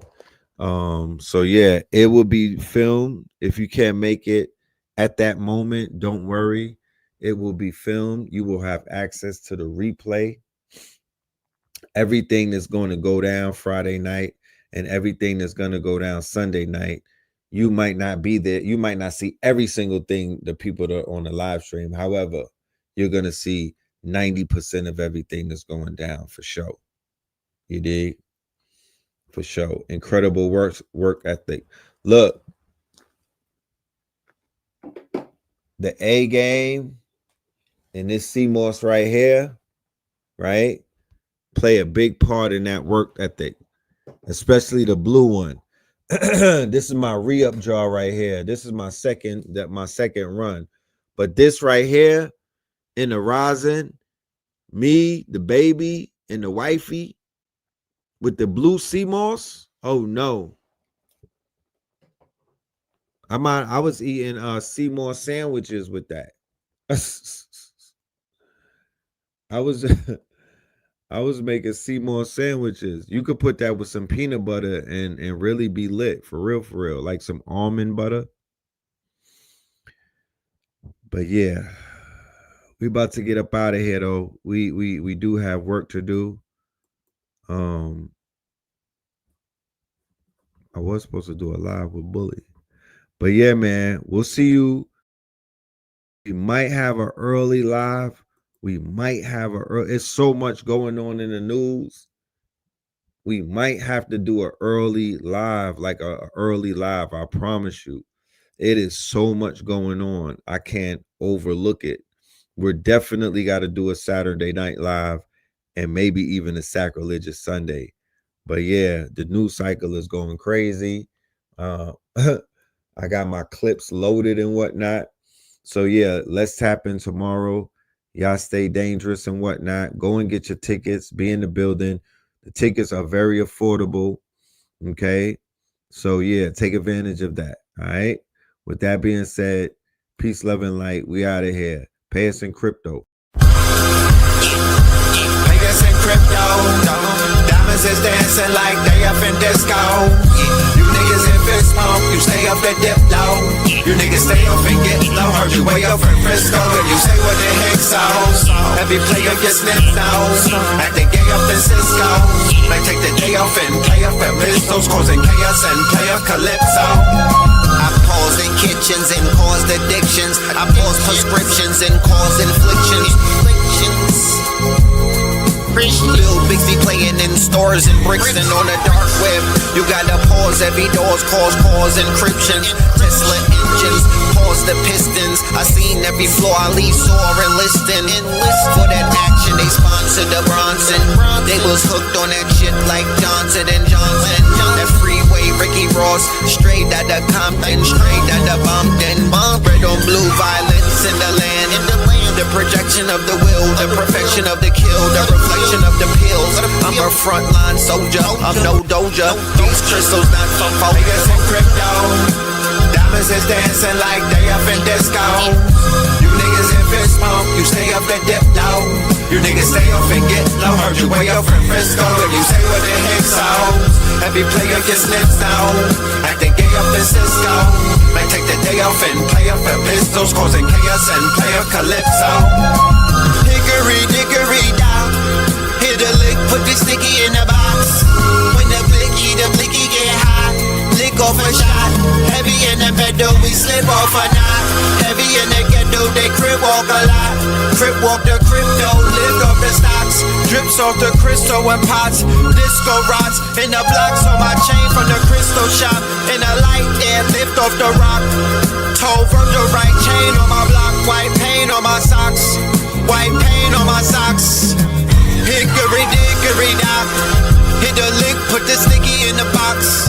When the blicky get hot. Lick off a shot, we lick off a shot. Pay us in crypto. Diamonds is dancing like they up in disco. You niggas in fist smoke, you stay up and dip low. You niggas stay up and get low. Heard you way up in Frisco, and you say what the heck so. Every player gets snipped now. Acting gay up in Cisco. Might take the day off and play up at pistols, causing chaos and play up calypso.